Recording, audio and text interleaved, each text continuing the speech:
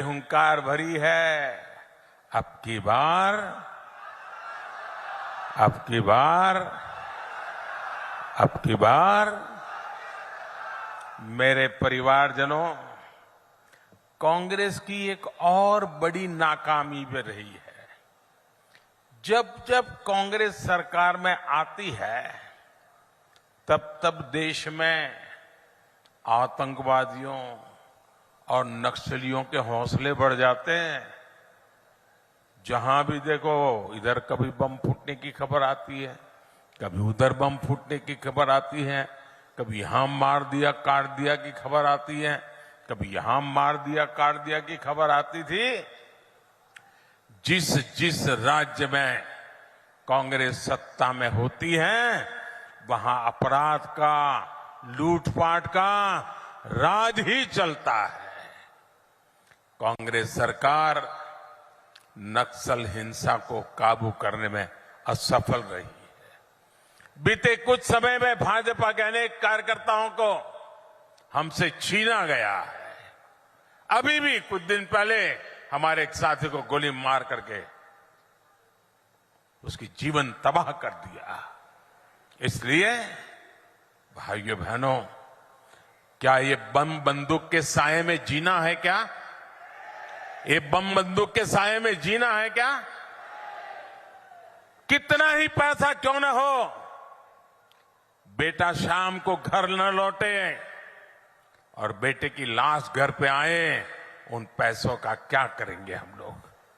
और इसलिए भाइयों बहनों, हर किसी की सुरक्षा बहुत जरूरी है और इसलिए कांग्रेस को हटाना उतना ही जरूरी है। हटाओगे?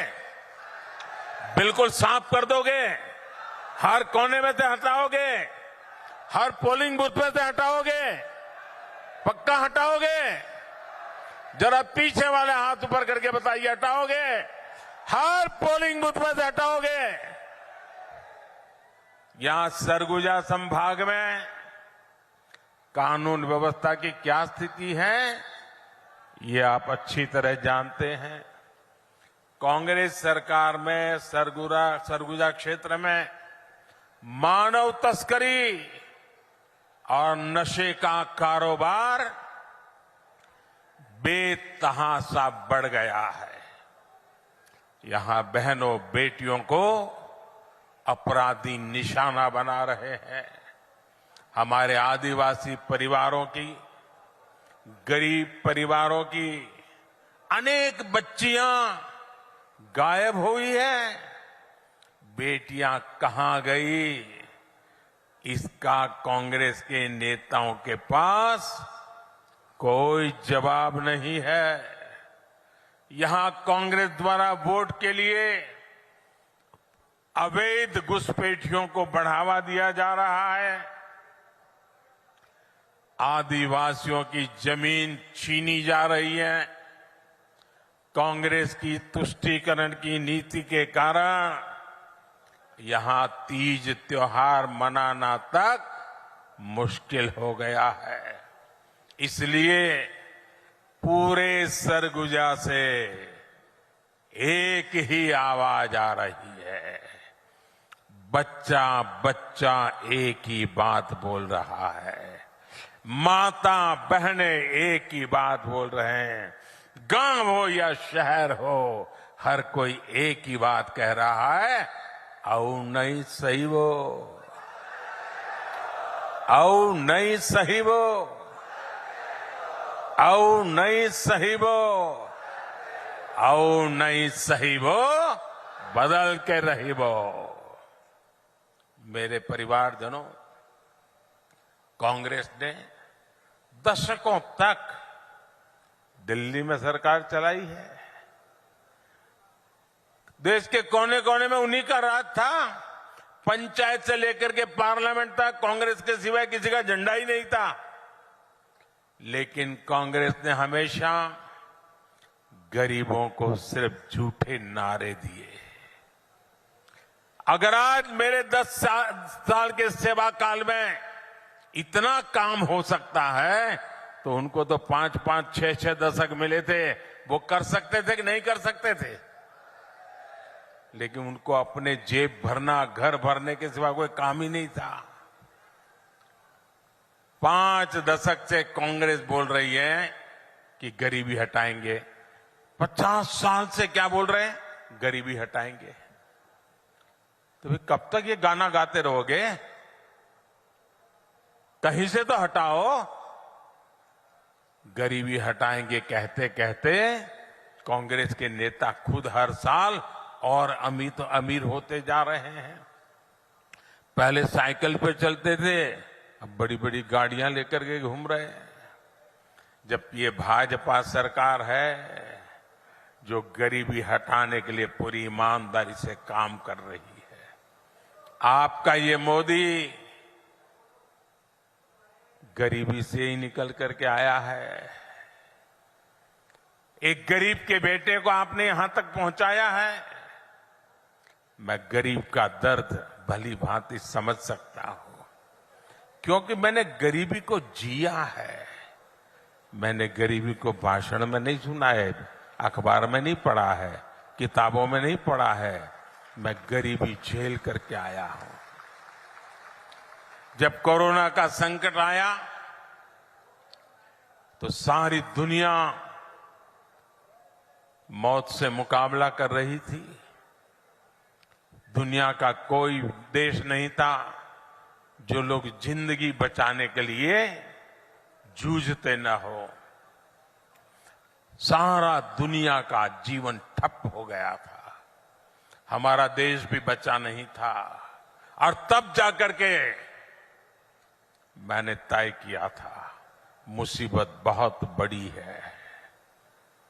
दिन रात दौड़ूंगा, जागूंगा, मेरे देश को बचाऊंगा, मेरे देश के लोगों को बचाऊंगा। याद कीजिए वो संकट के दिन, याद कीजिए अपने रिश्तेदार भी घर तक आने के लिए हिम्मत नहीं करते थे। उस समय ये मोदी दिन रात आपके लिए दौड़ता था, काम करता था। मैं सोचता था बाहर कारोबार नहीं है, लोग घर के बाहर जा नहीं पा रहे हैं, मेरे आदिवासी बच्चों का क्या होगा, मेरे गरीब बच्चों का क्या होगा। क्या मेरे देश में मेरा गरीब का बच्चा भूखा सो जाएगा? मेरे आदिवासी का बेटा बेटी भूखे सो जाएंगे? मैंने उसी दिन तय कर लिया था, सरकार के भंडार खोल दूंगा, लेकिन गरीब का चूल्हा बुझने नहीं दूंगा। अनाज के भंडार खोल दिए थे। इतना लंबा समय हो गया, आज भी गरीब को मुफ्त राशन मिल रहा है। 80 करोड़ गरीबों को मुफ्त राशन मिल रहा है, ताकि उनका चूल्हा जलता रहे। भाइयों बहनों, मुझे मेरे देशवासियों ने इतने आशीर्वाद दिए, इतने आशीर्वाद दिए, और जब गरीब के पेट में अन्न जाता है ना, गरीब का बच्चा जब भूखा नहीं सोता है ना, तो उसके आशीर्वाद हमारी जमीन पर भी नजर आते हैं, हमारी फसल में भी नजर आते हैं, और हमारा किसान भी पैदावार ज्यादा करता है। और इसलिए मोदी ने एक बहुत बड़ा फैसला किया है, बहुत बड़ा फैसला किया है। मैंने निश्चय कर लिया है, और ये मोदी की गारंटी है। ये योजना यूं तो दिसंबर में पूरी होने वाली थी। 80 करोड़ परिवारों को जो आज अनाज मिलता है वो दिसंबर में पूरा हो जाने वाला था, लेकिन ये आपका बेटा आपके लिए ही जीता है। और इसलिए हमने तय किया है, आने वाले 5 वर्ष के लिए उन सभी परिवारों को मुफ्त में राशन मिलेगा। आपके मोबाइल की लाइट चालू करके गरीबों के कल्याण के लिए आपके मोबाइल फोन की फ्लैश लाइट चालू कीजिए। गरीबों के कल्याण के लिए आपके मोबाइल की फ्लैश लाइट चालू करिए। सब लोग अपना मोबाइल निकालिए, ये गरीबों के कल्याण का निर्णय है।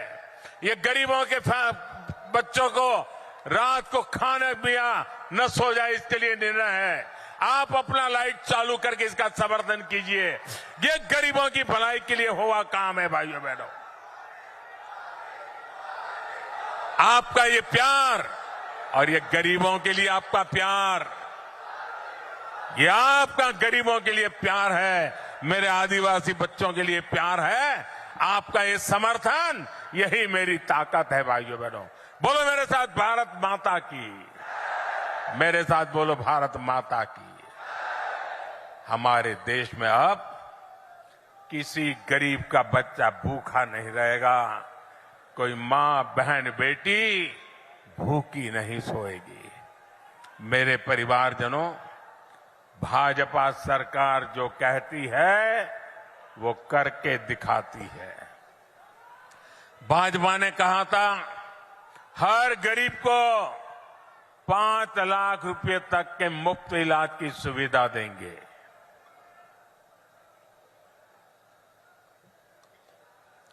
भाजपा ने कहा था हर घर में शौचालय बनाएंगे। भाजपा ने कहा था हर गरीब के घर में उज्ज्वला का गैस कनेक्शन देंगे। भाजपा ने कहा था महिला आरक्षण का कानून बनाकर दिखाएंगे। भाजपा ने कहा था 3 तलाक के खिलाफ कानून बनाएंगे। हमने ये सारी गारंटी पूरी कर दी भैया, सारी गारंटी पूरी किया कि नहीं किया? किया कि नहीं किया? यही तो मोदी की गारंटी होती है। और भाजपा ने कहा था अयोध्या में भव्य राम मंदिर बनवाएंगे।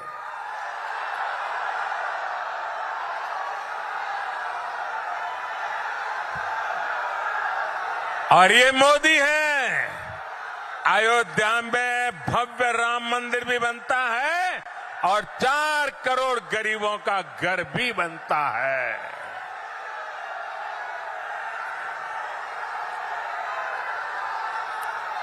प्रभु श्री राम के ननिहाल, ये तो प्रभु श्री राम का ननिहाल है और आपके लिए तो ये कई गुना अधिक खुशी का पल है। और मुझे पक्का विश्वास है इस बार प्रभु राम जी का ननिहाल भी मोदी को भरपूर आशीर्वाद देगा। साथियों, मोदी ने गरीब, दलित, पिछड़े और आदिवासी परिवारों को उनका पक्का घर देने की गारंटी दी है। देश में 4 करोड़ से अधिक परिवारों को इस गारंटी का फायदा मिल चुका है।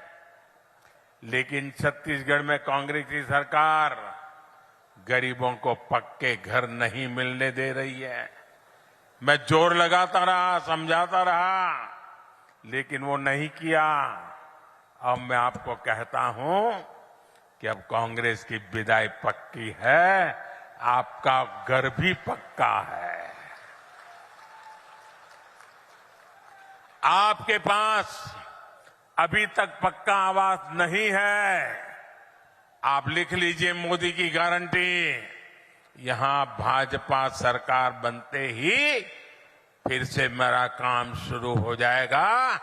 आपको पक्का घर दे करके रहने वाला, और यही तो मोदी की गारंटी है। विशेष रूप से मैं अपनी बहनों बेटियों को बताना चाहता हूं,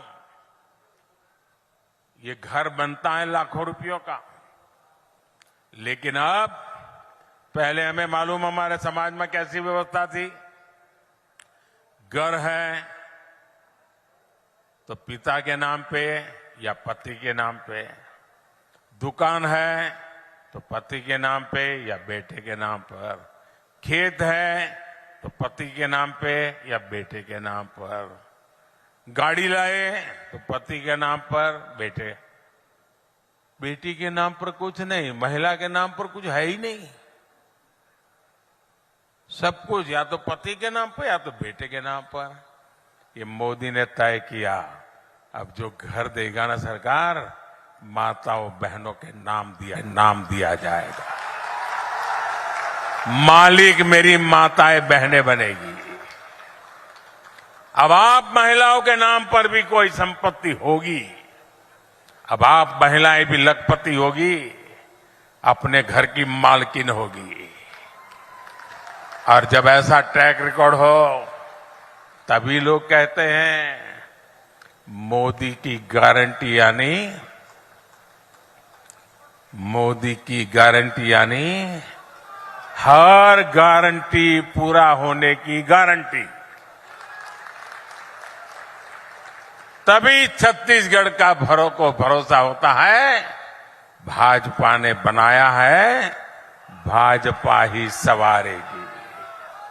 साथियों, एक तरफ भाजपा का संकल्प पत्र है तो दूसरी तरफ कांग्रेस का झूठ का कारोबार। आप सभी को कांग्रेस ने विश्वासघात के सिवाय कुछ नहीं दिया है। कांग्रेस ने छत्तीसगढ़ के युवाओं को क्या क्या सपने दिखाए थे और दिया क्या? उन्होंने महादेव के नाम पर भी घोटाला कर दिया। महादेव के नाम पर महादेव सट्टेबाजी घोटाले की चर्चा आज देश और विदेश में हो रही है। कांग्रेस ने अपनी तिजोरी भरने के लिए आपके बच्चों से सट्टेबाजी करवाई है। क्या इनको माफ करेंगे क्या आप? आपके बच्चों को बर्बाद करने वाला काम ऐसे लोगों को माफ करोगे आप? और ये सब किसके इशारे पर हुआ? किसके इशारे पर हुआ? किसके इशारे पर हुआ? उनको सजा मिलनी चाहिए कि नहीं मिलनी चाहिए? पहले सजा आप दोगे कि नहीं दोगे? कमल के निशान पर बटन दबा करके कड़ी से कड़ी सजा ऐसे लोगों को करनी है भाइयों।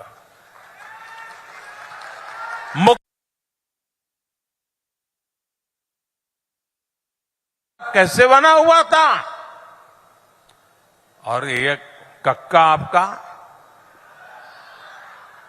सब लोग तो कहते हैं 30% कक्का, 30% कक्का, खुलेआम सट्टा। ये 30% कक्का खुलेआम सट्टा चला रहे थे।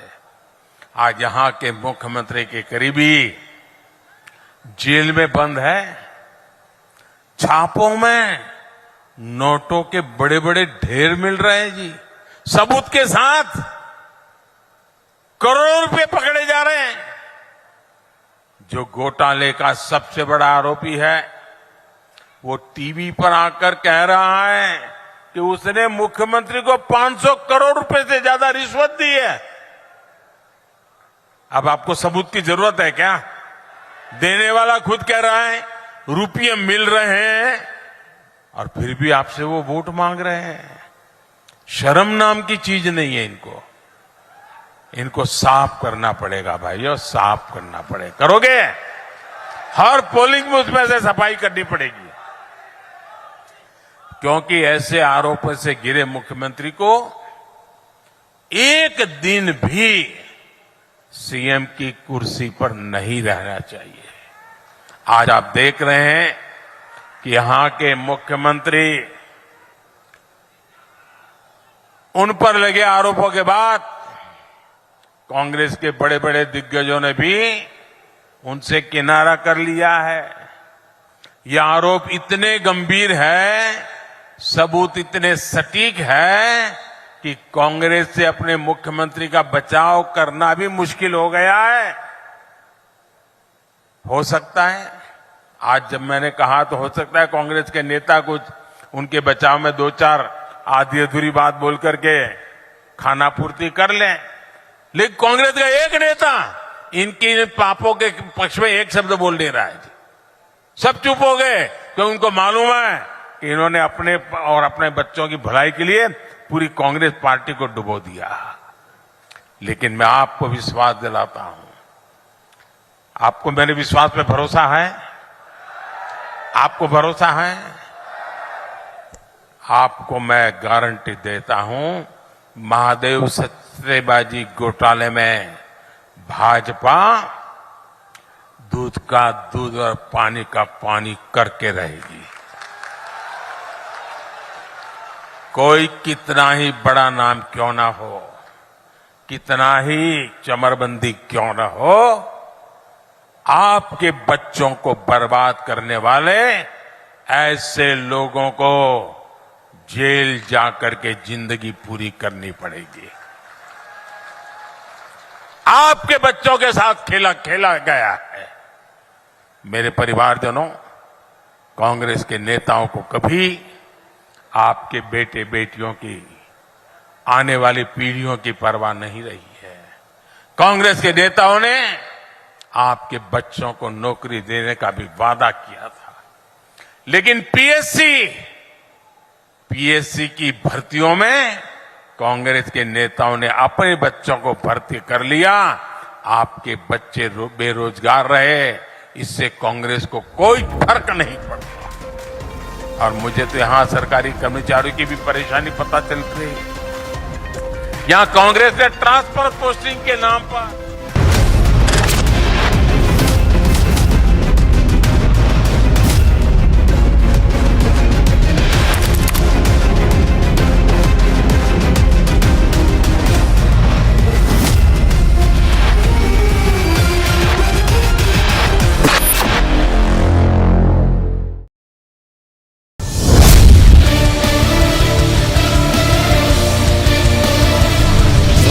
बता रहा हूँ तो पता नहीं रस्सी दूसरे खाने हो रहा हूँ ना। इसके साथ बड़े बड़े लोग हैं, तो यहाँ तक कि यहाँ के कोई नेता नहीं छुड़ा।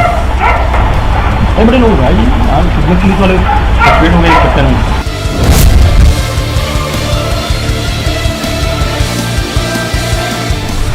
एक विधायक भी पैसा मांग रहे सीधा मुंह खोल गए। पैसे की डिमांड किसके थ्रू करते हैं ये लोग? और कुछ जैसे कि यहाँ जो पकड़ाए हैं सतीश चंद्राकर और हाँ ASI क्या वर्मा उसका विनोद वर्मा का नाम ले दिया कि यहाँ का व्यापारी नाम लिया था, नहीं हो रहे हैं।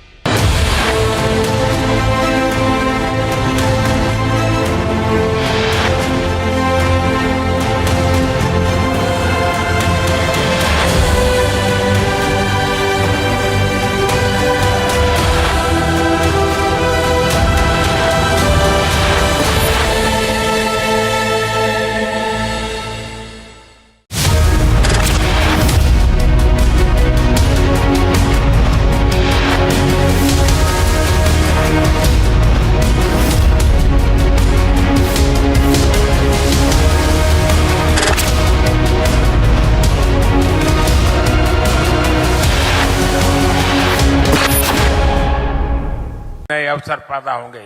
3 दिसंबर को जैसे ही कांग्रेस सरकार जाएगी, वैसे ही यहां विकास की गति और तेज की जाएगी। यहां नए प्रोजेक्ट आएंगे, यहां का औद्योगिक विकास तेज किया जाएगा। भाजपा में सरगुजा संभाग में आधुनिक अस्पतालों के निर्माण पर भी बल दिया जाएगा। तब आपको बीमारी की स्थिति में इलाज के लिए दूर बनारस या रायपुर तक नहीं जाना पड़ेगा। साथियों, भाजपा सबका साथ सबका विकास पर भरोसा करती है, इसलिए छत्तीसगढ़ भाजपा पर भरोसा कर रहा है। सरगुजा की हर सीट पर, हर बूथ पर कमल खिलना चाहिए। खिलेगा? खिलेगा? गांव-गांव जाएंगे, हर बूथ में जाएंगे। ऐसा तो नहीं ना बस मोदी जी आ गए, कार्यक्रम शानदार हो गया, चलो सो जाओ, ऐसा नहीं करेंगे ना। पक्का काम करेंगे, घर घर जाएंगे, हर पोलिंग बूथ को जिताएंगे। जरा हाथ ऊपर करके वादा करो, करेंगे? पक्का करोगे? अच्छा, ये तो आप भाजपा का काम करोगे, मेरा काम करोगे?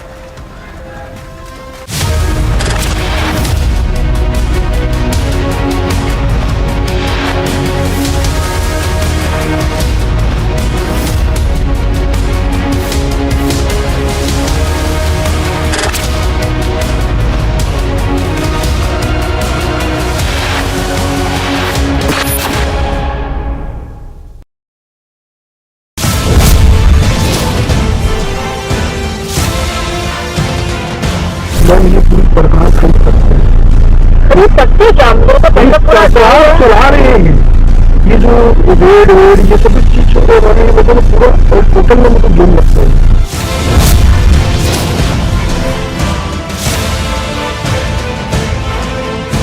आपको लगता है कि उसको सब कुछ पता है कि क्या हो रहा है? देखिए, जैसा मुझे समझ में ये आया कि मैं तो सीएम साहब के काफ़ी लंबी बड़ी बात होती थी, हमेशा जब भी हाउस में आते थे तो 3-4 चीज़ मुझे क्लियर हुआ कि हो रहा है ये पता था, इंटेंसिटी इतना ज़्यादा है ये नहीं पता।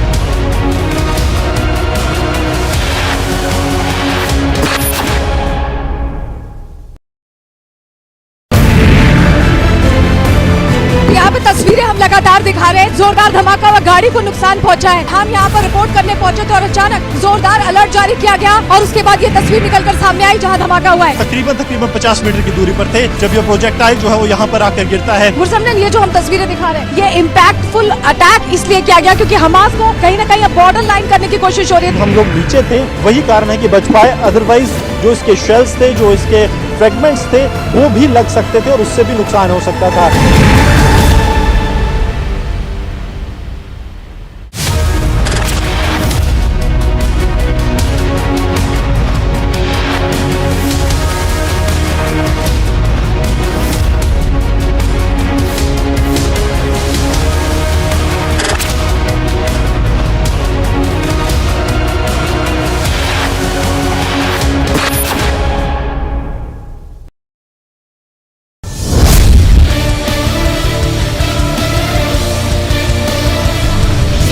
बता रहा हूँ तो पता नहीं रस्सी दूसरे खाली हो रहा हूँ ना, इसके साथ बड़े बड़े लोग हैं। यहाँ तक कि यहाँ के कोई नेता नहीं छुड़ा, बड़े बड़े लोग भाई यहाँ कितने पुलिस वाले सस्पेंड हो गए इस चक्कर में।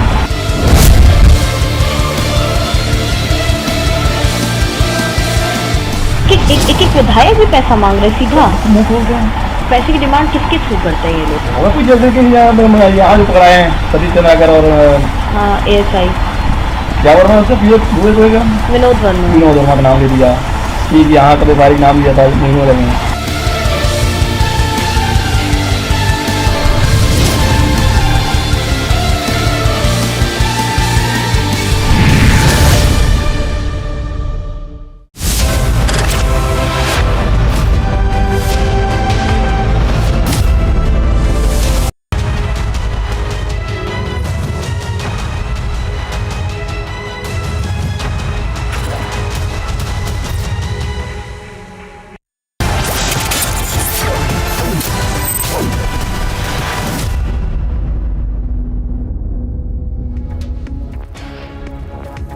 Very good afternoon and thank you for tuning in. You're watching Live and Breaking. This noon, I'm Suesha Sawant and the top story which we're focusing on. As what started with sting tapes of 4 key players has now exploded into a full-blown 8-part investigation that has exposed the Mahadev betting scam. From the alleged role of the CMO to smuggling to the D-gang link, the Mahadev scam is exploding. On campaign trail, even Prime Minister Modi has now launched an unrelenting attack on the Congress, saying that Baghel must explain what's his connection with the kingpin of the Mahadev betting scam. Listen in to what he said.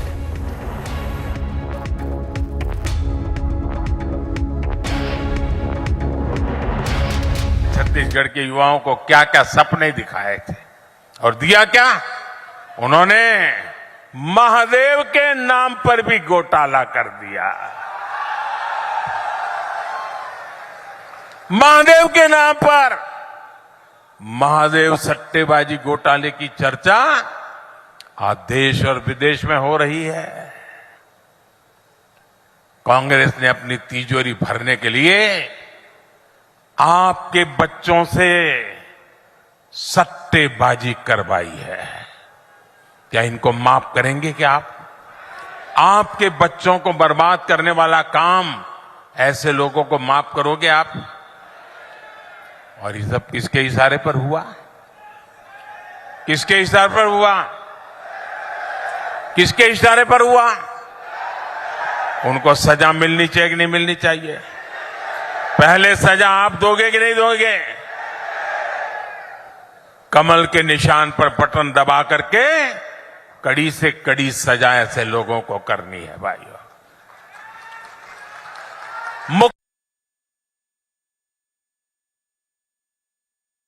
कैसे बना हुआ था?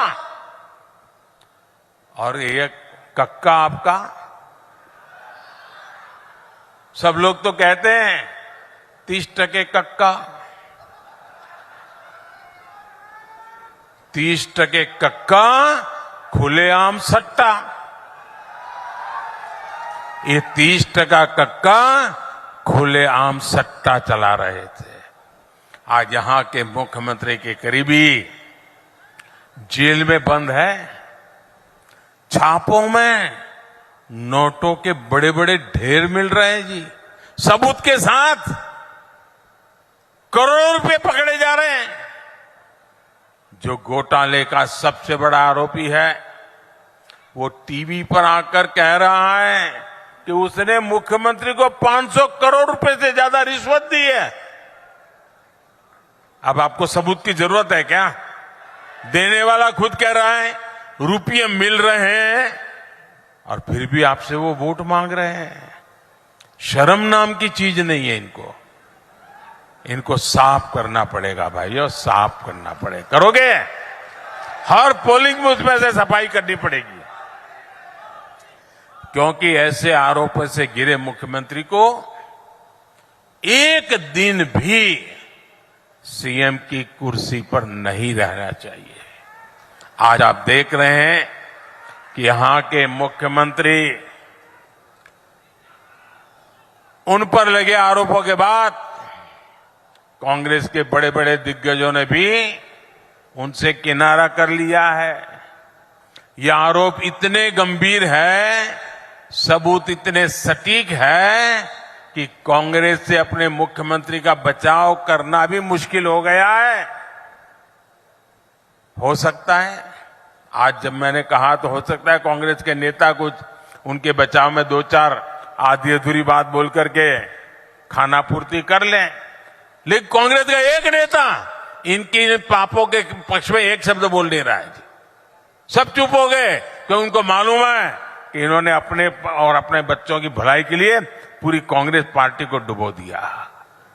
लेकिन मैं आपको विश्वास दिलाता हूं, आपको मेरे विश्वास पे भरोसा है? आपको भरोसा है? आपको मैं गारंटी देता हूं, महादेव सट्टेबाजी घोटाले में भाजपा दूध का दूध और पानी का पानी करके रहेगी। कोई कितना ही बड़ा नाम क्यों ना हो, कितना ही चमरबंदी क्यों ना हो, आपके बच्चों को बर्बाद करने वाले ऐसे लोगों को जेल जाकर के जिंदगी पूरी करनी पड़ेगी।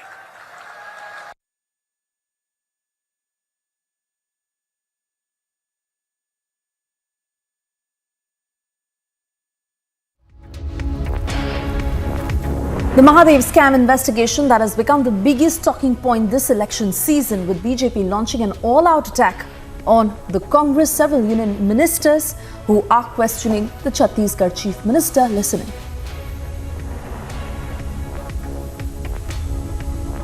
कांग्रेस केवल अपने मुकदमे खत्म करेगी, ईडी हाथ में आएगी। ईडी स्वतंत्र जांच एजेंसी है और कल भी केंद्रीय मंत्री ने कहा था कि कब छत्तीसगढ़ की सरकार ने लिखा, एक भी कागज नहीं दे पाए। कौन सी ऐसी मजबूरी थी कि छत्तीसगढ़ की सरकार कार्रवाई नहीं कर सकती थी? कार्रवाई की, लेकिन केवल उगराही करने के लिए, पैसे वसूलने के लिए। ये वसूली की सरकार, भूपे करो और महादेव ऐप चलाओ। जब हम पहले कहते थे भ्रष्टाचार करो, भूपे करो, वही हुआ। 508 करोड़ रुपया भूपे किया और महादेव ऐप चलती रही। ये कांग्रेस का भ्रष्टाचार का सिस्टम है। बहुत बड़ा मुद्दा छत्तीसगढ़ में है। मुखिया यदि खुद भ्रष्टाचार में लिप्त हो जाता है, जुआ सट्टा अपराधियों से पैसा लेने लगता है, 509 करोड़ का ट्रांजैक्शन को प्रमाणित किया है ईडी ने, इससे बड़ा और क्या प्रमाण मिलेगा कि इनके सचिवालय के 3-3 अधिकारी इससे लिप्त हैं, उनको पैसा मिलता है। उनका बयान जो आया है सोनी का, जो महादेव ऐप का प्रमुख है, संचालक है, कि मैंने 509 करोड़ 508 करोड़ रुपया भूपेश बघेल को दिया है, 5.7 यानी 5 करोड़ 70 लाख रुपया जब्त हुआ है, और वो हैंडलर था जिसको किया गया, उसके बयान पे भी आया है कि बघेल नाम के व्यक्ति को हमने पैसा दिया है। तो इससे बड़ा और प्रमाण कोई हो सकता है दुनिया में कि जो पैसा देने वाला है वो बोल रहा है, जो महादेव ऐप का डायरेक्टर है अपना प्रमाण पत्र दिखा रहा है कि मैं डायरेक्टर हूँ, वो डायरेक्टर जब बोल रहा है तो और किसको ढूंढ के लाओगे आप लोग? मुझे समझ में नहीं आता। इससे ज़्यादा पुख्ता प्रमाण देश की जनता और प्रदेश की जनता और ईडी के पास। But the India Alliance partners who are backing scam-tainted Bhupesh Baghel, crying foul, left has now called this an attempt to intimidate the opposition by the BJP. Listen. Mahadev app को लेकर पूरा राजनीति चल रहा है, उसमें भूपेश बघेल का नाम लाया बीजेपी ने। फिर बीजेपी ने यह भी कहा कि देखिए अब उनको कोई मोरल राइट नहीं है उस पद पर रहने का, मुख्यमंत्री के पद पर। बीजेपी की इतनी सेलेक्टिव वॉशिंग मशीन वाली है ना, और अभी चुनाव में और चुनाव के पहले इस प्रकार की हैरेसमेंट, ये हैरेसमेंट के अलावा कुछ नहीं है, ये हैरेसमेंट है। अब चुनाव के बीच आप इस प्रकार के अचानक ये सब कर रहे हैं, ये तो पूरी जनता समझ रही है, और बीजेपी छत्तीसगढ़ में किसी भी हालत में जीतने वाली नहीं है। And Chhattisgarh Chief Minister Bhupesh Baghel has many questions to answer, as multiple players have named him in connection with the scam. Was money as much as 508 crore rupees accepted by the Chief Minister? Was cash sent on a monthly basis to CMO? Republic investigation has put focus on the political angle in the scam. Here's that 8-part investigation. In Mahadev betting scam has set the agenda. The sting that mentioned alleged role of CMO in scam. Sir आपको लगता है कि मतलब इतना जानकारी ले रहे हैं, सर आपको लगता है कि उसको सब कुछ पता है कि क्या हो रहा है? देखिए, जैसा मुझे समझ में ये आया कि मैं तो सीएम साहब के काफ़ी लंबी बड़ी बात होती थी, हमेशा जब भी हाउस में आते थे तो 3-4 चीज़ मुझे क्लियर हुआ कि हो रहा है ये पता था, इंटेंसिटी इतना ज़्यादा है ये नहीं पता। 2 चीज़ें हैं, एक चीज़ तो है कि कुछ फंडिंग हो सकता है, पॉलिटिकल फंडिंग बाकी स्टेट्स में पेंडिंग पड़ी हो बहुत सारे चुनाव से। But the betting scam rot runs deep, and another angle that has now been uncovered is the Dubai angle. As our sting cameras rolled, main accused Saurabh Chandrakar's key aide reveals how the entire betting empire was established in Dubai. तो ma'am ये directly Dubai नहीं किया, ये direct ये नहीं किया, पहले पूरा चीज को समझा। मैम माइंडेड बहुत है, तो मैम इसके ये जब स्टार्ट किया ना मैम प्लेटफॉर्म को, तो डायरेक्ट दुबई से ये जो दुबई से उसको डायरेक्ट जो कार जोड़ रहे हैं ना, इसका डायरेक्ट दुबई से, ये पहले इंडिया से काम शुरू किया था। मैम ये सॉफ्टवेयर आप भी बनवा सकते हैं ये चीज़। मतलब ये बहुत बड़े पैमाने पे काम हो गया है और इसका मतलब आज से मतलब 2024 लास्ट तक इसका कहना है कि मैं पाब्लो एस्कोबार से भी बहुत ऊंचा जाऊंगा, मतलब वर्ल्ड के ब्लैक मार्केट में मेरा टॉप क्लास में नाम रहेगा मेरा। मैं मतलब ना जब मैं दुबई में था ना तो विला में आया था तो ड्रिंक नहीं वो मैम वो कहीं नहीं जाता। अच्छा। वो सिर्फ चुनिंदा लोग से बस मिलता था। अच्छा। जो हाई क्लास के जो उनके पार्टनर लोग थे ना मैम शेख वेख लोग से उनको बाद में सपोर्ट की, ये बात सही है।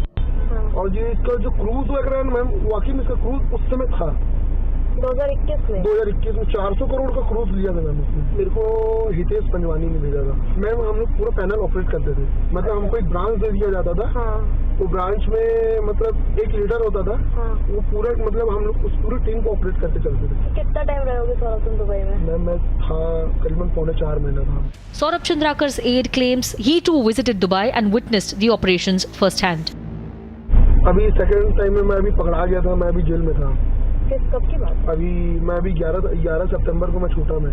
अच्छा। हाँ जुलाई अगस्त और समझ लीजिए सितंबर में जेल में था मैं क्या हुआ था मैम, मैं जब सेकंड टाइम जब गया था ना तो मेरे को सेकंड टाइम जब मेरे को बुलाए थे तो मैं वहाँ पहले मैं दुबई गया, दुबई से श्रीलंका गया। अच्छा। मैम क्या है ना दुबई में काम दूसरी जगह इसलिए शिफ्ट कर रहे हैं क्योंकि वीजा का बहुत दिक्कत हो रहा है वहाँ पे दुबई में। हाँ दुबई पहले क्या रहता था आप वहाँ बैठे बैठे वीजा को बढ़वा लेते थे। अभी ऐसा नहीं हो रहा है। अभी मतलब उन लोग आस पास के किसी कंट्री में भेजते हैं वीजा बढ़वाने के लिए। मैम दुबई एक्चुअली मैं गया 2 बार। हाँ 2 बार दुबई। पहली बार तुम 2021 में गए? हाँ 2021। दूसरी बार अभी इसी साल में गया। आज से 3 साल में अभी तक कम से कम 60 से 70 हजार करोड़ का व्यापार हो चुका है दुबई में। इसकी बहुत सारी मतलब बिजनेस इसका बहुत सारा है दुबई में। इसका सबसे मेन काम है दुबई में गोल्ड का काम है, हवाला का काम है और जो गोल्ड जो तस्करी होती है दुबई से कलकत्ता के रास्ते जो आती है उसका इसका बहुत बड़ा काम है इसका वहाँ पे। इसका अफ्रीका से अच्छा कनेक्शन है गोल्ड का, लेकिन अफ्रीका से इसका बहुत तगड़ा कनेक्शन है। अच्छा। हाँ अफ्रीका की कोई गवर्नमेंट से इसका बहुत अच्छा लिंकअप है इसका। So is there an underworld angle in the biggest betting scam? Mahadev App Insider is alleging Dawood link. Pakistan से इनका जो लिंक बोल रहे हैं मैम है, दाऊद से इनका कनेक्शन है, नो डाउट है इनका, क्योंकि मैम बिना दाऊद के सपोर्ट के वो काम इतना बड़ा काम नहीं कर पाएंगे। दाऊद को जो हर महीने पैसा जाता है वो सब हवाला के जरिए पहुंच रहा है, सब टोटल हवाला है, कुछ नहीं है। मेन हवाला ही तो है मैम, जो पैसा जो इतना तो करोड़ रुपए जो जा रहा है सब हवाला के थ्रू पहुंच रहा है। Is dirty money from Dubai being pumped in election campaign? ED is gathering information to make a watertight case. Special investigative report by Republic TV.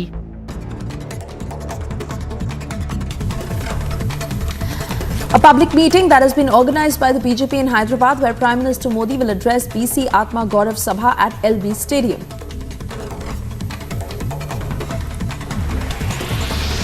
Union Home Minister Amit Shah will address election rallies in the assembly constituencies of Kuchaman, Makrana and Parbatsar in Rajasthan.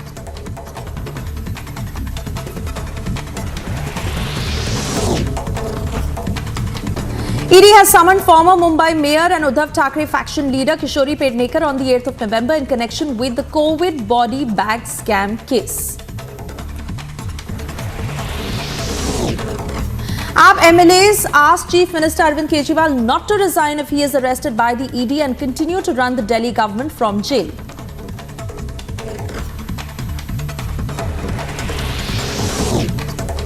Punjab AAP MLA Jaswant Singh Gajjan Majra has been arrested by ED in connection with a money laundering case linked to an alleged bank fraud.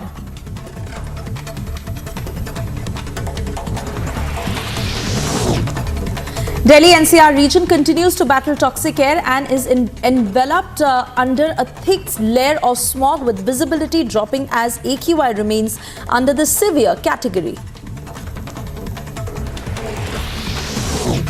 A ban was imposed on BS3 petrol vehicles and BS4 diesel vehicles continue in GRAP 4. Gurugram police restrict the entry of trucks into Delhi.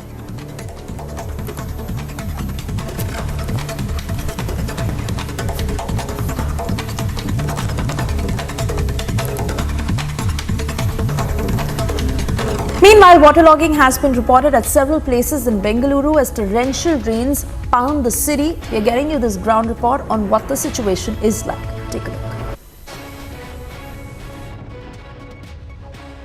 In Bengaluru city have caused a lot of chaos as well as destruction too, and it has also resulted in the damage of properties. Right now I'm here at one of the eateries in the north part of Bengaluru, which has suffered the most as well, and we can see that they're using water pumps to take out the water from this particular eatery, where the dining area along with the kitchen has also been flooded, because this comes around in a basement as well, and this has happened mainly because of around 2 to 3 hours of rain which the city has received.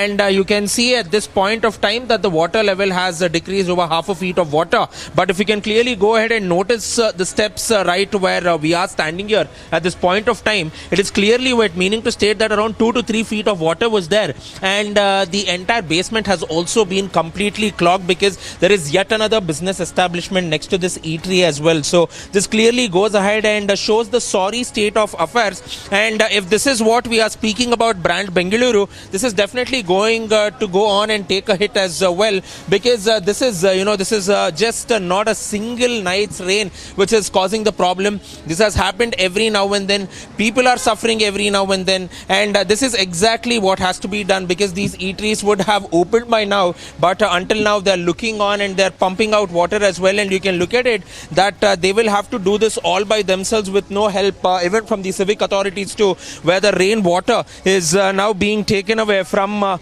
the establishment too and is going into the drains too. So one of the biggest question is why is there no sort of proper civic amenities that has to be given to the people is not being done? And if is this the way that brand Bengaluru is being delivered, then definitely this is not the way that how it should be portrayed as well. Apart from which, we're also looking that even the west as well as the south parts of the city have received complete rain, and according to the Met Department and the weather department's forecast, it is expected that it will go ahead and rain continuously in Bengaluru for the next 4 days as well. And also a yellow alert has already been sounded in Mangaluru, in Dakshina Kannada as well as Kodagu.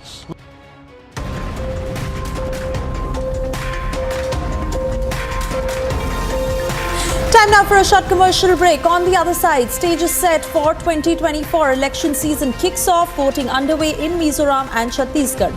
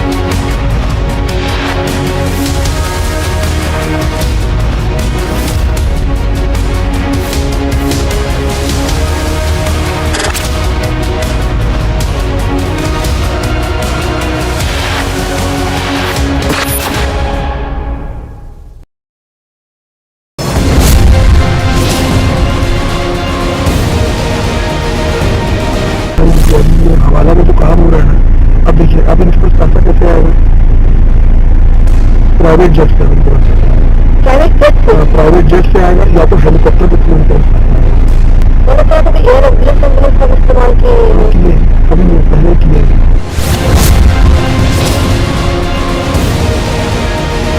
यहाँ की सरकार ने, यहाँ के मुख्यमंत्री ने छत्तीसगढ़ की जनता को बताना चाहिए कि दुबई में बैठे इस घोटाले के आरोपियों के साथ उनके क्या संबंध है।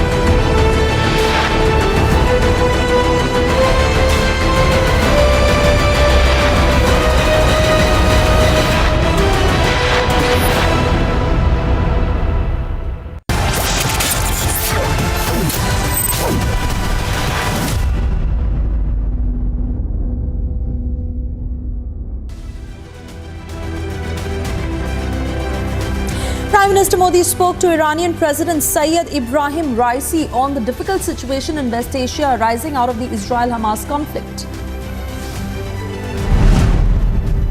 Islamist group Hamas's armed wing, the Al-Qassam Brigade, said that it had launched 16 rockets from Lebanon toward Israel's city of Nahariya and southern Haifa.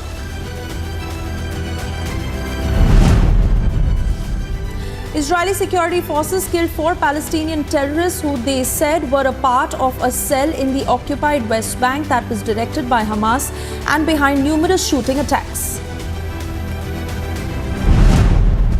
Dozens of foreign passport holders and some medical evacuees passed through the Rafah crossing from Gaza into Egypt after evacuations resumed following a 2-day suspension.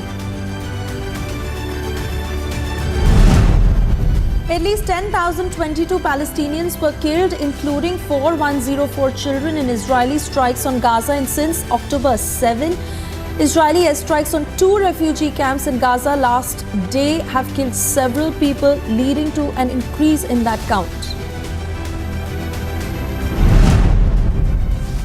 US Secretary of State Antony Blinken wrapped up a grueling Middle East diplomatic tour on Monday in Turkey after only limited success in his furious efforts to forge a regional consensus on how best to ease civilian suffering in Gaza as Israel intensifies its war against Hamas. According to Palestinian Health Ministry, at least 8 Palestinians were killed in the attacks and dozens were wounded. The medical complex contained Al Nasser Children's Hospital.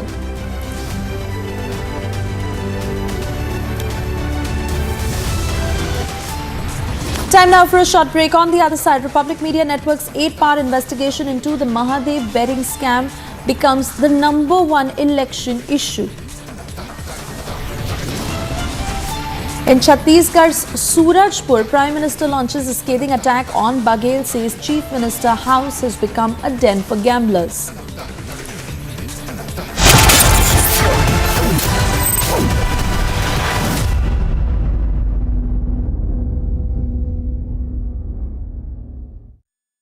In the India Today Best Universities 2023 survey, released recently, India's #1 ranked universities in various streams are JNU Delhi, Amity University, AIMS Delhi, IIT Delhi, and National Law School Bengaluru.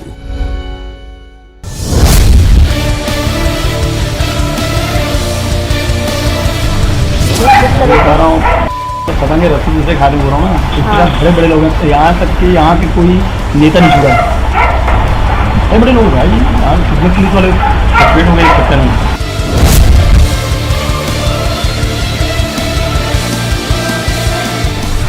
एक विधायक भी पैसा मांग रहे सीधा मुँह खोल रहे हैं। पैसे की डिमांड किसके थ्रू करते हैं ये लोग? और कुछ जैसे कि यहाँ जो पकड़ाए हैं सतीश चंद्राकर और ASI क्या वर्मा उससे विनोद वर्मा का नाम ले दिया कि यहाँ का व्यापारी नाम दिया था महीनों लगे।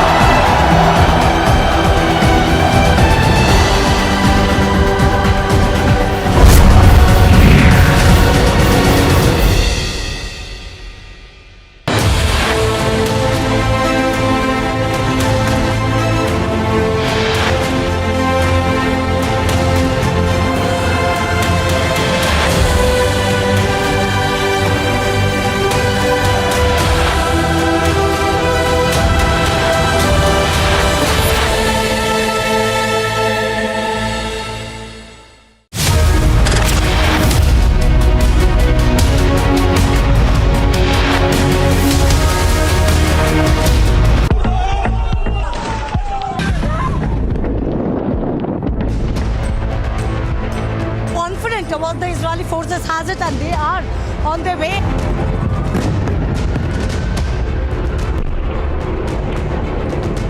रॉकेट जो है वो यहाँ पर दागे जा रहे हैं और वो देखिए आप हमारे सिर के ऊपर से पास में जो है वो यहाँ पे मिसाइल्स गिरी है।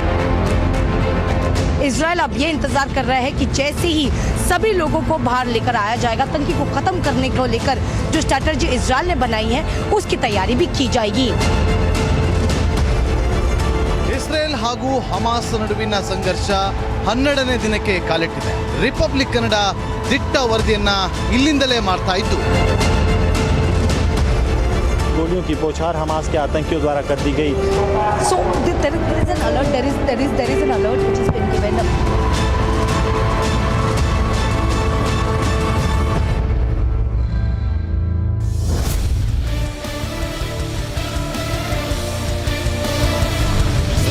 बता रहा हूँ तो पतंगे रस्सी दूसरे खाली हो रहा हूँ ना, इसके साथ बड़े बड़े लोग हैं, यहाँ तक कि यहाँ के कोई नेता नहीं छुड़ा, बड़े बड़े लोग भाई यहाँ कितने पुलिस वाले सस्पेंड हो गए इस चक्कर में।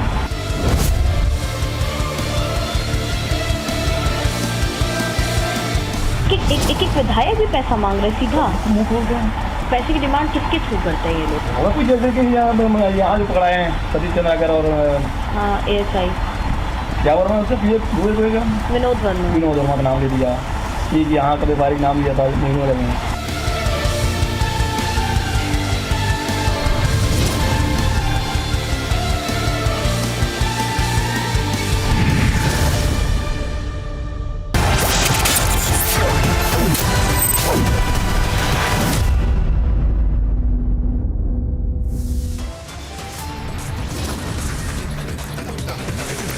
Viewers, top headlines we're tracking here on Republic TV. Starting off with what's happening when it comes to in Chhattisgarh, Surajpur, Prime Minister has launched a scathing attack on Baghel, says CM house has become a den for gamblers.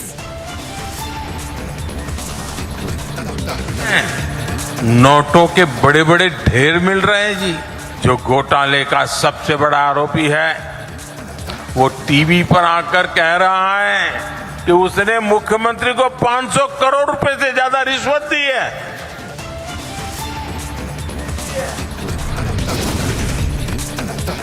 Mega face-off over Republic sting operation. BJP questions Baghel government. INDI alliance partners claim vendetta.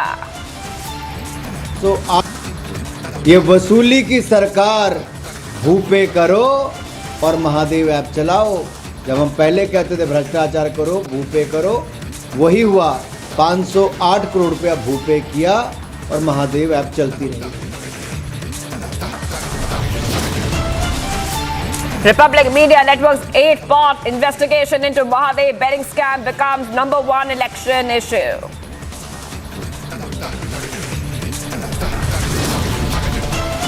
As a gold smuggling angle emerges in Mahadev betting scam, ED sources suggest the Dubai link is now under investigation.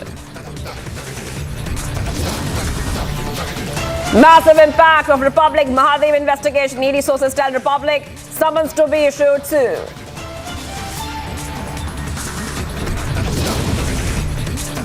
The stage is set for 2024 as the election season has now kicked off. Voting begins in Mizoram and Chhattisgarh.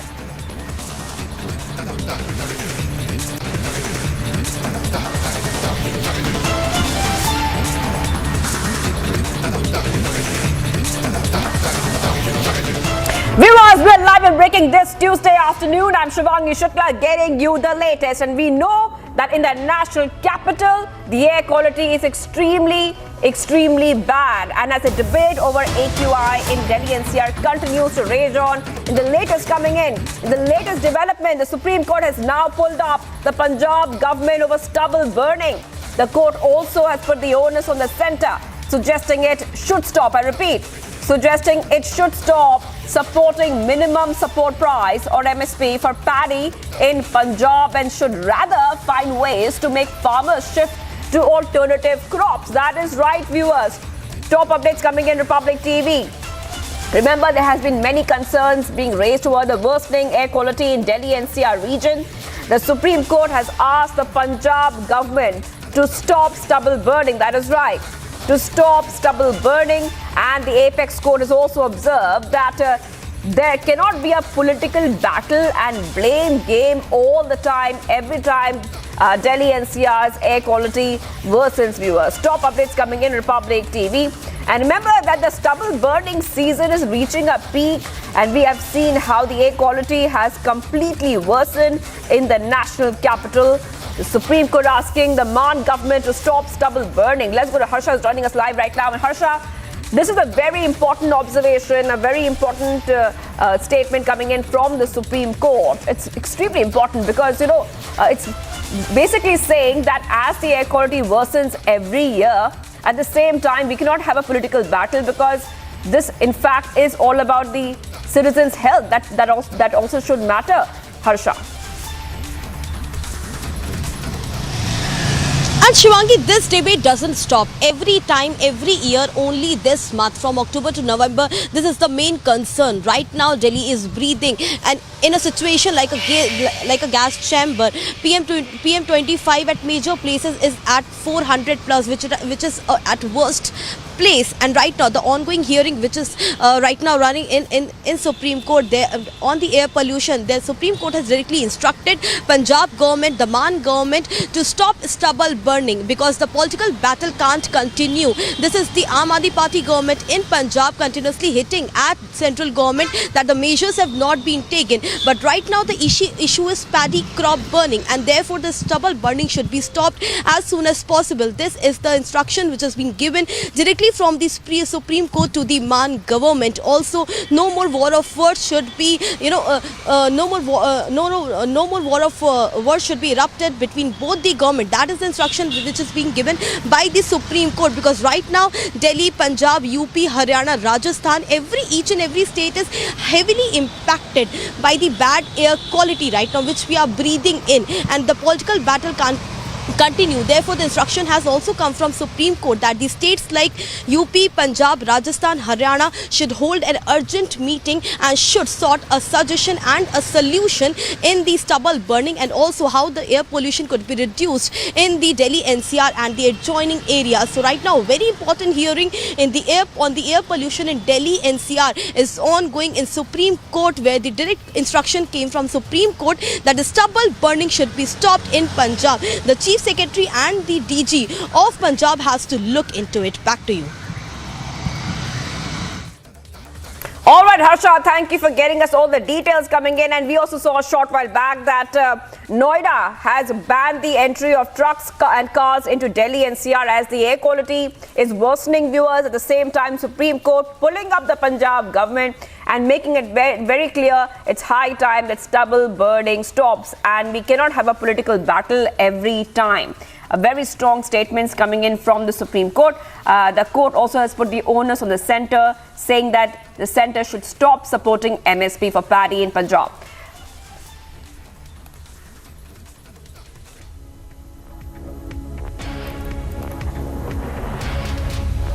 All right, viewers, let's move ahead to what's happening right now. And it is being seen as a semi-final before the 2024 elections. Right now, the Chhattisgarh and Mizoram elections have kicked off. And this is a very long battle, a month-long battle which will take place. But today, the voting started early in the morning, and while voting for 20 seats out of 90-member Chhattisgarh Assembly seats are taking place for the first phase, the 40-member Mizoram Assembly is undergoing polling in a single phase, viewers. Those visuals coming in on your screen as well. The electoral season has kicked off, and like we just told you that the polling started in Mizoram and Chhattisgarh. The polling booths opened for all the 40 assembly seats in Mizoram at around 7 a.m. amid tight security arrangements. The voting will continue today till 4 p.m. In Chhattisgarh, 20 constituencies are going to polls in the first phase, and this is also happening amid very strong security. Let's go ahead and play out all the reactions coming in.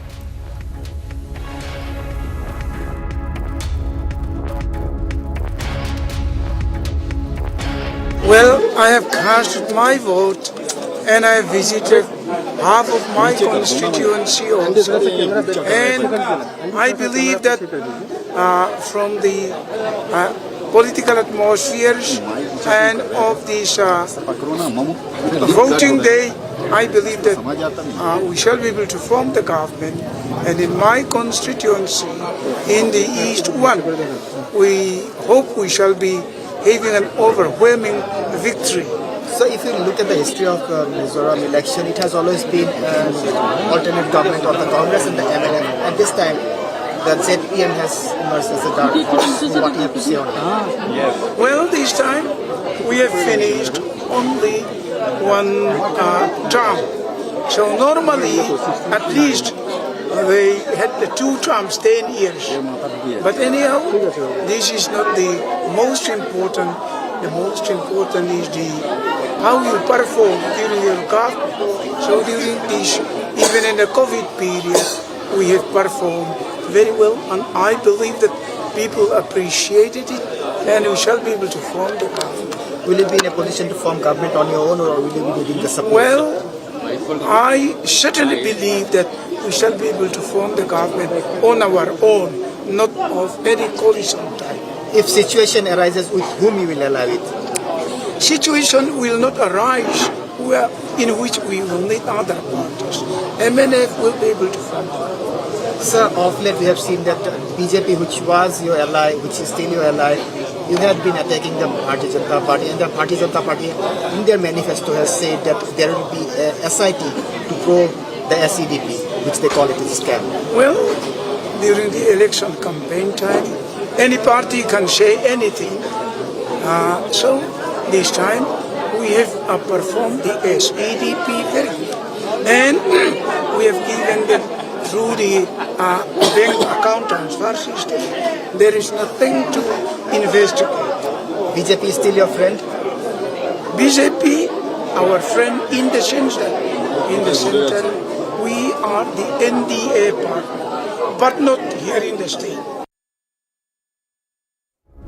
All right, let's go. Aniruddha is joining us live right now. Aniruddha, I'm coming to you, and what we see in Mizoram is this. The ruling party, Mizo National Front, main opposition party, Zoram People's Movement, and the Congress are eyeing the maximum number of seats, and the BJP trying to be a kingmaker in the state of Mizoram. Take us through what's happening, and we know the voting started early in the morning. What is the mood like on ground?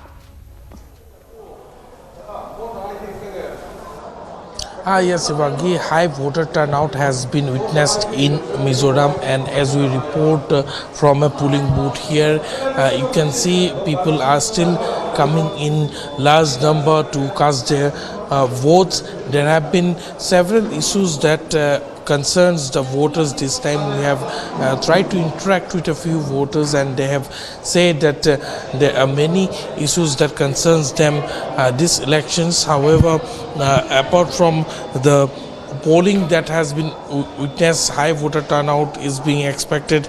So far, more than 36% voter turnout has been witnessed, and still people are coming out in large numbers.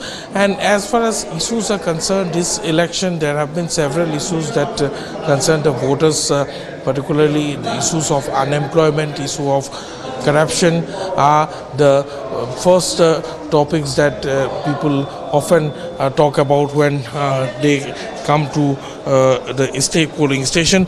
I would like to talk to you regarding the polling. You have already casted your vote. What are the issues that the people of Mizoram are more concerned about this time in the elections? Maybe absolutely. I think, I don't know. Maybe we'll be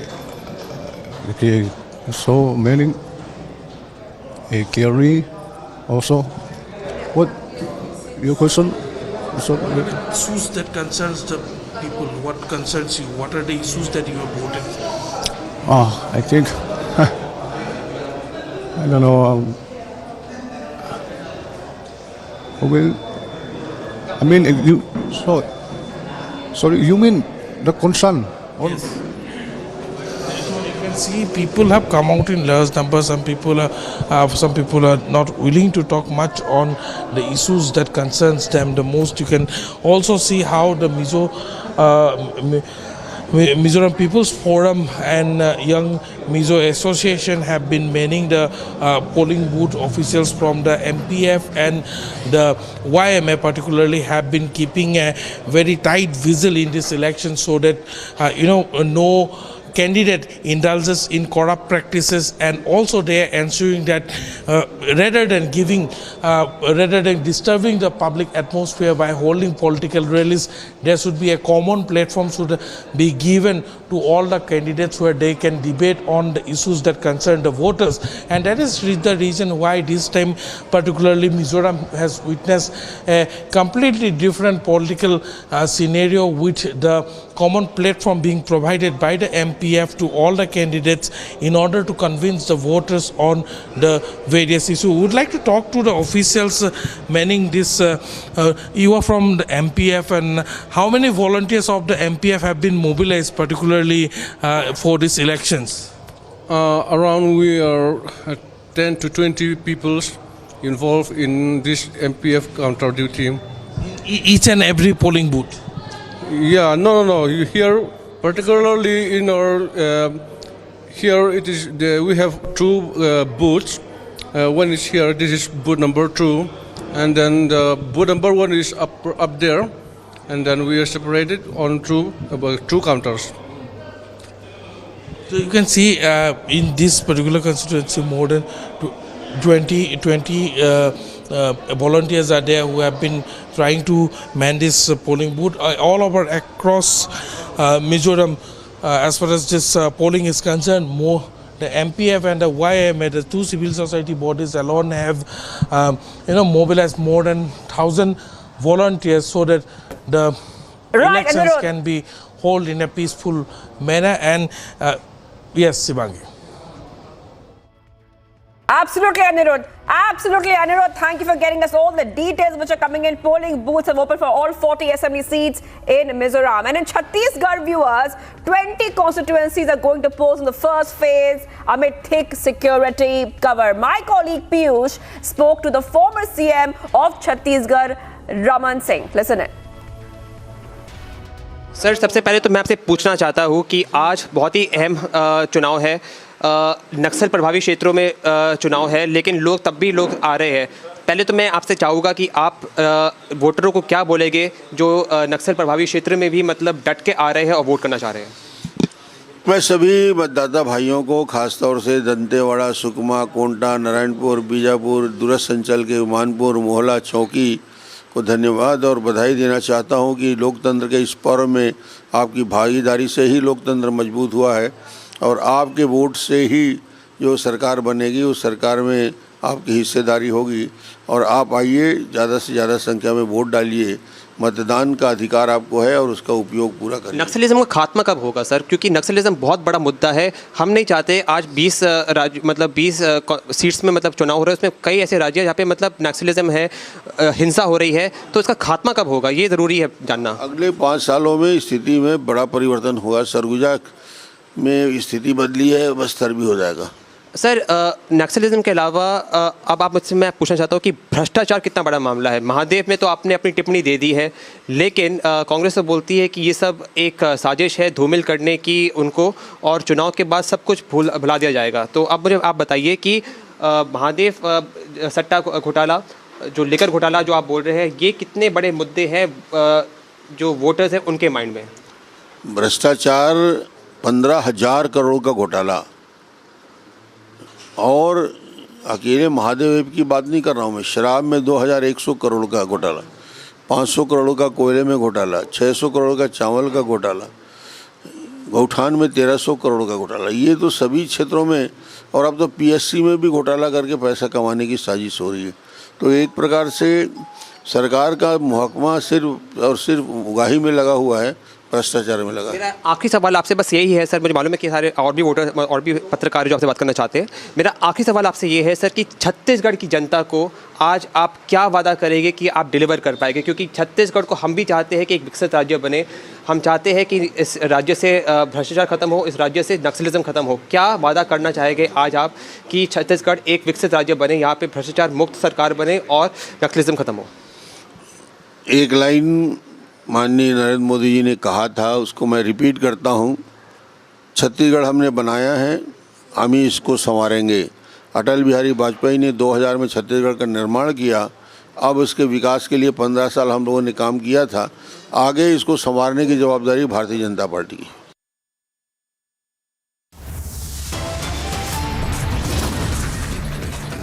Viewers, much more coming up on the other side as gold smuggling angle emerges in Mahadev betting scam. ED sources suggest Dubai link now under investigation. Plus, a massive impact on Republic. Mahadev investigation. ED sources tell Republic. Summons to be issued soon. Stay tuned to India's #1 news channel, Republic TV.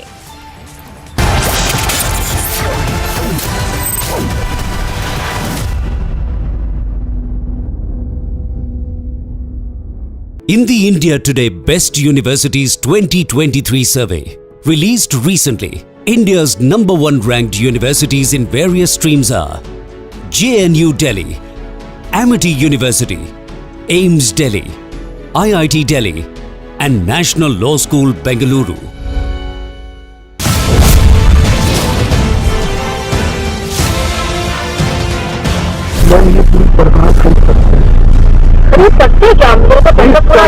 चला रहे हैं ये जो वेड ये सब चीज छोटे वाले लोगों को पूरा टोटल में मतलब गेम लगता है।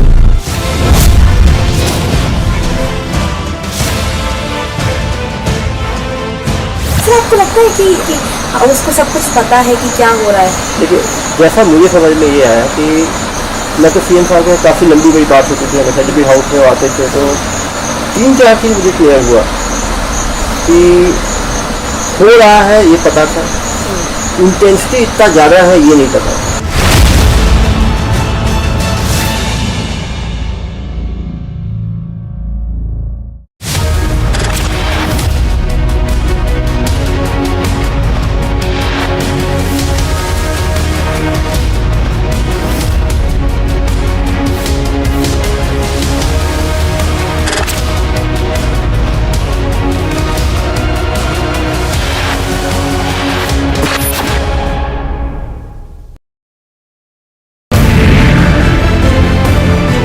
तस्वीरें हम लगातार दिखा रहे हैं, जोरदार धमाका हुआ, गाड़ी को नुकसान पहुंचा है। हम यहाँ पर रिपोर्ट करने पहुंचे तो और अचानक जोरदार अलर्ट जारी किया गया और उसके बाद ये तस्वीर निकलकर सामने आई जहाँ धमाका हुआ है। तकरीबन 50 मीटर की दूरी पर थे जब ये प्रोजेक्टाइल जो है वो यहाँ पर आकर गिरता है। गुरसमन, ये जो हम तस्वीरें दिखा रहे हैं, ये इम्पैक्टफुल अटैक इसलिए किया गया क्योंकि हमास को कहीं न कहीं बॉर्डर लाइन करने की कोशिश हो रही है। हम लोग नीचे थे, वही कारण है कि बच पाए, अदरवाइज जो इसके शेल्स थे, जो इसके फ्रेगमेंट्स थे, वो भी लग सकते थे और उससे भी नुकसान हो सकता था।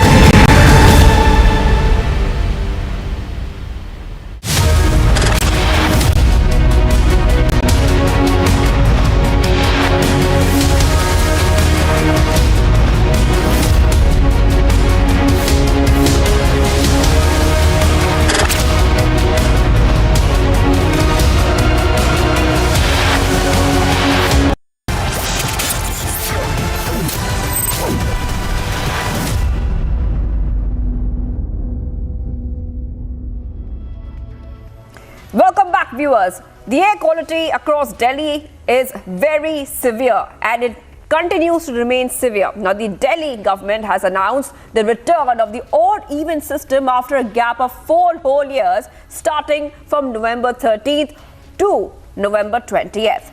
Here is the full report. It is that time of the year when we don't know whether to celebrate and feel happy because the festivities are around or to dread the season because it's again the Delhi AQI situation which is hovering over our heads as the Delhi air again goes into the severe AQI situation with so many implementations and bans by the government being implemented now, which people are saying is little late as this happens every year when we get into the severe air pollution situation where you can see that we have this toxic haze over almost everything, and we also have these young people here with us who should be in the prime of their health, but they're already saying that they are suffering, their health is suffering because of this very bad severe AQI situation that Delhi is facing again for the 8th year in a row. So this is where the Delhi air pollution has reached, and this is what the situation of the AQI is. With cameraman Manish Karakoti, I am Nikita Sahai for Republic TV. Viewers, much more coming up on the other side as gold smuggling angle emerges in Mahadev betting scam. ED sources suggest Dubai link is now under investigation. Massive impact on Republic Mahadev investigation. ED sources tell Republic summons to be issued soon. Stay tuned to India's #1 news channel, Republic TV.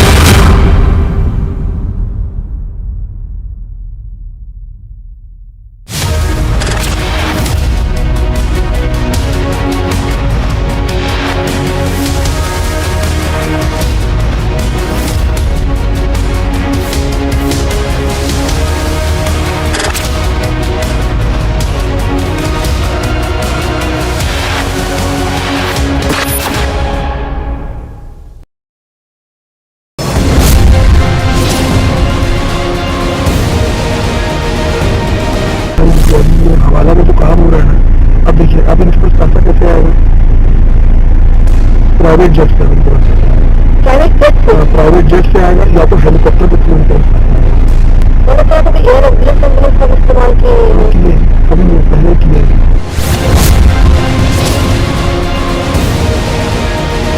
यहाँ की सरकार ने, यहाँ के मुख्यमंत्री ने छत्तीसगढ़ की जनता को बताना चाहिए कि दुबई में बैठे इस घोटाले के आरोपियों के साथ उनके क्या संबंध है।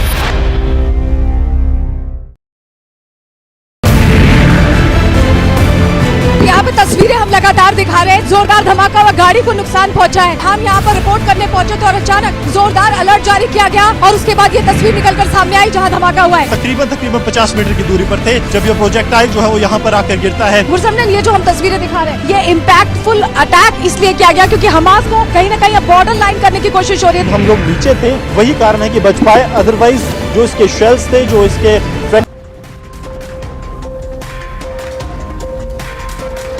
छठवीं बार पिछले साल 6,700 वोट से जीता था, इस समय उससे ज्यादा वोट से जीतेंगे। इस बार विधायक अभी छठवीं बार पिछले साल 6,700 वोट से जीता था, इस समय उससे ज्यादा वोट से जीतेंगे। I think in Mizoram people are well aware of their rights and the percentage of voting is very high. This time also I expect the percentage to be very high.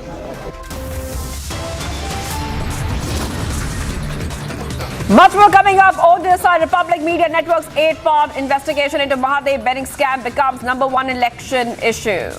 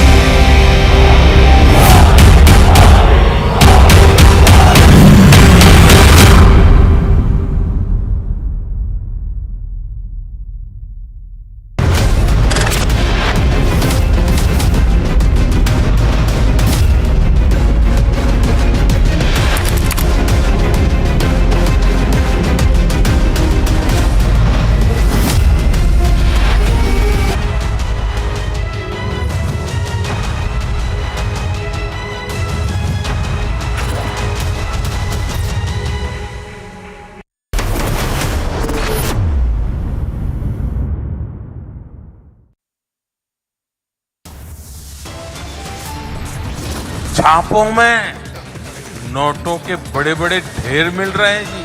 जो घोटाले का सबसे बड़ा आरोपी है वो टीवी पर आकर कह रहा है कि उसने मुख्यमंत्री को 500 करोड़ रुपए से ज्यादा रिश्वत दी है।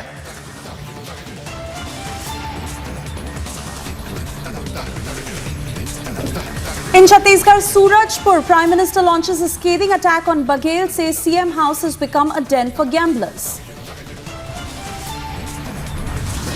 ये वसूली की सरकार, भूपे करो और महादेव ऐप चलाओ। जब हम पहले कहते थे भ्रष्टाचार करो, भूपे करो, वही हुआ। 508 करोड़ रुपया भूपे किया और महादेव ऐप चलती रही। Mega face-off over Republic sting operation. BJP questions Baghel government. India alliance partners claim vendetta. Republic Media Network's 8-part investigation into Mahadev betting scam becomes the #1 election issue.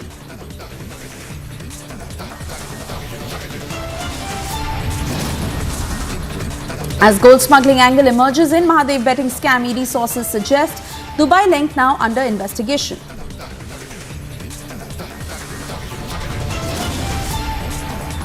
Massive impact of Republic Mahadev investigation. ED sources tell Republic summons to be issued soon.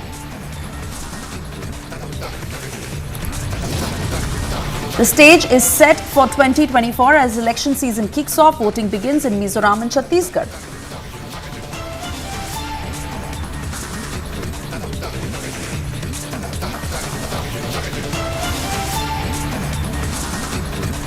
Very good afternoon and thank you for tuning in. You're watching live and breaking at 1 p.m. I'm Suesha Samant, and well, what started with sting tapes of 4 key players has now exploded into a full-blown 8-part investigation that has exposed the Mahadev betting scam.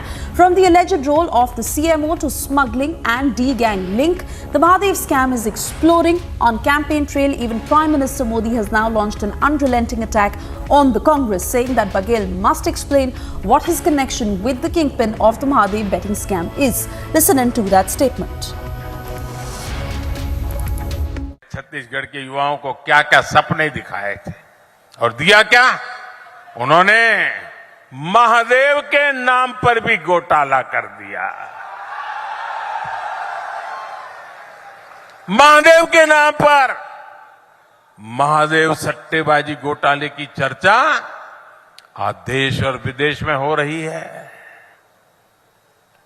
Congress ने अपनी तिजोरी भरने के लिए आपके बच्चों से सट्टेबाजी करवाई है। क्या इनको माफ करेंगे क्या आप?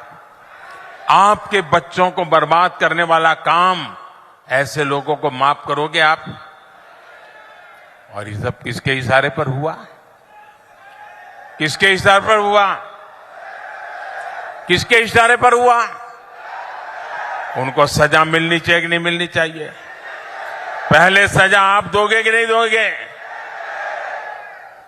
कमल के निशान पर बटन दबा करके कड़ी से कड़ी सजा ऐसे लोगों को करनी है भाइयों।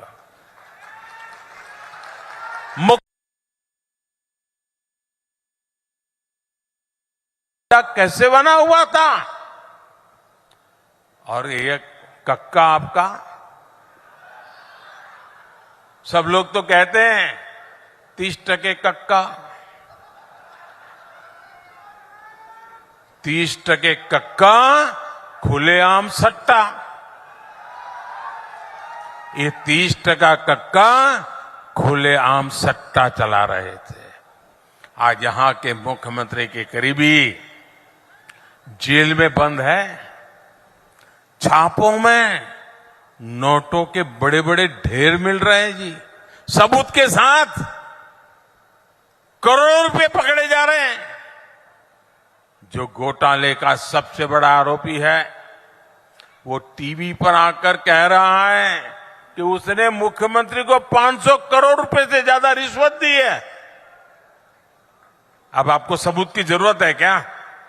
देने वाला खुद कह रहा है रुपये मिल रहे हैं और फिर भी आपसे वो वोट मांग रहे हैं।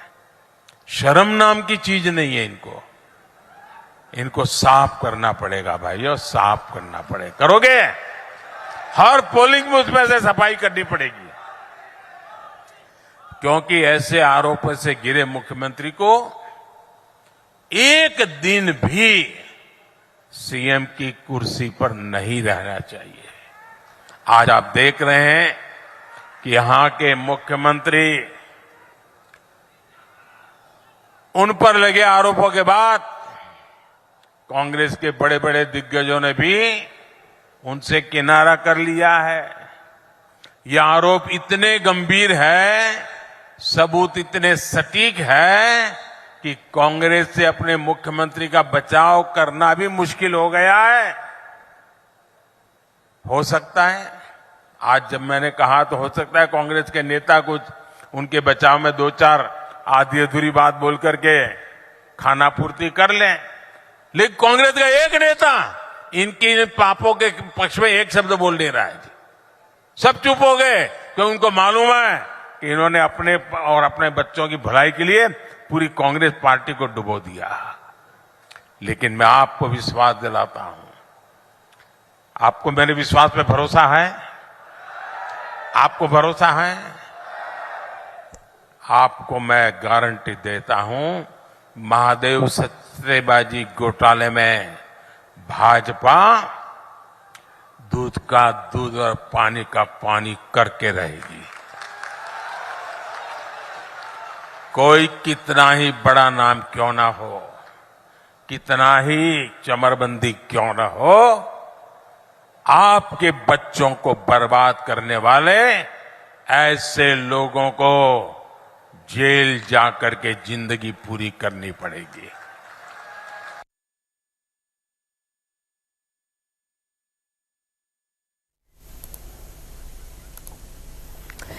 The Mahadev scam investigation that has become the biggest talking point this election season, with BJP launching an all-out attack on the Congress. Listen in. Congress केवल अपने मुकदमे खत्म करेगी, ईडी हाथ में आएगी। ईडी स्वतंत्र जांच एजेंसी है और कल भी केंद्रीय मंत्री ने कहा था कि कब छत्तीसगढ़ की सरकार ने लिखा, एक भी कागज नहीं दे पाए। कौन सी ऐसी मजबूरी थी कि छत्तीसगढ़ की सरकार कार्रवाई नहीं कर सकती थी? कार्रवाई की, लेकिन केवल उगराही करने के लिए, पैसे वसूलने के लिए। ये वसूली की सरकार भूपे करो और महादेव ऐप चलाओ। जब हम पहले कहते थे भ्रष्टाचार करो, भूपे करो, वही हुआ। 508 करोड़ रुपया भूपे किया और महादेव ऐप चलती रही। ये कांग्रेस का भ्रष्टाचार का सिस्टम है। बहुत बड़ा मुद्दा छत्तीसगढ़ में है। मुखिया यदि खुद भ्रष्टाचार में लिप्त हो जाता है, जुआ सट्टा अपराधियों से पैसा लेने लगता है, 509 करोड़ का ट्रांजैक्शन को प्रमाणित किया है ईडी ने, इससे बड़ा और क्या प्रमाण मिलेगा कि इनके सचिवालय के 3 अधिकारी इससे लिप्त हैं, उनको पैसा मिलता है। उनका बयान जो आया है सोनी का, जो महादेव का प्रमुख है, संचालक है, कि मैंने 509 करोड़ 508 करोड़ रुपया भूपेश बघेल को दिया है, 5.7 यानी 5 करोड़ 70 लाख रुपया जब्त हुआ है, और वो हैंडलर था जिसको किया गया, उसके बयान पे भी आया है कि बघेल नाम के व्यक्ति को हमने पैसा दिया है। तो इससे बड़ा और प्रमाण कोई हो सकता है दुनिया में कि जो पैसा देने वाला है वो बोल रहा है, जो महादेव ऐप का डायरेक्टर है अपना प्रमाण पत्र दिखा रहा है कि मैं डायरेक्टर हूँ। वो डायरेक्टर जब बोल रहा है तो और किसको ढूंढ के लाओगे आप लोग, मुझे समझ में नहीं आता। इससे ज़्यादा पुख्ता प्रमाण देश की जनता और प्रदेश की जनता और ईडी के पास। But the India Alliance partners are now backing scam-tainted Baghel, crying foul. Left has now called this an attempt to intimidate the opposition by the BJP. Listen. BJP की इतनी सेलेक्टिव वॉशिंग मशीन वाली है ना, और अभी चुनाव में और चुनाव के पहले इस प्रकार की हैरेसमेंट, ये हैरेसमेंट के अलावा कुछ नहीं है, ये हैरेसमेंट है। अब चुनाव के बीच आप इस प्रकार के अचानक ये सब कर रहे हैं, ये तो पूरी जनता समझ रही है, और बीजेपी छत्तीसगढ़ में किसी भी हालत में जीतने वाली नहीं है। And Chhattisgarh Chief Minister Bhupesh Baghel has many questions to answer, as multiple players have named him in connection with the scam. Was money as much as 508 crore rupees accepted by CM? Was cash sent on a monthly basis to CMO? Republic investigation has put the focus on political angle in the scam. Here's the 8-part investigation.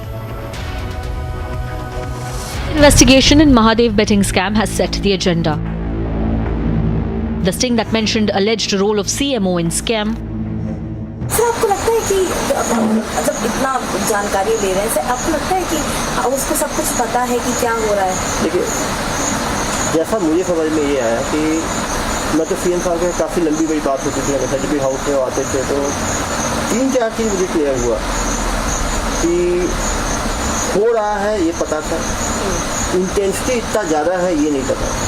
2 चीज़ें हैं, एक चीज़ तो है कि कुछ funding हो सकता है, पॉलिटिकल फंडिंग बाकी स्टेट्स पे करनी पड़ी हो बहुत सारे चुनाव से। But the betting scam rot runs deep, and another angle that has now been uncovered is the Dubai angle. As our sting cameras rolled, main accused Saurabh Chandrakar's key aide reveals how the entire betting empire was established in Dubai. तो ma'am ये directly Dubai नहीं किया, ये direct ये नहीं किया, पहले पूरा चीज को समझा। मैं माइंडेड बहुत है, तो मैम इसके ये जब स्टार्ट किया ना मैम प्लेटफॉर्म को, तो डायरेक्ट दुबई से ये जो दुबई से उसको डायरेक्ट जो कार जोड़ रहे हैं ना, इसका डायरेक्ट दुबई से, ये पहले इंडिया से काम शुरू किया था मैम। ये सॉफ्टवेयर आप भी बनवा सकते हैं। ये चीज़ मतलब ये बहुत बड़े पैमाने पे काम हो गया है, और इसका मतलब आज से मतलब 2024 लास्ट तक इसका कहना है कि मैं पाब्लो एस्कोबार से भी बहुत ऊंचा जाऊंगा। मतलब वर्ल्ड के ब्लैक मार्केट में मेरा टॉप क्लास में नाम रहेगा मेरा। मैं मतलब ना जब मैं दुबई में था ना, तो विला में आया था, तो ड्रिंक नहीं वो मैम वो कहीं नहीं जाता। अच्छा। वो सिर्फ चुनिंदा लोग से बस मिलता था। अच्छा। जो हाई क्लास के जो उनके पार्टनर लोग थे ना मैम, शेख वेख लोग से उनको बाद में सपोर्ट किए, ये बात सही है। और ये इसका जो क्रूज वगैरह है मैम, वाकई में इसका क्रूज उस समय था 2021 में 400 करोड़ का क्रूज लिया था मैम उसने। मेरे को हितेश पंजवानी ने भेजा था मैम। हम लोग पूरा पैनल ऑपरेट करते थे, मतलब हमको एक ब्रांच दे दिया जाता था। तो ब्रांच में मतलब एक लीडर होता था। वो पूरा मतलब हम लोग उस पूरी टीम को ऑपरेट करके चलते थे। कितना टाइम रहोगे सौरभ तुम दुबई में? मैम मैं था करीबन 4.5 महीना था। Saurabh Chandrakar's aide claims he too visited Dubai and witnessed the operations firsthand. अभी सेकंड टाइम में मैं अभी पकड़ा गया था, मैं अभी जेल में था। कब की बात? अभी मैं अभी 11 सितंबर को मैं छूटा मैं। अच्छा। हाँ, जुलाई अगस्त और समझ लीजिए सितंबर में जेल में था मैं क्या हुआ था मैम, मैं जब सेकंड टाइम जब गया था ना, तो मैं सेकंड टाइम जब मेरे को बुलाए थे, तो मैं वहाँ पहले मैं दुबई गया, दुबई से श्रीलंका गया। अच्छा। मैम क्या है ना, दुबई में काम दूसरी जगह इसलिए शिफ्ट कर रहे हैं क्योंकि वीजा का बहुत दिक्कत हो रहा है वहाँ पे दुबई में। हाँ, दुबई पहले क्या रहता था, आप वहाँ बैठे बैठे वीजा को बढ़वा लेते थे। अभी ऐसा नहीं हो रहा है। अभी मतलब उन लोग आस पास की किसी कंट्री में भेजते हैं वीजा बढ़वाने के लिए। मैम दुबई एक्चुअली में गया 2 बार। हाँ, 2 बार दुबई। पहली बार तो 2021 में गए। हाँ, 2021। दूसरी बार अभी इसी साल में गया। आज से 3 साल में अभी तक कम से कम 60 से 70 हजार करोड़ का व्यापार हो चुका है दुबई में। इसकी बहुत सारी मतलब बिजनेस इसका बहुत सारा है दुबई में। इसका सबसे मेन काम है दुबई में गोल्ड का काम है, हवाला का काम है, और जो गोल्ड जो तस्करी होती है दुबई से कलकत्ता के रास्ते जो आती है, उसका इसका बहुत बड़ा काम है इसका वहाँ पे। इसका अफ्रीका से अच्छा कनेक्शन है गोल्ड का, लेकिन अफ्रीका से इसका बहुत तगड़ा कनेक्शन है। अच्छा। हाँ, अफ्रीका की कोई गवर्नमेंट से इसका बहुत अच्छा लिंकअप है इसका। So is there an underworld angle in the biggest betting scam? Mahadev App Insider is alleging Dawood link. Pakistan से इनका जो लिंक इन बोल रहे हैं मैम, है दाऊद से इनका कनेक्शन है, नो डाउट है इनका, क्योंकि मैम बिना दाऊद के सपोर्ट के इन लोग काम इतना बड़ा काम नहीं कर पाएंगे। दाऊद को जो हर महीने पैसा जाता है वो सब हवाला के जरिए पहुंच रहा है, सब टोटल हवाला है, कुछ नहीं है। मेन हवाला ही तो है मैम। ये जो पैसा जो इतना तो करोड़ रुपए जो जा रहा है सब हवाला के थ्रू पहुंच रहा है। Is dirty money from Dubai being pumped in election campaign? ED is gathering information to make a watertight case. Special investigative report by Republic TV.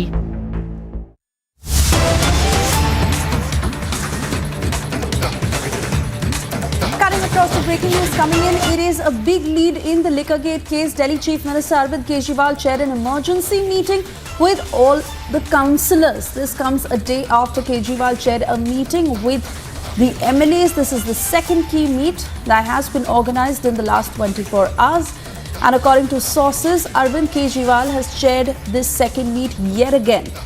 This after he had rejected the summons in the Liquorgate case and also proceeded for campaigning to the state of Madhya Pradesh. Now he is holding key meetings, first with his MLAs and then councillors of the party in connection with the Liquorgate case. Shaman will join us shortly to give us more details on what exactly was discussed in this meeting and how is the Aam Aadmi Party planning to proceed in this, as they are under the scanner of the agency that is investigating the Liquorgate case. The Aam Aadmi Party that is in a huddle, and Delhi Chief Minister Arvind Kejriwal, who also received summons but did not physically appear as he proceeded for campaigning. The Aam Aadmi Party has been maintaining, calling this political vendetta, and they have been refuting all the allegations that have been levelled against them in the Liquorgate case. In the very latest, as we understand that they are now trying to plan a strategy on how exactly are they going to move forward, as they are under the scan of the ED. And key meetings that have been held. First, on Monday, there was a meeting with all the AAP MLAs. And today, Kejriwal also held a meeting with the councillors.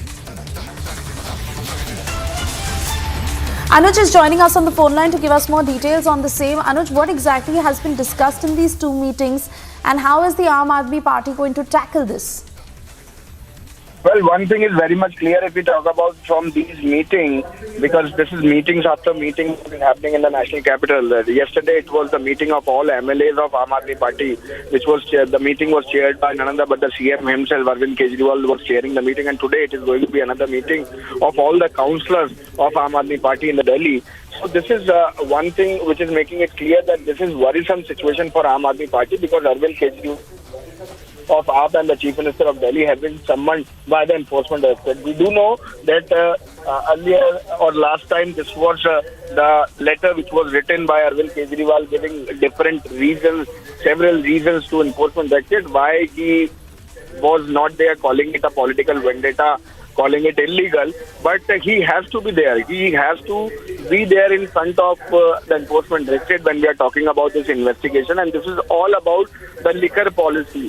The liquor policy which was implemented by Aam Aadmi Party. We have seen several arrests in the liquor policy scam already, which has been done by the different agencies, whether being it CBI, who has arrested Manish Sisodia. Later we have seen how there were several arrests and the enforcement directorate came in picture, and several other leaders of Aam Aadmi Party, including Sanjay Singh, is already behind the bar. Now this is the worrisome situation for Aam Aadmi Party. For this only now, none other but the Supremo himself is conducting these meetings, is going through these meetings where he is talking to the MLAs. What we have been told through our sources that yesterday in the meeting, these were all the MLAs who were urging Supremo of Aam Aadmi Party, Arvind Kejriwal, to not to go with the resignation, to not to resign from the CM post. And today this is going to be the councillors who are going to be there in that very meeting, which is going to be chaired by Arvind Kejriwal himself again. So this is worrisome situation for Aam Aadmi Party, because this is dent which is already there in Aam Aadmi Party, as the leadership is already behind the bar. Satyen Jain, another minister, he is also behind the bar in the different case. But after that, Manish Sisodia, the former deputy chief minister, one of the senior most leader of Aam Aadmi Party, then Sanjay Singh, then the PA of Sanjay Singh, who was questioned, was also under the radar. So this is all the dots which has been connected by the agencies, and now this is none other that chief minister who himself have been summoned, who himself have been called by the enforcement directorate. So for that only these meetings are continuously going on. Yes. All right. Thank you so much for getting us all these details. Of course, we'll keep coming back to you for further updates on the same.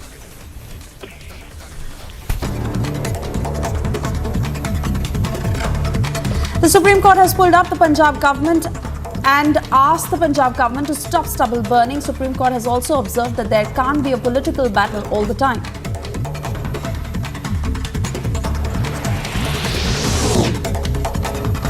BJP has released its fourth list of candidates for the upcoming Telangana Assembly elections. 12 new names have been added to the previous 87, bringing the total number of candidates announced for 99 constituencies. Notably, out of this comprehensive list, 14 are women candidates. BJP MLAs protest outside the State Assembly over various issues including caste-based survey report and water cannons used on Anganwadi workers protesting outside the Assembly. Hitting out on the Bihar government, former Bihar Deputy Chief Minister and BJP MLA Tarkishore Prasad said that Anganwadi workers have taken to the streets over their demands, but they are being dispersed with the help of water cannons. The government is heavy-handed. They don't care about anyone. Anganwadi की जो हमारी बहनें हैं आज सड़क पर अपने मांगों को लेकर आई हैं, तो उन्हें वाटर कैनन से हटाया जा रहा है और लगातार कई जो अलग अलग कर्मी हैं उन पर लाठी का प्रहार आप देखे होंगे कि आर ब्लॉक चौक पर किया गया और पटना में जब भी उचित मांगों को लेकर लोग सड़क पर आते हैं तो उन्हें पीटा जाता है। यह निरंकुश सरकार है, इन्हें किसी की चिंता नहीं है। इनके मुखिया और इनके जो सह मुखिया हैं, इन्हें प्रधानमंत्री बनना है या मुख्यमंत्री बनना है, ये इस चिंता से बाहर निकल ही नहीं पा रहे। और बिहार आज जल रहा है, रोम जल रहा है और नीरो बांसुरी बजा रहा है। वही स्थिति आज बिहार की हो गई। Time now for a short commercial break. On the other side, getting the details, stage is set for 2024. Election season has kicked off. Voting underway in Mizoram and Chhattisgarh.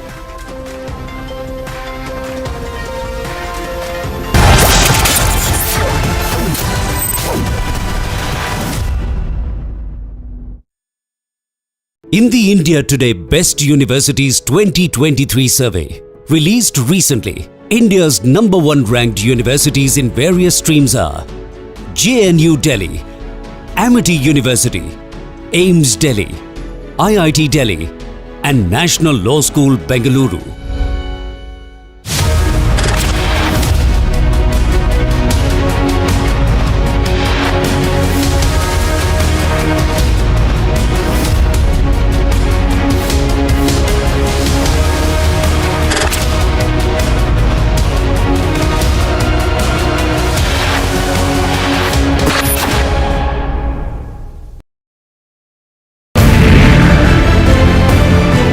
तस्वीरें हम लगातार दिखा रहे हैं। जोरदार धमाका हुआ, गाड़ी को नुकसान पहुंचा है। हम यहाँ पर रिपोर्ट करने पहुंचे तो और अचानक जोरदार अलर्ट जारी किया गया और उसके बाद ये तस्वीर निकलकर सामने आई जहाँ धमाका हुआ है। तकरीबन 50 मीटर की दूरी पर थे जब ये प्रोजेक्टाइल जो है वो यहाँ पर आकर गिरता है। गुरसमन, ये जो हम तस्वीरें दिखा रहे हैं, ये इम्पैक्टफुल अटैक इसलिए किया गया क्योंकि हमास को कहीं न कहीं बॉर्डर लाइन करने की कोशिश हो रही है। हम लोग नीचे थे, वही कारण है कि बच पाए, अदरवाइज जो इसके शेल्स थे, जो इसके फ्रेगमेंट्स थे, वो भी लग सकते थे और उससे भी नुकसान हो सकता था।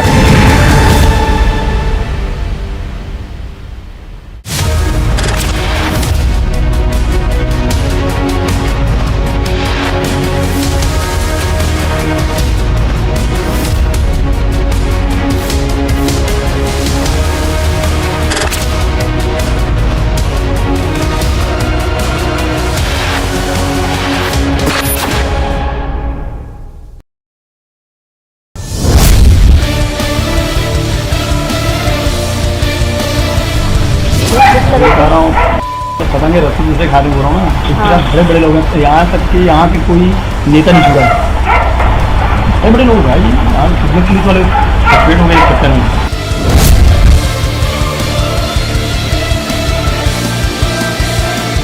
एक विधायक भी पैसा मांग रहे सीधा, पैसे की डिमांड किसके थ्रू करते हैं ये लोग? कुछ जैसे कि यहाँ जो पकड़ाए हैं सतीश चंद्राकर और ASI क्या वर्मा विनोद वर्मा का नाम ले दिया कि यहाँ का व्यापारिक नाम दिया था, नहीं हो रहे हैं।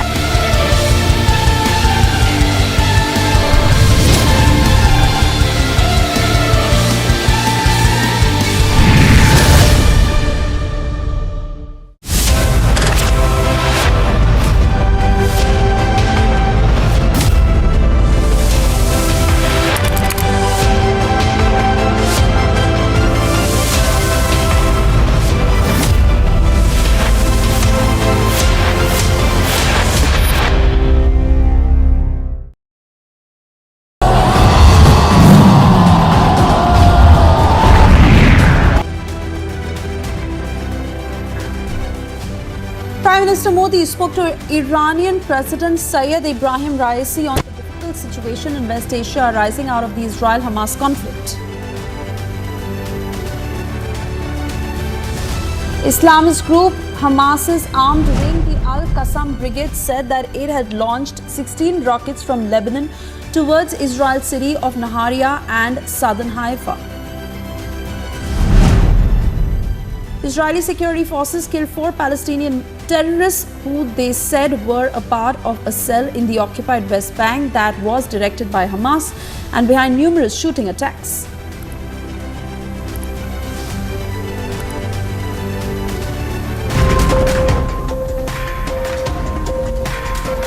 Time for a short break. On the other side, stage is set for 2024. Election season has kicked off. Voting has begun on 40 seats, assembly seats in Mizoram.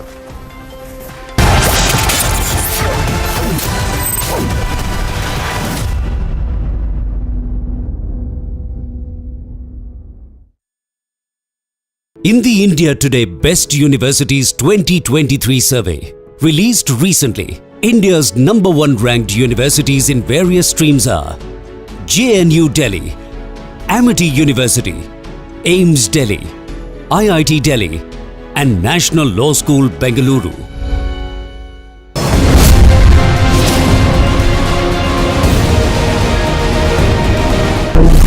हवाला में जो काम हो रहा है ना, अब देखिए अब इनके पास पैसा कैसे आएगा? प्राइवेट जेट से प्राइवेट जेट से आएगा या तो हेलीकॉप्टर के थ्रू इस्तेमाल किए कभी पहले किए।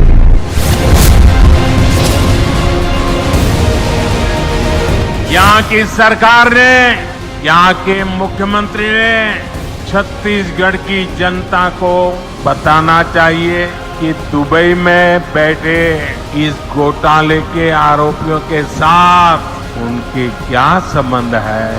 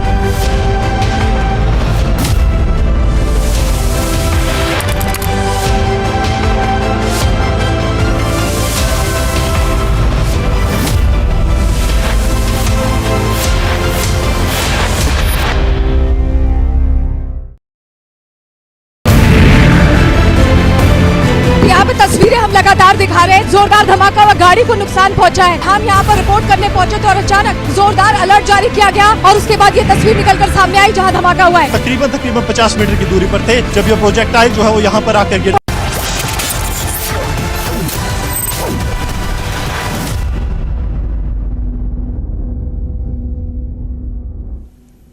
Viewers, we are live and breaking. I'm Shivangi Shukla getting you the latest. And today, in what is being seen as a semi-final before the 2024 Lok Sabha elections, polling has begun for Chhattisgarh and in Mizoram. That's one of our top stories. We'll get you all the details from ground. But first, the headlines we are tracking at this moment.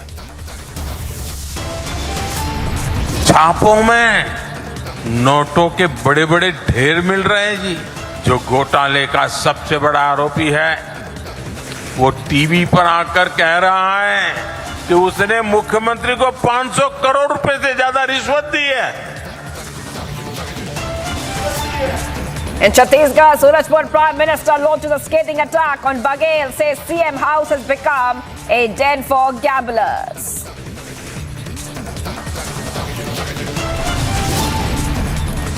Car भूपे करो और Mahadev app चलाओ। जब हम पहले कहते थे भ्रष्टाचार करो भूपे करो, वही हुआ। 508 करोड़ रुपया भूपे किया और महादेव ऐप चलती रही।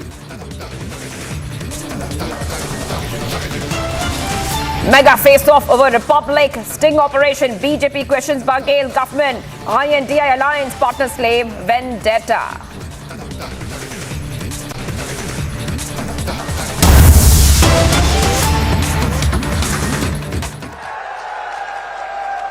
सबन भाई बहनी का नमस्कार। आप सभी विंध्य के अलग अलग हिस्से से भाजपा को आशीर्वाद देने सीधी पहुंचे हैं। इतनी बड़ी संख्या में जनता जनार्दन के एक साथ दर्शन करने का मुझे सौभाग्य मिला है। मैं वाकई अभिभूत हूं।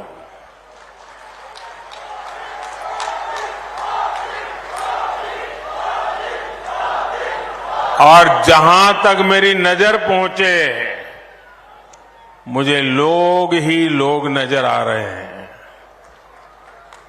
और इतनी बड़ी तादाद में माताएं बहनें,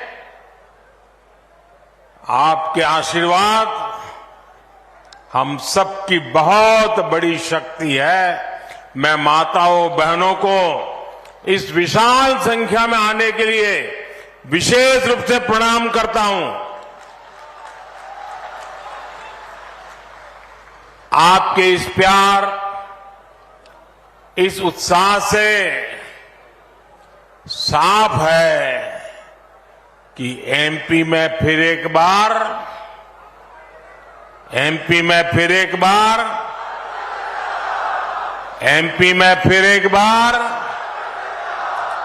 साथियों, आज यहां के लोग कह रहे हैं एमपी के मन में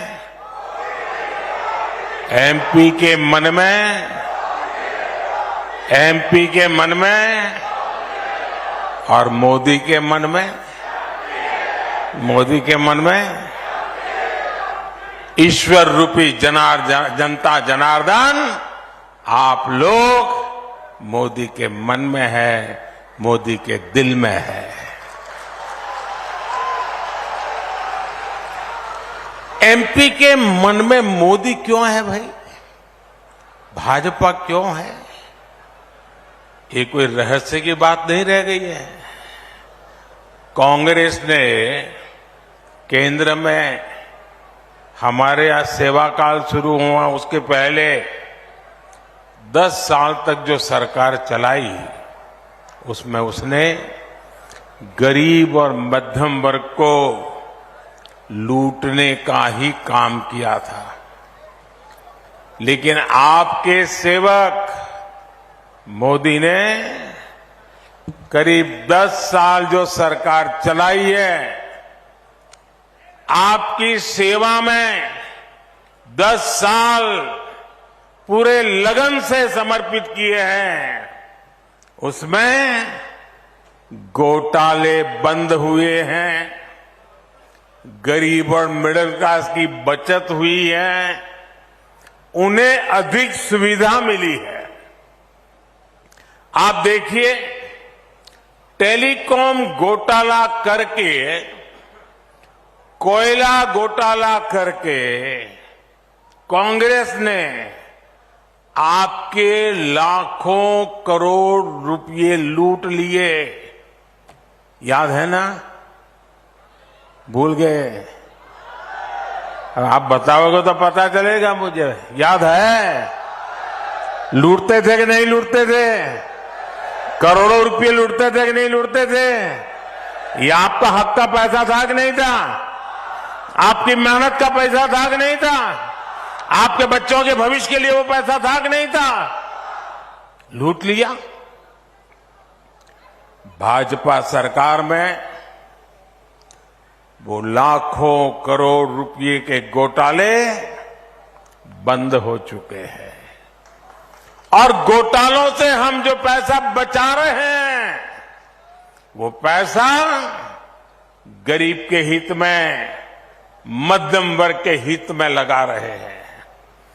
गरीब कल्याण अन्न योजना में अब तक केंद्र सरकार 2 लाख करोड़ रुपए खर्च कर चुकी है। आप आंकड़ा बोलोगे? मैं पूछूं तो आंकड़ा बोलोगे? मैं आपसे बात कर रहा हूं, आप आंकड़ा बोलोगे? मैंने कहा 2 लाख करोड़ रुपए। कितने? कितने? जरा माताएं बहनें बताइए कितने? कितने? 2 लाख करोड़ रुपए। इससे 80 करोड़ देशवासियों को कोरोना के संकट काल से लेकर के अब तक मुफ्त राशन सुनिश्चित हुआ। गरीब के घर का चूल्हा जलता रहा। ये मोदी की गारंटी है कि देश का कोई भी गरीब परिवार भूखा नहीं रहेगा। और इसलिए भाइयों बहनों, आप सबके आशीर्वाद से मैंने निश्चय लिया है, मन बना लिया है, क्योंकि ये योजना मुफ्त राशन वाली दिसंबर महीने तक ही है। लेकिन मोदी तो आपके दिल की बात जानता है, और इसलिए मैंने मुफ्त राशन की योजना को आने वाले 5 साल के लिए बढ़ाने का निश्चय कर लिया है।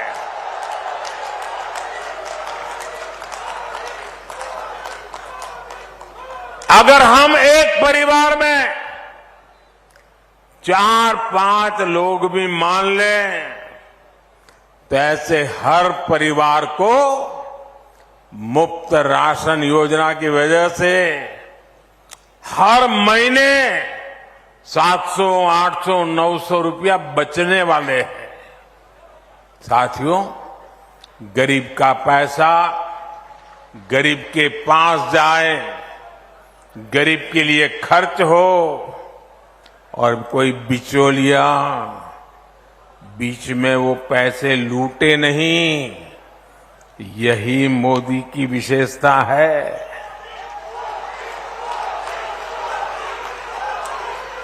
अब आप देखिए, आयुष्मान भारत योजना के तहत मोदी ने 5 लाख रुपए तक का मुफ्त इलाज की गारंटी कार्ड दिया है। अगर ये आयुष्मान कार्ड नहीं होता तो 1 लाख करोड़ रुपए से ज्यादा गरीबों को बीमारी में अगर कोई खर्च की जरूरत होती तो करीब करीब 1 लाख करोड़ रुपया ये मेरे मध्यम वर्ग और गरीब परिवार की जेब से जाता। वो पैसा बच गया। भाजपा सरकार ने देश में सस्ती दवाओं वाले 10,000 जन औषधि केंद्र भी खोले हैं। इन जन औषधि केंद्रों पर 80% डिस्काउंट के साथ दवाइयां दी जा रही हैं। और इतनी बड़ी माताएं बहनें हैं, अगर कहीं पर भी बोर्ड लिखा है ना 10% डिस्काउंट, तो पहले वहीं लेने जाएगी। ऐसा ही होता है ना, साड़ी लेने जाएं और एक दुकान पर लिखा है 10% डिस्काउंट, तो चलो भाई उधर नहीं जाना है, पहले यहां जाएंगे। ये मोदी दवाई में 80% डिस्काउंट दे रहा है, 80%। और इससे भी गरीबों के 25,000 करोड़ रुपए से ज्यादा खर्च होने से बचे हैं। और मेरे परिवारजनों, जब इलाज पर खर्च बचता है तो इसका मतलब सिर्फ पैसे की बचत होती है, ऐसा नहीं है। एक तो गरीब, और हमारे यहां तो हमने देखा है, परिवार में कोई मां कोई बहन बीमार हो जाए तो घर में किसी को पता ही नहीं चलने देती है। कितना ही दर्द होता हो, कोई काम करती रहती है, बताती नहीं है। क्यों? उसके मन में रहता है कि अगर परिवार में बच्चों को बीमारी का पता चल जाएगा, अस्पताल जाएंगे, लाखों रुपया खर्च हो जाएगा, बच्चों के सर पे कर्ज चढ़ जाएगा, तो मां सोचती है कि मुझे बच्चों के सर पे कर्ज नहीं होने देना है। भगवान जितने दिन जिंदा रखेगा रखूंगा, रह लूंगी, मुसीबत झेल लूंगी, दवाई भले ना हो लेकिन बच्चों को मुसीबत में नहीं डालूंगा। ये मेरे देश की माताओं बहनों का स्वभाव है। लेकिन मेरी माताएं बहनें, आपका एक बेटा दिल्ली में बैठा है,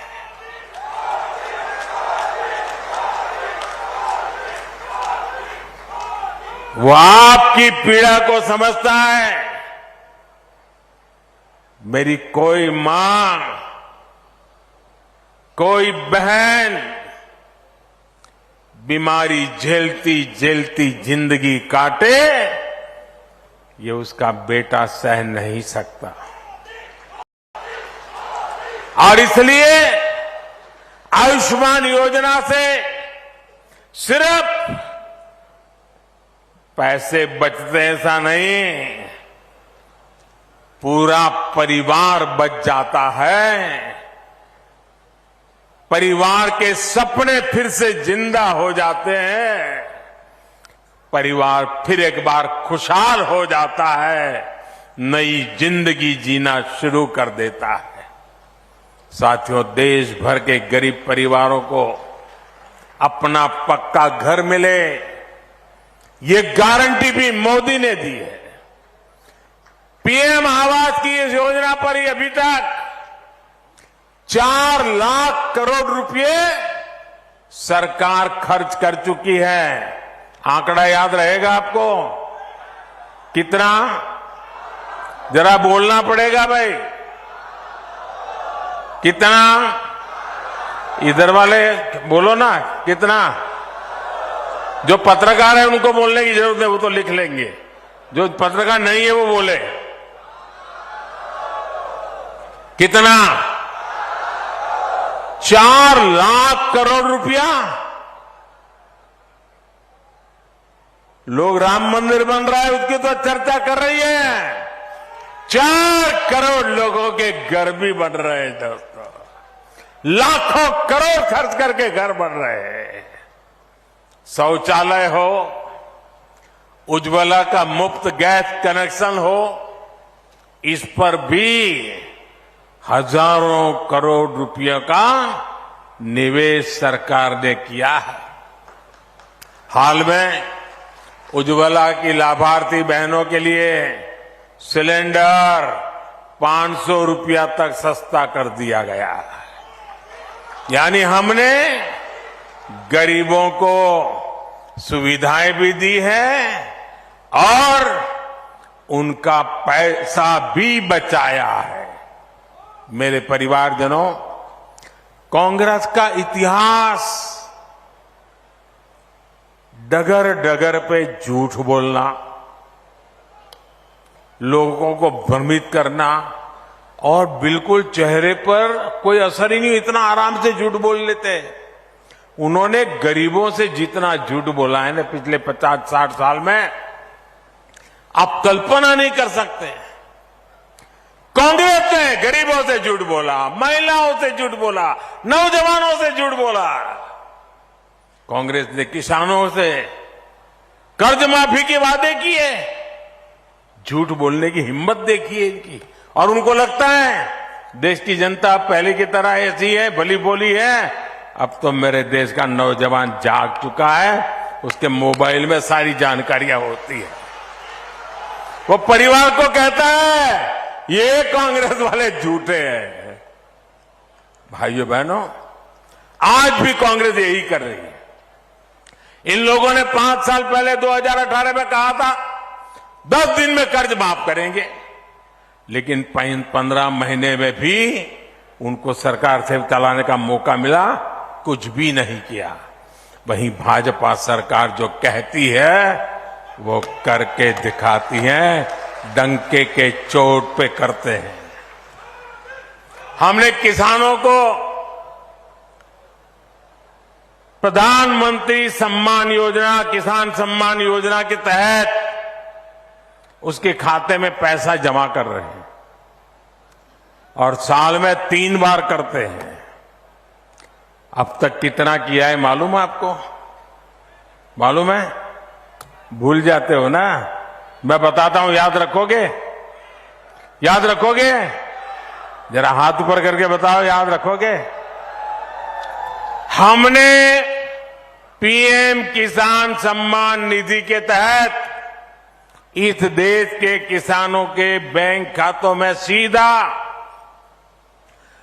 2,60,000 करोड़ रुपया जमा करवाया है। सीधी मदद भेजी है। और मैं सीधी में बोल रहा हूं, सीधी मदद भेजी है। पीएम किसान सम्मान निधि के 20,000 करोड़ रुपए एमपी के किसानों के खाते में भी गए हैं। हर किसान को 28,000 रुपये उसके खाते में मिले हैं। अगर कांग्रेस होती तो उनके तो एक प्रधानमंत्री पब्लिकली कहते थे कि 1 रुपया भेजते हैं तो 15 पैसा पहुंचता है। अगर ये पैसे उनके जमाने में गए हो तो कितने रुपए पंजा खा जाता? कौन सा पंजा ये पैसे मार लेता भाई? जब ऐसे काम होते हैं, लोगों की भलाई के लिए काम होते हैं, सिर्फ और सिर्फ देश का भला करने का इरादे से काम होते हैं, तभी लोग कहते हैं एमपी के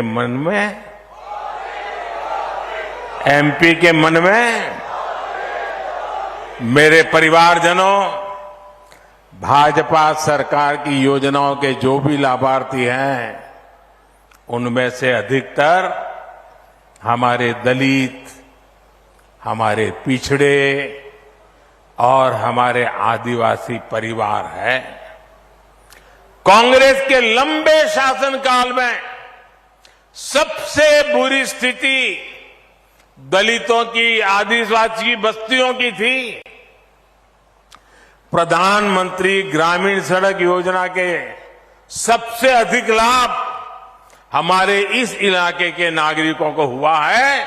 मेरे आदिवासी भाई बहनों को, गरीब भाई बहनों को, दलित बस्ती के लोगों को हुआ है। भाजपा सरकार 100% बस्तियों को सड़क से जोड़ने के लक्ष्य के बहुत करीब है। आज कांग्रेस के नेता आदिवासियों को लेकर बड़ी बड़ी बातें करते हैं, लेकिन इनके परिवार ने जब पीढ़ी दर पीढ़ी देश में सरकार चलाई, तब उन्हें आदिवासियों की याद नहीं आई। ये भाजपा है जिन्होंने आदिवासियों का भविष्य सुनिश्चित किया। आप मुझे बताइए भाई, जवाब देंगे ना आप लोग? मेरा सवाल समझेंगे ना? मेरी हिंदी ठीक है ना? हाँ, मैं हिंदी भाषी नहीं हूं, इसलिए कोई गलती ना हो जाए। आप मुझे बताइए, ये मेरे जो आदिवासी भाई बहन है, क्या ये मोदी प्रधानमंत्री बना तब आए क्या? पहले थे कि नहीं थे? पहले थे कि नहीं थे? देश आजाद हुआ तब आदिवासी थे कि नहीं थे? भगवान राम जी वनवास गए तब आदिवासी थे कि नहीं थे? राजकुमार राम को अयोध्या से निकलने के बाद भगवान राम किसने बनाया? आदिवासी भाई बहनों ने बनाया। हम सबको पता है, लेकिन कांग्रेस को पता ही नहीं था कि हमारे देश में आदिवासी समाज भी है। क्योंकि कभी भी उन्होंने आदिवासी मंत्रालय नहीं बनाया, आदिवासियों के लिए अलग डिपार्टमेंट नहीं बनाया, उनके लिए अलग बजट नहीं किया। अटल बिहारी वाजपेयी की सरकार जब बनी, तब देश में पहली बार आदिवासियों का अलग मंत्रालय बना, उनका अलग आदिवासी मंत्री बना और आदिवासी कल्याण के लिए लाखों करोड़ रुपए के बजट बनना शुरू हुआ। पिछले 9 वर्ष में आदिवासी कल्याण के लिए बजट में 5 गुना वृद्धि की गई है। ये भाजपा सरकार है जिसने बैगा, भारिया, सहारिया जैसी पिछड़ी जनजातियों की भी सूध ली। भाजपा सरकार इनके लिए 15,000 करोड़ रुपए का खास अभियान शुरू करने जा रही है। मध्य प्रदेश की भाजपा सरकार ने भी इन जनजातियों के लिए अभूतपूर्व काम किया है। अगर एमपी की बहनों के लिए लाडली लक्ष्मी जैसी योजनाएं चलाई गई हैं, तो बैगा, भारिया और सहारिया जनजाति की बहनों को भी सीधी मदद दी जा रही है। विश्वकर्मा साथी जिनके बिना रोजमर्रा के जीवन की कल्पना भी कठिन है, उनको भी कांग्रेस ने कभी नहीं पूछा। पहली बार भाजपा सरकार ही उनके पर विशेष विश्वकर्मा योजना लेकर आई है। इस योजना पर भी 13,000 करोड़ रुपए खर्च किए जा रहे हैं। ऐसे ही काम के कारण हर वंचित परिवार कह रहा है, गांव-गांव कह रहा है, एक एक घर कह रहा है, फिर एक बार,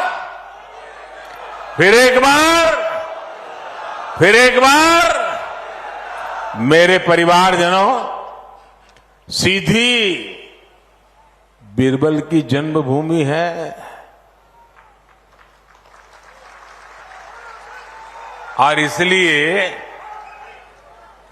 बुद्धिमानी, सूझबूझ और पहेलियों को हल करना यहां के हर बच्चे की पारंपरिक ताकत है ना। अच्छा, जब मैं जानता हूं कि बीरबल की भूमि है, अच्छे सवालों के जवाब निकाल देते हैं, तो मैं भी आज आपके खास करके नौजवानों को एक पहेली देना चाहता हूं। सुलझा दोगे? पक्का?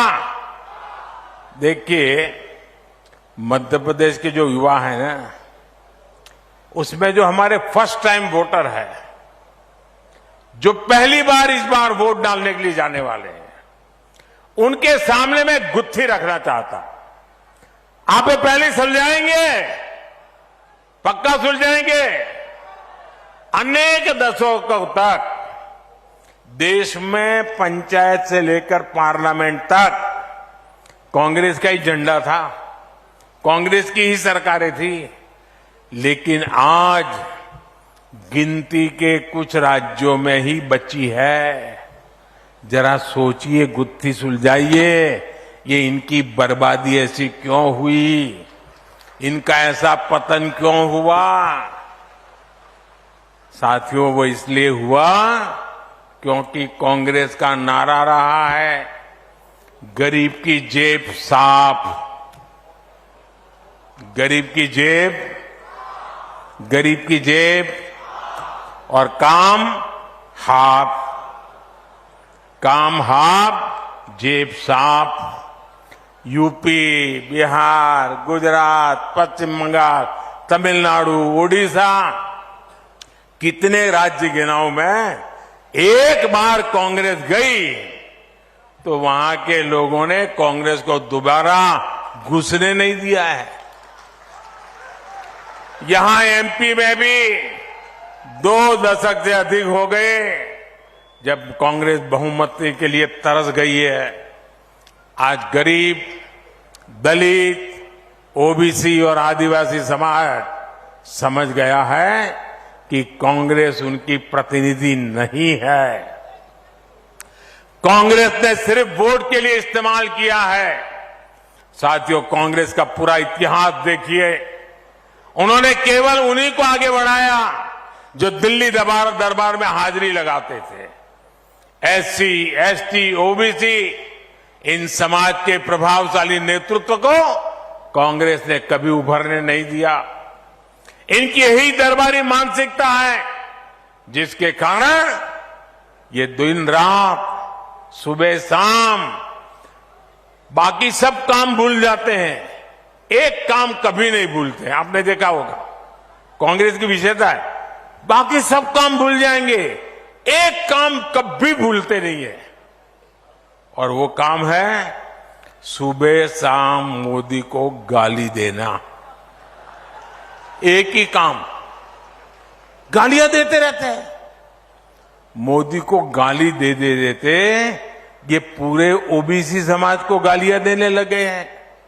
साथियों, जब भाजपा ने तय किया कि एक आदिवासी बेटी देश की राष्ट्रपति के रूप में हम चाहते थे, कांग्रेस ने तब उसका भी घनघोर विरोध किया। ये भाजपा ही है जो एससी, एसटी, ओबीसी समाज की आकांक्षाओं का सम्मान करती है, उन्हें मान देती है। आज आपने अखबार में पढ़ा होगा, पहली बार देश में इंफॉर्मेशन कमिश्नर के रूप में, चीफ इंफॉर्मेशन कमीशन के रूप में पहली बार, कब मैं दिल्ली था, चुनावी दौरा कैंसिल करके गया था, मीटिंग के लिए गया था, और हमने चीफ इंफॉर्मेशन कमिश्नर के रूप में राजस्थान के एक दलित को पहली बार उसका अध्यक्ष बनाया है। और एक कांग्रेस वाले देखिए, मीटिंग में उनको आना था, मीटिंग का उनको निमंत्रण गया था, समय से पहले गया था, उन पर फोन पे बात हुई थी, लेकिन जब उनको पता चला कि एक दलित अध्यक्ष बनने वाला है, उन्होंने मीटिंग के ही बहिष्कार कर दिया। इतनी दलितों से नफरत करते हैं, जब राष्ट्रपति हम आदिवासी बनाए उसका विरोध, हम चीफ इंफॉर्मेशन कमिश्नर दलित बनाए उसका भी विरोध, और फिर झूठ फैला करके सिंपैथी का नाटक करना। साथियों, आज कांग्रेस देश में परिवारवाद का सबसे बड़ा प्रतीक है। आप यहां ही देख रहे हैं, कांग्रेस के दो नेता क्या कर रहे हैं, कपड़े फाड़ कंपटीशन चल रही है। वो कहता है उसके कपड़े फाड़ो, वो कहता है उसके कपड़े फाड़ो। ये क्यों लड़ रहे मालूम है? उनको मालूम है जनता तो बीजेपी को ही जिताने वाली है, फिर लड़ क्यों रहे हैं? वो लड़ रहे हैं अपने बेटों को कांग्रेस का कब्जा मिले, इसके लिए। ये कांग्रेस पर कब्जा करने के लिए दो बेटों को बिठाने की लड़ाई चल रही है और मध्य प्रदेश को बर्बाद कर रहे हैं। ये लोग एक दूसरे के कपड़े फाड़ने के लिए कांग्रेस को कह रहे, कार्य करो तुम उसके कपड़े फाड़ो, वो कहता है उसके कपड़े फाड़ो। जिनके लिए सिर्फ अपने बेटों का भविष्य ही प्राथमिकता है, वो आपके बेटे बेटियों का भला सोच ही नहीं सकते। मेरे परिवारजनों, कांग्रेस ने मध्य प्रदेश को बीमारू राज्य बना दिया था। भाजपा ने मध्य प्रदेश को विकास के मामले में बहुत आगे पहुंचाया है। आज एमपी अन्न उत्पादन में अग्रणी है। आज एमपी स्वच्छता के मामले में अग्रणी है। 2 दशक पहले एमपी में बिजली का बड़ा संकट रहता था। आज एमपी सरप्लस बिजली पैदा करता है। अब एमपी में पहले के मुकाबले 5 गुना ज्यादा मेडिकल कॉलेज है। यहां सीधी में भी मेडिकल कॉलेज बन रहा है। एमपी की पहचान अब देश के एक महत्वपूर्ण औद्योगिक राज्य के रूप में होने लगी है। साथियों, कांग्रेस ने कैसा काम किया, ये आज की नई पीढ़ी को जानना बहुत जरूरी है। 2014 तक देश में 100 से अधिक जिलों पर कांग्रेस ने पिछड़े होने का ठप्पा लगाया हुआ था। यहां एमपी के भी 8 ऐसे जिले थे जिन्हें कांग्रेस ने पिछड़ा घोषित किया था। इनमें से अधिकतर आदिवासी बाहुल्य जिले थे, जिसमें हमारे सिंगरौली और दमोह जैसे जिले भी थे। 2014 में आपने दिल्ली में भाजपा सरकार बनाई। 10 साल में हमारा सेवा काल चला और इस सेवा काल में हमने कहा कि ये जिले अब पिछड़े नहीं रहेंगे, ये चलेंगे। हमने इन जिलों को आकांक्षी घोषित किया, हर पैमाने पर इनके विकास के लिए काम शुरू किया। आज इनमें से अनेक जिले हर पहलू में देश के दूसरे जिलों से भी आगे निकल गए हैं। मेरे परिवारजनों, इस क्षेत्र का जल संकट भी अब बीते दिनों की बात होने जा रही है। विंध्य से कांग्रेस के अनेक बड़े बड़े नेता निकले, लेकिन बाण सागर परियोजना तभी पूरी हुई जब भाजपा सरकार आई। आपको गुलाब सागर परियोजना भी भाजपा ने दी। इनसे इस क्षेत्र के लाखों किसानों को लाभ मिल रहा है। हर घर जल और हर खेत को पानी, ये भाजपा की प्राथमिकता है। मोदी ने अपनी हर बहन को गारंटी दी है कि उनके घर तक पाइप से पानी पहुंचाएगा। यहां के लाखों परिवारों को नल से जल मिला है। जल्द ही एमपी में हर घर तक पाइप से पानी पहुंच जाएगा। मेरे परिवारजनों, अपने दशकों के शासन में कांग्रेस ने मध्य प्रदेश को जिस गहरे कुएं में धकेल दिया था, अब उस कुएं से भाजपा एमपी को बाहर निकाल करके लाई है। यहां कुछ भी ऐसा नहीं होना चाहिए जिससे वापस एमपी गहरे कुएं में जाकर के गिर पड़े। अब तो तेज गति से आगे बढ़ने का समय है। आप याद करिए, इस पूरे क्षेत्र में आवाजाही कितनी मुश्किल थी। कब कहां लूटपाट हो जाए भय अक्षर बना रहता था।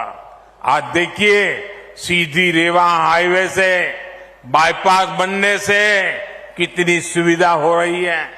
6 लेन की टनल से सीधी और रीवा की दूरी 1 घंटे से भी कम रह गई है। विंध्य प्रगति पथ का निर्माण भी तेज गति से चल रहा है। ये सब जानकर, ये जब बनकर के तैयार होगा तो यहां सुविधा के साथ साथ हर प्रकार के उद्योगों को भी बल मिलेगा। रीवा में एयरपोर्ट बनने से इस क्षेत्र में पर्यटन सेक्टर को भी गति मिलेगी। हमारी सरकार विंध्य क्षेत्र को सौर ऊर्जा के महत्वपूर्ण केंद्र के रूप में भी विकसित कर रही है। रीवा सोलर पावर प्लांट से पूरे एशिया में रीवा का नाम रोशन हुआ है। मेरे परिवारजनों, हमें मिलकर समृद्ध मध्य प्रदेश की इमारत का निर्माण करना है। ये जिम्मेदारी विशेष रूप से हमारे 18 से 25 वर्ष की आयु के नौजवानों की है। आज आपका एक एक वोट आने वाले 25 वर्ष के एमपी का भविष्य तय करेगा। इसलिए विंध्य के हर बूथ पर कमल खिलना चाहिए। गांव-गांव जाएंगे, जरा हाथ ऊपर करके बताइए। गांव-गांव जाएंगे, घर-घर जाएंगे, एक एक मतदाता से मिलेंगे। हर बूथ में कमल खिलेगा, पक्का खिलेगा। भाइयों बहनों, मेरा एक और काम भी करना है। करोगे? ये मेरा पर्सनल काम है। करोगे? चुनाव वाला नहीं है। करोगे ना? फिर ऐसा नहीं अभी हम तो नहीं करेंगे, हम तो चुनाव में पड़े हैं, ऐसा नहीं करोगे ना? करोगे मेरा काम? पक्का करोगे?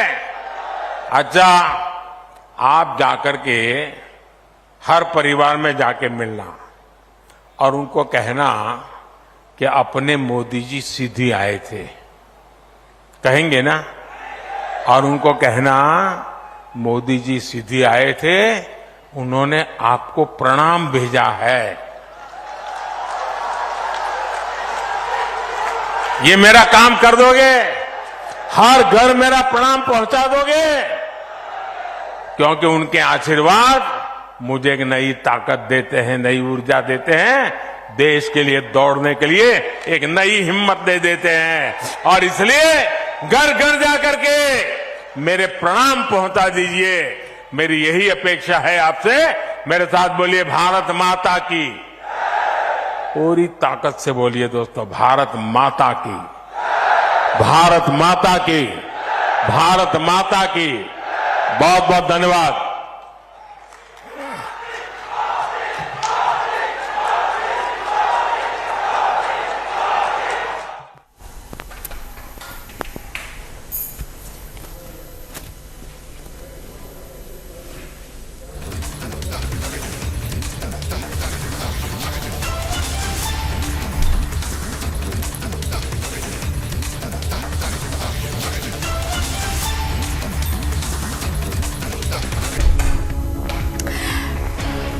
And as Prime Minister Modi concluded that address, we also move on and speak about what started with stink tapes of 4 key players that has now exploded into a full-blown 8-part investigation that has exposed the Mahadev betting scam. From the alleged role of the CMO to smuggling and D-gang link, the Mahadev scam is exploding. On campaign trail, even Prime Minister Modi has now launched an unrelenting attack on the Congress, saying that Baghel must explain what is his connection with the kingpin of the Mahadev betting scam. Listen in to what he said. Chhattisgarh के युवाओं को क्या क्या सपने दिखाए थे और दिया क्या? उन्होंने महादेव के नाम पर भी घोटाला कर दिया। महादेव के नाम पर महादेव सट्टेबाजी घोटाले की चर्चा आज देश और विदेश में हो रही है। कांग्रेस ने अपनी तिजोरी भरने के लिए आपके बच्चों से सट्टेबाजी करवाई है। क्या इनको माफ करेंगे क्या आप? आपके बच्चों को बर्बाद करने वाला काम ऐसे लोगों को माफ करोगे आप? और ये सब किसके इशारे पर हुआ? किसके इशारे पर हुआ? किसके इशारे पर हुआ? उनको सजा मिलनी चाहिए कि नहीं मिलनी चाहिए? पहले सजा आप दोगे कि नहीं दोगे? कमल के निशान पर बटन दबा करके कड़ी से कड़ी सजा ऐसे लोगों को करनी है भाइयों। मुक्ता कैसे बना हुआ था? और एक कक्का आपका, सब लोग तो कहते हैं 30% कक्का, 30% कक्का, खुलेआम सट्टा। ये 30% कक्का खुलेआम सट्टा चला रहे थे। आज यहां के मुख्यमंत्री के करीबी जेल में बंद है। छापों में नोटों के बड़े बड़े ढेर मिल रहे हैं जी, सबूत के साथ। करोड़ों रुपए पकड़े जा रहे हैं। जो घोटाले का सबसे बड़ा आरोपी है वो टीवी पर आकर कह रहा है कि उसने मुख्यमंत्री को 500 करोड़ रुपए से ज्यादा रिश्वत दी है। अब आपको सबूत की जरूरत है क्या?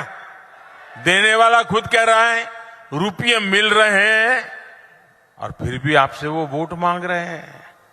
शर्म नाम की चीज नहीं है इनको। इनको साफ करना पड़ेगा भाइयों, साफ करना पड़ेगा। करोगे? हर पोलिंग बूथ में से सफाई करनी पड़ेगी, क्योंकि ऐसे आरोपों से घिरे मुख्यमंत्री को एक दिन भी सीएम की कुर्सी पर नहीं रहना चाहिए। आज आप देख रहे हैं कि यहां के मुख्यमंत्री, उन पर लगे आरोपों के बाद कांग्रेस के बड़े बड़े दिग्गजों ने भी उनसे किनारा कर लिया है। ये आरोप इतने गंभीर है, सबूत इतने सटीक है कि कांग्रेस से अपने मुख्यमंत्री का बचाव करना भी मुश्किल हो गया है। हो सकता है, आज जब मैंने कहा तो हो सकता है कांग्रेस के नेता कुछ उनके बचाव में 2-4 आधी अधूरी बात बोल करके खाना पूर्ति कर लें, लेकिन कांग्रेस का एक नेता इनकी पापों के पक्ष में एक शब्द बोल नहीं रहा है जी। सब चुप हो गए क्योंकि उनको मालूम है कि इन्होंने अपने और अपने बच्चों की भलाई के लिए पूरी कांग्रेस पार्टी को डुबो दिया। लेकिन मैं आपको विश्वास दिलाता हूं, आपको मेरे विश्वास पे भरोसा है? आपको भरोसा है? आपको मैं गारंटी देता हूं, महादेव सट्टेबाजी घोटाले में भाजपा दूध का दूध और पानी का पानी करके रहेगी। कोई कितना ही बड़ा नाम क्यों ना हो, कितना ही चमरबंदी क्यों ना हो, आपके बच्चों को बर्बाद करने वाले ऐसे लोगों को जेल जाकर के जिंदगी पूरी करनी पड़ेगी।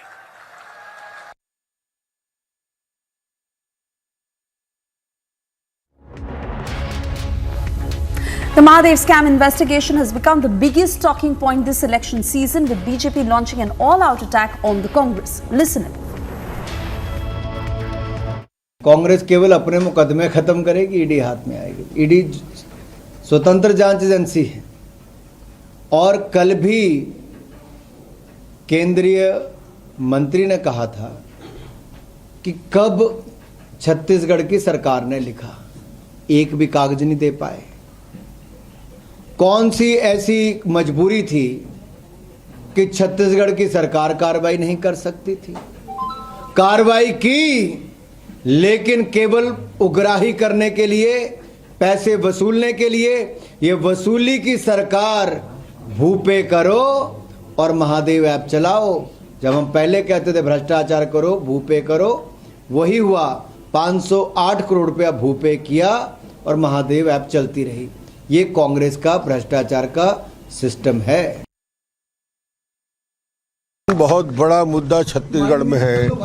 मुखिया यदि खुद भ्रष्टाचार में लिप्त हो जाता है, जुआ सट्टा अपराधियों से पैसा लेने लगता है, 509 करोड़ का ट्रांजैक्शन को प्रमाणित किया है ईडी ने, इससे बड़ा और क्या प्रमाण मिलेगा कि इनके सचिवालय के 3 अधिकारी इससे लिप्त हैं, उनको पैसा मिलता है। उनका बयान जो आया है सोनी का, जो महादेव का प्रमुख है, संचालक है, कि मैंने 509 करोड़ 508 करोड़ रुपया भूपेश बघेल को दिया है, 5.7 यानी 5 करोड़ 70 लाख रुपया जब्त हुआ है, और वो हैंडलर था जिसको किया गया, उसके बयान पे भी आया है कि बघेल नाम के व्यक्ति को हमने पैसा दिया है। तो इससे बड़ा और प्रमाण कोई हो सकता है दुनिया में कि जो पैसा देने वाला है वो बोल रहा है, जो महादेव ऐप का डायरेक्टर है अपना प्रमाण पत्र दिखा रहा है कि मैं डायरेक्टर हूँ। वो डायरेक्टर जब बोल रहा है तो और किसको ढूंढ के लाओगे आप लोग? मुझे समझ में नहीं आता। इससे ज़्यादा पुख्ता प्रमाण देश की जनता और प्रदेश की जनता और ईडी के पास। But the India Alliance partners who are now backing scam-tainted Baghel crying foul left has also now called this an attempt to intimidate the opposition by the BJP. Listen. BJP की इतनी selective washing machine वाली है ना, और अभी चुनाव में और चुनाव के पहले इस प्रकार की हैरेसमेंट, ये हैरेसमेंट के अलावा कुछ नहीं है, ये हैरेसमेंट है। अब चुनाव के बीच आप इस प्रकार के अचानक ये सब कर रहे हैं, ये तो पूरी जनता समझ रही है। और बीजेपी छत्तीसगढ़ में किसी भी हालत में जीतने वाली नहीं है।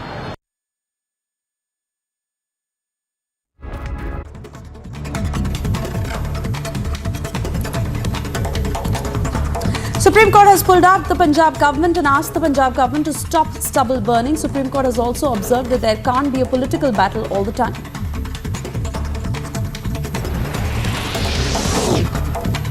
BJP released its fourth list of candidates for the upcoming Telangana Assembly elections. 12 new names have been added to the previous 87, bringing the total number of candidates announced for 99 constituencies.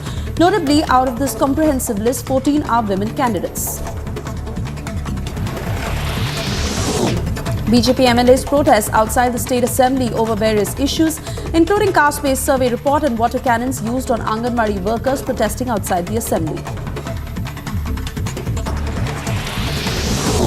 Hitting out on the Bihar government, former Bihar Deputy Chief Minister and BJP MLA Tarkishore Prasad said that Anganwadi workers have taken to the streets over their demands, but they are being dispersed with the help of water cannons. The government is heavy-handed, but they don't care about anyone.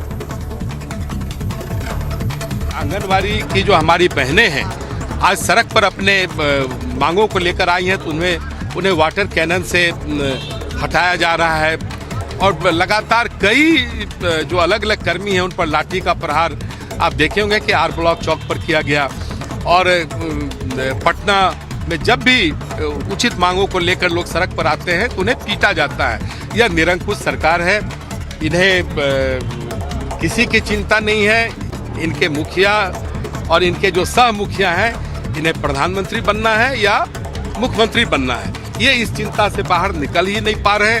और बिहार आज जल रहा है, रोम जल रहा है और Nero बांसुरी बजा रहा है, वही स्थिति आज बिहार की हो गई।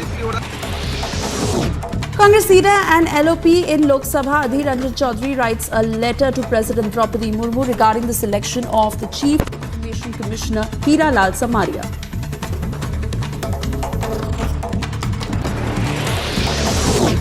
Delhi High Court preserves order on interim bail of businessman Amit Arora. He had sought interim bail on the grounds of his daughter's illness.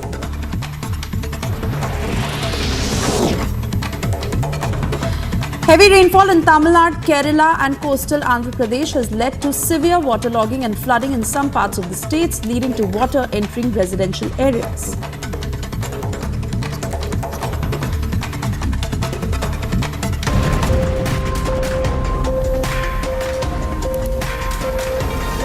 Time now for a short commercial break. On the other side, the stage is set for 2024 election season kicks off.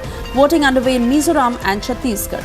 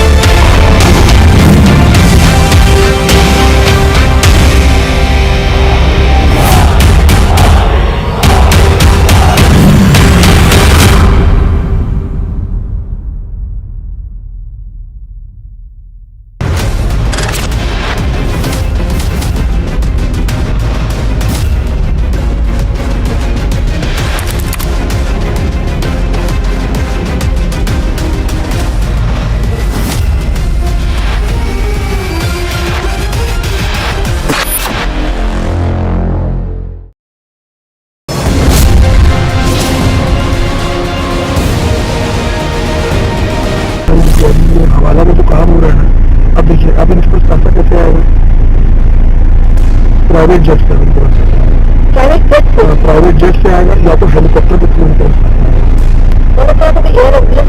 इस्तेमाल किए कभी नहीं पहले किए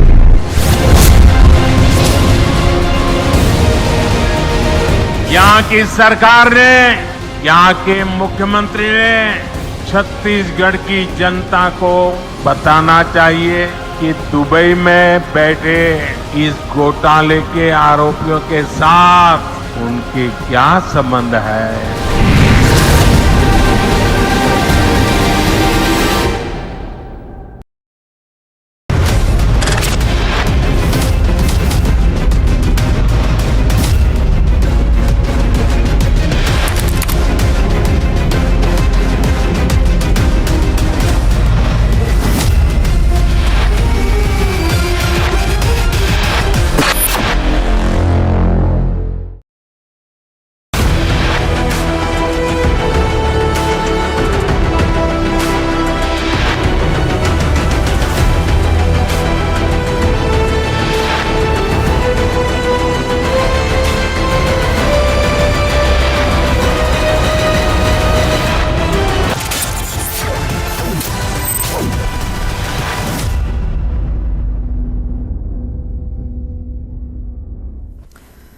Thank you for staying with Republic. And well, waterlogging has been reported at several places in Bengaluru. Torrential rains that pound the city. You're now getting your ground report on what the current situation is like.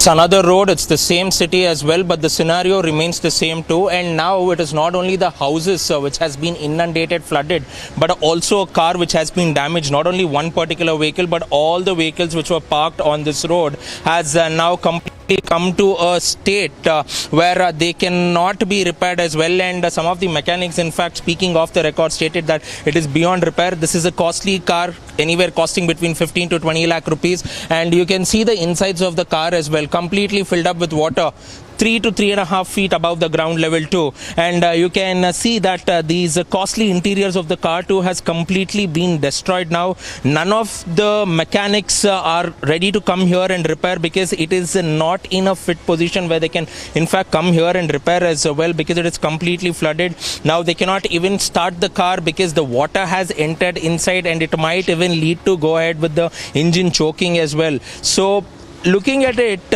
the houses have been damaged, water, there has been water on the roads as well. It's completely flooded. Low-lying areas are the worst affected as well, because we're not only speaking about one part of Bengaluru, we're speaking about north, south, east, west, all the 8 zones which has been affected too. And this is the sorry state of affairs where property is being destroyed. And one of the major problems where I am standing here, this is not mud that you are seeing, this is sewage that you are seeing, where I am amidst as well, because every time that there are rains, these drainage, these sewage lines choke completely, and you can see the sewage right there on our screens, which has flooded the road completely. And now we are also clearly going ahead and looking that water is being pumped out. The water which was inside is now being pumped out with the help of pump sets as well as machines too. So looking at it, will the authorities come and make sure that there is some sort of swift action so that people can get back to their routine lives, because Bengaluru will witness rains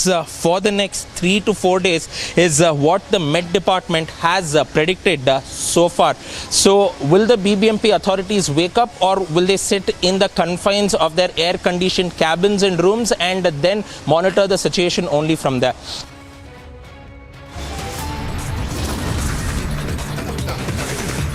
Time now for a short commercial break. On the other side, the Public Media Network's 8-part investigation into the Mahadev betting scam has become the #1 election issue.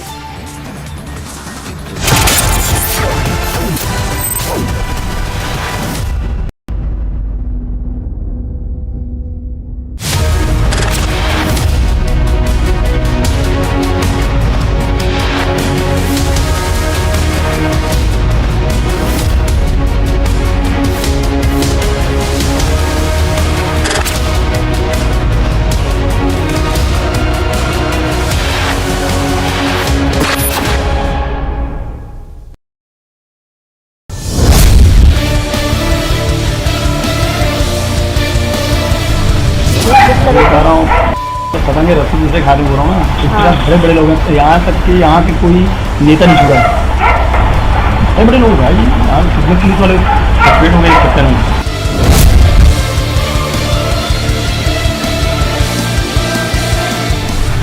एक विधायक भी पैसा मांग रहे सीधा, पैसे की demand किसके थ्रू करते हैं ये लोग? और कुछ जैसे कि यहाँ जो पकड़ाए हैं सतीश चंद्राकर और ASI क्या वर्मा उसका विनोद वर्मा का नाम ले दिया कि यहाँ का व्यापारी नाम दिया था, नहीं लगे।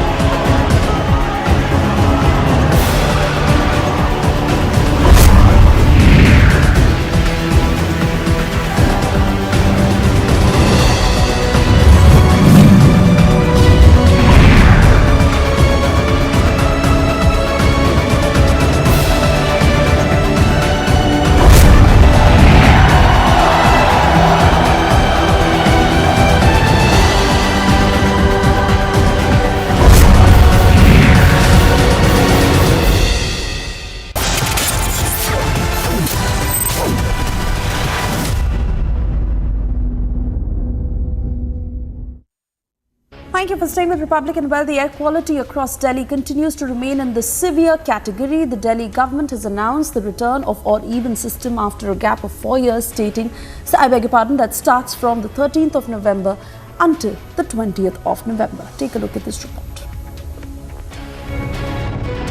It is that time of the year when we don't know whether to celebrate and feel happy because the festivities are around, or to dread the season because it's again the Delhi AQI situation which is hovering over our heads as the Delhi air again goes into the severe AQI situation, with so many implementations and bans by the government being implemented now, which people are saying is little late, as this happens every year when we get into the severe air pollution situation where you can see that we have this toxic haze over almost everything. And we also have these young people here with us who should be in the prime of their health, but they're already saying that they are suffering, their health is suffering because of this very bad severe AQI situation that Delhi is facing again for the 8th year in a row. So this is where the Delhi air pollution has reached, and this is what the situation of the AQI is.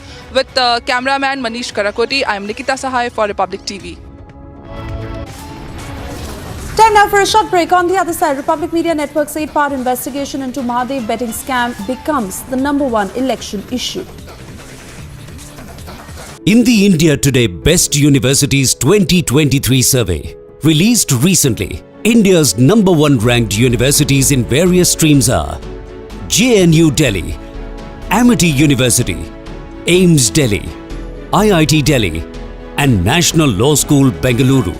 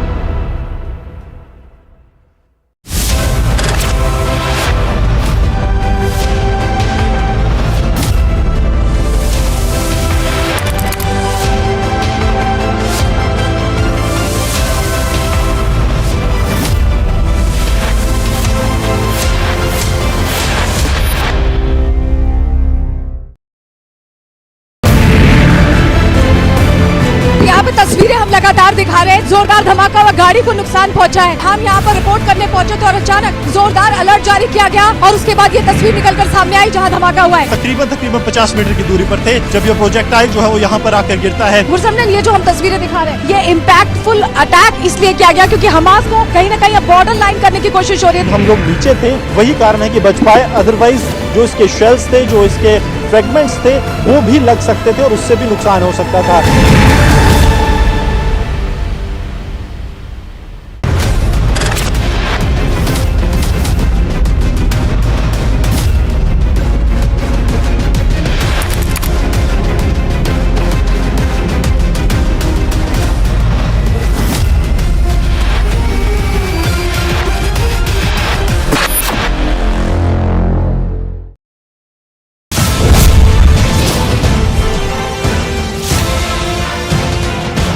ये पूरी बर्बाद कर सकते हैं। सकते क्या हम लोग पूरा चला रहे हैं। ये जो वेड ये सब चीज छोटे वाले मतलब पूरा टोटल में मतलब गेम लगता है।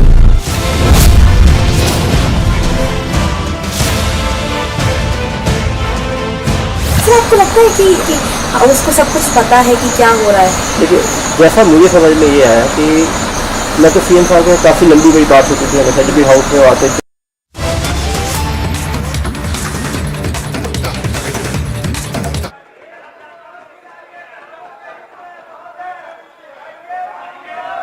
महोदय, आज जिस भूमि आप टोका टोकी महोदय, समय बर्बाद करना है। कौन आदमी टोक रहा है? आपके लोग ढोल बजा रहे हैं, क्यों बजा रहे हैं? ज्यादा समय तो आप ही मेरा ले रहे हैं, ये उचित नहीं है। भूमि महोदय, भूमिहीन लोगों में आपने दिखाया कि भूमिहीन कितना है। आप इस किताब के अंदर महोदय क्यों नहीं जारी किया किस जाति में कितना भूमिहीन है? आप स्पष्ट क्यों नहीं कर रहे? उसका आंकड़ा जारी करना चाहिए महोदय। किस परिवार में बच्चों की संख्या कितनी है वह भी आंकड़ा जारी होना चाहिए महोदय। किस परिवार में छोटा परिवार, बड़ा परिवार का भी विश्लेषण बतानी चाहिए। एएन सिन्हा इंस्टीट्यूट में मल्लाहों का रिपोर्ट जारी किया गया था महोदय। उसने कहा था 2013 में कि 85 लाख संख्या है और आपके समय में 65 लाख बताया गया। आप वो रिपोर्ट भारत सरकार को भी भेजे थे महोदय। ये अंतर, ये डिफरेंस क्यों है? सरकार को बतानी चाहिए। अति पिछड़ों के आंकड़ों के लेकर के जो प्रश्न उठ रहा है महोदय, ये कई वातावरण को कहीं न कहीं भ्रमित कर रहा है। आज धर्म के आधार पर महोदय 2011 से सेंसस हुआ था। जैन धर्म 2011 में 18,914 था और 2023 में महोदय ये 12,513 हो गया। सिख का 2011 में 23,789 था, 23 में 14,753 हो गया। महोदय ईसाई का 1,29,274 था, आज 75,238 हो गया। महोदय हिंदू का 82.68% था, आज 2023 में 81% 99 हो गया। महोदय कई प्रश्न खड़े हो रहे हैं। कांग्रेस शासित राज्यों के अंदर आज जितनी सरकार चल रही है वहां जातीय जनगणना, बैठिए सर्वे क्यों नहीं कराया? शांति शांति, आप बैठिए महोदय।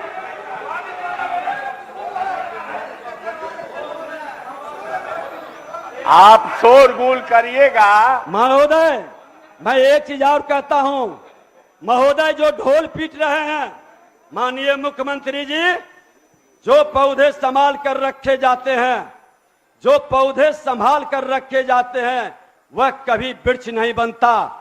आपने जो उत्तराधिकारी घोषित किया किसी अति पिछड़े और दलित के बच्चों को, उस विधायक को, उस परिवार से क्यों नहीं घोषित किया? हिम्मत है तो अति पिछड़ा को आप मुख्यमंत्री उप मुख्यमंत्री के पद पर बैठाने का।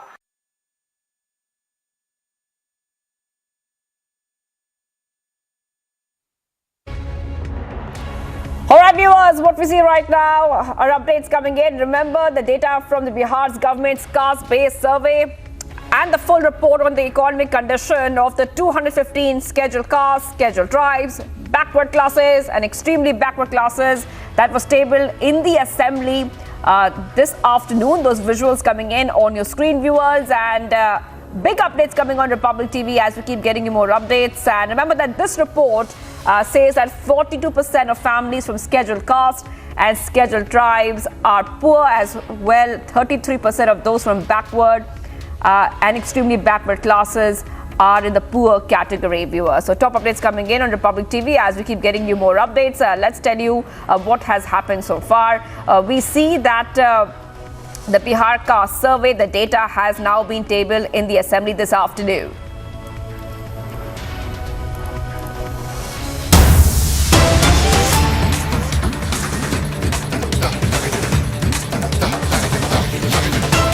Viewers, in the run-up to the mega 2024 elections, the Ram Mandir politics is back. And in the latest coming in, UP Chief Minister Yogi Adityanath has now hit out, saying that all Congress ever did was block the Ram Mandir from being built. That is right, viewers.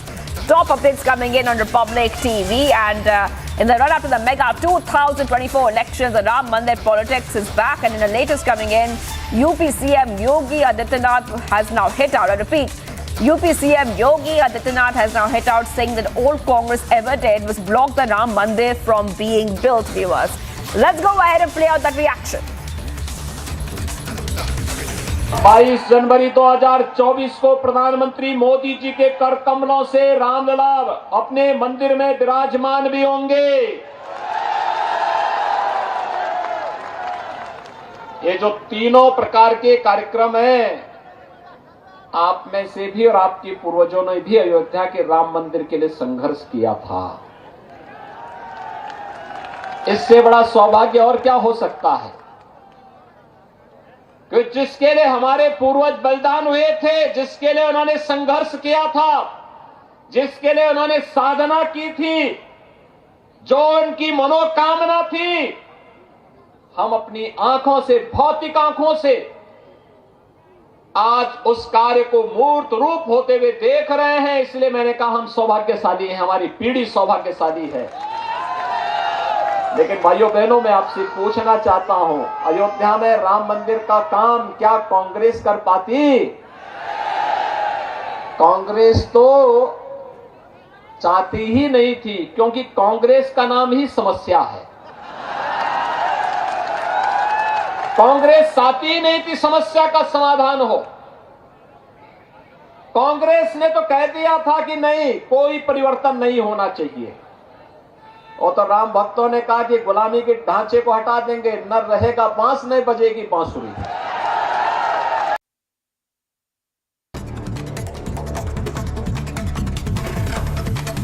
Viewers, top updates coming in right now. Supreme Court has pulled off the Punjab government and asked the Punjab government to stop the stubble burning. Supreme Court has also observed that there cannot be a political battle all the time. BJP released its fourth list of candidates for the upcoming Telangana Assembly elections. 12 new names have been added to the previous 87, bringing the total names of candidates announced for 99 constituencies. Notably, out of this comprehensive list, 14 are women candidates.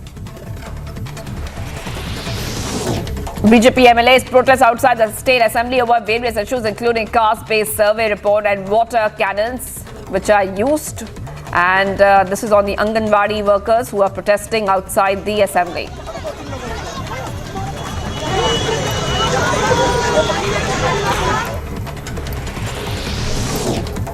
Hitting out at the Bihar government, former Bihar Deputy CM and BJP MLA has said that Anganwadi workers have taken to the streets over their demands, but they are being dispersed with the help of water cannons. The government is heavy-handed. They do not care about anyone.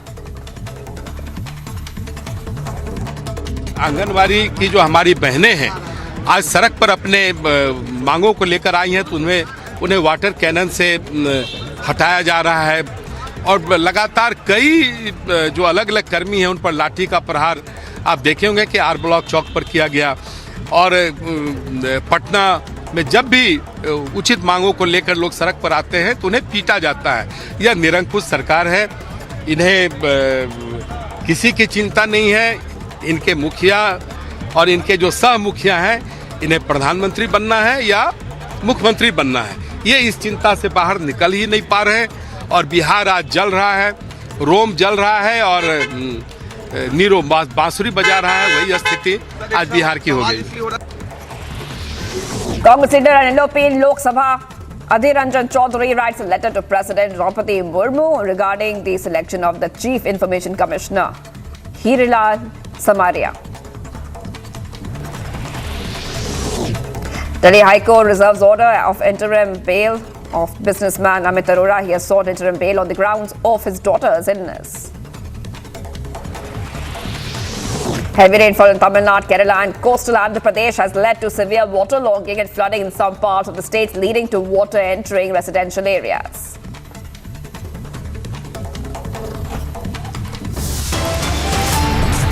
Viewers, much more coming up on the other side. Republic Media Network's 8-part investigation into Mahathir betting scam becomes #1 election issue. As gold smuggling angle emerges in Mahathir betting scam, ED sources suggest Dubai link now under investigation. Stay tuned to India's #1 news channel, Republic TV.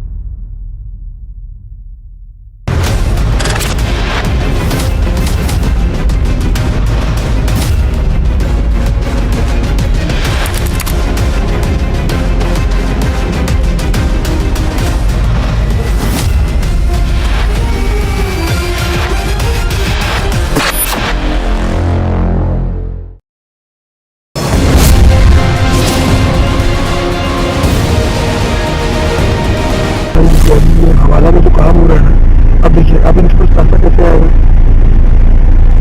Private jet से इनके पास private jet से आएगा या तो helicopter के through इनके इस्तेमाल किए कभी पहले किए।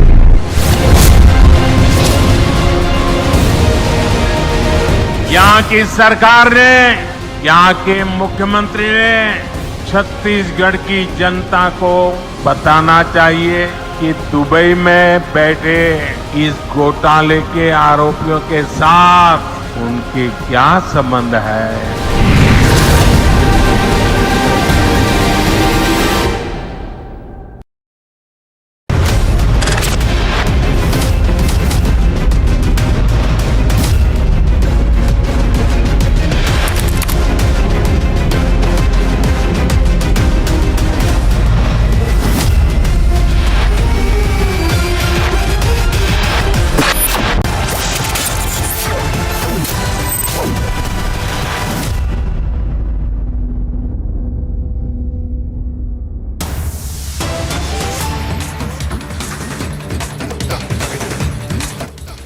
Viewers, getting in a big lead in the Elvish Yadav case. Noida police has now sent a notice to Elvish Yadav asking him to appear physically in the next 48 hours. Sources have also suggested that police are likely to seek 14-day remand of 3 of the 5 accused. Viewers, top updates coming in right now. And what we see right now is that Noida police have said it's time he appears before them for questioning in connection with allegations that he was part of a racket that supplied snake venom at rave parties. Viewers, top updates coming in on Republic TV. Let's go to Simran, who's joining us on the phone line. Simran, sources have told us that the police will be going for a 14-day remand of 3 of the 5 accused in this case. Take us through what is happening so far and any response coming in from Elvish Yadav about his appearance before the Noida police. Well, yes, as you have rightly also said, and we are breaking it right now at Republic TV, there has been a big revelation in the Elvish Yadav case. So as far as the details have been going on, it was 2 to 3 days back when Elvish Yadav, the famous YouTuber, was found in Rajasthan, when also the Noida police actually came out officially and publicly said that they were not looking out to arrest him. But as of it could be seen as possibly like a U-turn, where Noida police has sent a notice to Big Boss fame Elvish Yadav in the case where there have been allegations over the YouTuber that he has been involved in making venom out of snakes. And remember, after taking the accused Rahul in this on remand, the Noida police is saying right now, sources are indicating that Elvish Yadav is likely to be interrogated. In this regard, a notice has also been sent, and interrogation is also likely, in fact, to take place by making both of them sit face to face. As far as the allegations that have come on board against Elvish Yadav, which he has completely denied, there has been an accused who is 32-year-old Rahul, who made a statement in front of the police on a complaint by the PFA person Gaurav Gupta, on the basis of which Elvish Yadav was named in the FIR. So the Noida police is definitely now diving deep into the entire interrogation of the case which is pertaining to the YouTuber's fame, Elvish Yadav. And definitely in this regard, Elvish Yadav, who was, when the FIR was registered, was in Mumbai. But right now, now a notice has been sent. It is likely to be seen that he has to come for the interrogation and also speak his side of story, where he is completely in denial of the allegations that have come against him in the case where he has been accused of also supplying and consuming the snake venom. As far as the police action has been concerned, the police is going to also examine the CCTV footage where the alleged parties of the mention of which has been made in the FIR will take place. The team of Noida police is also collecting the information, remember, in Sector 51 of Noida, where these allegations have been made by the PFA member Gaurav Gupta. Back to you. All right. Thank you, Simran, for getting us all the details coming in. A big lead in the Elvish Yadav case. Noida police has now sent the notice to Elvish Yadav, making him appear physically in the next 48 hours.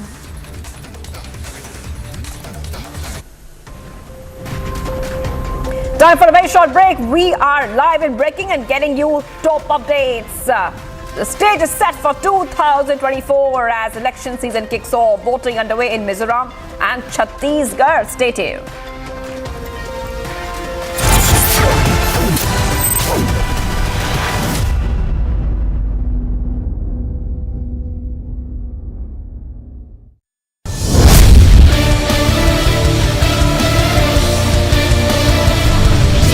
बता रहा हूँ तो पता नहीं रस्सी दूसरे खाली हो रहा हूँ ना, इस तरह बड़े बड़े लोग हैं, यहाँ तक कि यहाँ के कोई नेता नहीं छुड़ा, बड़े बड़े लोग भाई, यहाँ कितने पुलिस वाले सस्पेंड हो गए इस चक्कर में।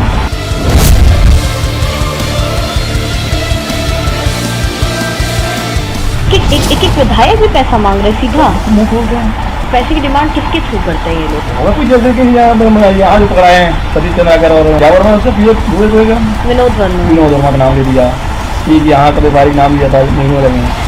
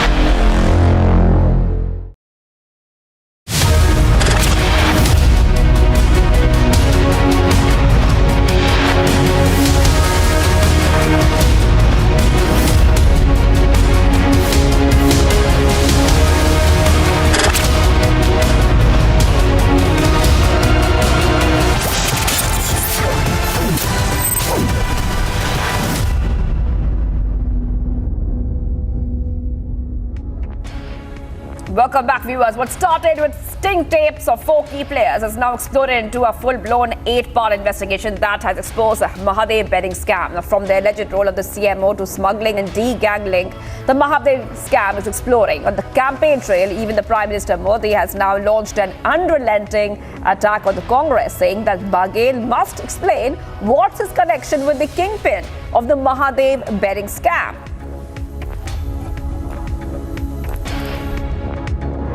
छत्तीसगढ़ के युवाओं को क्या क्या सपने दिखाए थे और दिया क्या? उन्होंने महादेव के नाम पर भी घोटाला कर दिया। महादेव के नाम पर महादेव सट्टेबाजी घोटाले की चर्चा आज देश और विदेश में हो रही है। कांग्रेस ने अपनी तिजोरी भरने के लिए आपके बच्चों से सट्टेबाजी करवाई है। क्या इनको माफ करेंगे क्या आप? आपके बच्चों को बर्बाद करने वाला काम ऐसे लोगों को माफ करोगे आप? और ये सब किसके इशारे पर हुआ? किसके इशारे पर हुआ? किसके इशारे पर हुआ? उनको सजा मिलनी चाहिए कि नहीं मिलनी चाहिए? पहले सजा आप दोगे कि नहीं दोगे? कमल के निशान पर बटन दबा करके कड़ी से कड़ी सजा ऐसे लोगों को करनी है भाइयों। मुक्ता कैसे बना हुआ था? और ये कक्का आपका सब लोग तो कहते हैं 30% कक्का, 30% कक्का, खुलेआम सट्टा। ये 30% कक्का खुलेआम सट्टा चला रहे थे। आज यहां के मुख्यमंत्री के करीबी जेल में बंद है। छापों में नोटों के बड़े बड़े ढेर मिल रहे हैं जी, सबूत के साथ करोड़ों रुपए पकड़े जा रहे हैं। जो घोटाले का सबसे बड़ा आरोपी है वो टीवी पर आकर कह रहा है कि उसने मुख्यमंत्री को 500 करोड़ रुपए से ज्यादा रिश्वत दी है। अब आपको सबूत की जरूरत है क्या? देने वाला खुद कह रहा है रुपये मिल रहे हैं और फिर भी आपसे वो वोट मांग रहे हैं। शर्म नाम की चीज नहीं है इनको। इनको साफ करना पड़ेगा भाइयों, साफ करना पड़ेगा। करोगे? हर पोलिंग में उसमें से सफाई करनी पड़ेगी, क्योंकि ऐसे आरोपों से घिरे मुख्यमंत्री को एक दिन भी सीएम की कुर्सी पर नहीं रहना चाहिए। आज आप देख रहे हैं कि यहां के मुख्यमंत्री, उन पर लगे आरोपों के बाद कांग्रेस के बड़े बड़े दिग्गजों ने भी उनसे किनारा कर लिया है। ये आरोप इतने गंभीर है, सबूत इतने सटीक है कि कांग्रेस से अपने मुख्यमंत्री का बचाव करना भी मुश्किल हो गया है। हो सकता है आज जब मैंने कहा तो हो सकता है कांग्रेस के नेता कुछ उनके बचाव में दो चार आधी अधूरी बात बोल करके खाना पूर्ति कर लें, लेकिन कांग्रेस का एक नेता इनकी पापों के पक्ष में एक शब्द बोल नहीं रहा है। सब चुप हो गए क्योंकि उनको मालूम है कि इन्होंने अपने और अपने बच्चों की भलाई के लिए पूरी कांग्रेस पार्टी को डुबो दिया। लेकिन मैं आपको विश्वास दिलाता हूं, आपको मेरे विश्वास पे भरोसा है? आपको भरोसा है? आपको मैं गारंटी देता हूं, महादेव सट्टेबाजी घोटाले में भाजपा दूध का दूध और पानी का पानी करके रहेगी।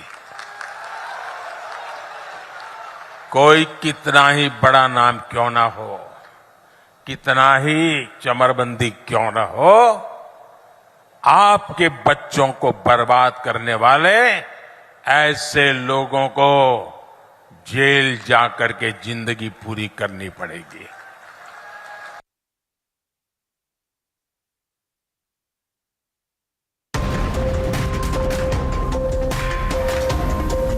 Viewers, much more coming up. The stage is all set for 2024 as election season kicks off. Voting is underway right now in Mizoram and Chhattisgarh. Stay tuned.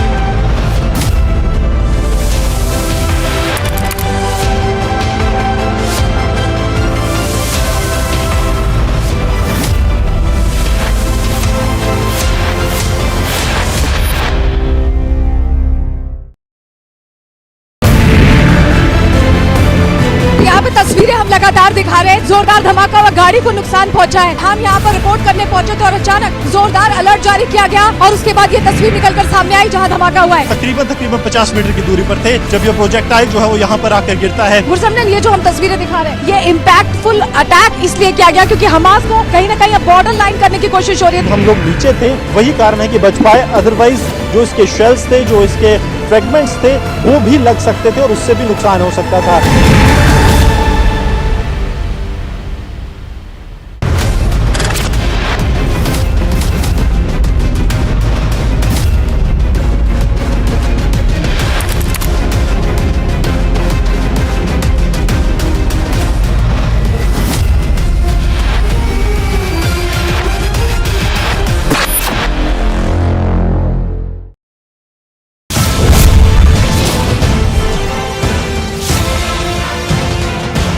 ये पूरी सरकार खरीद सकते हैं।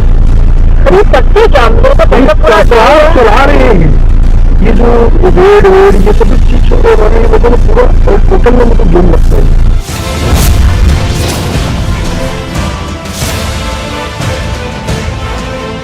सर, आपको लगता है कि उसको सब कुछ पता है कि क्या हो रहा है? देखिए, जैसा मुझे समझ में ये आया कि मैं तो सीएम साहब के काफ़ी लंबी बड़ी बात होती थी, हमेशा जब भी हाउस में आते थे तो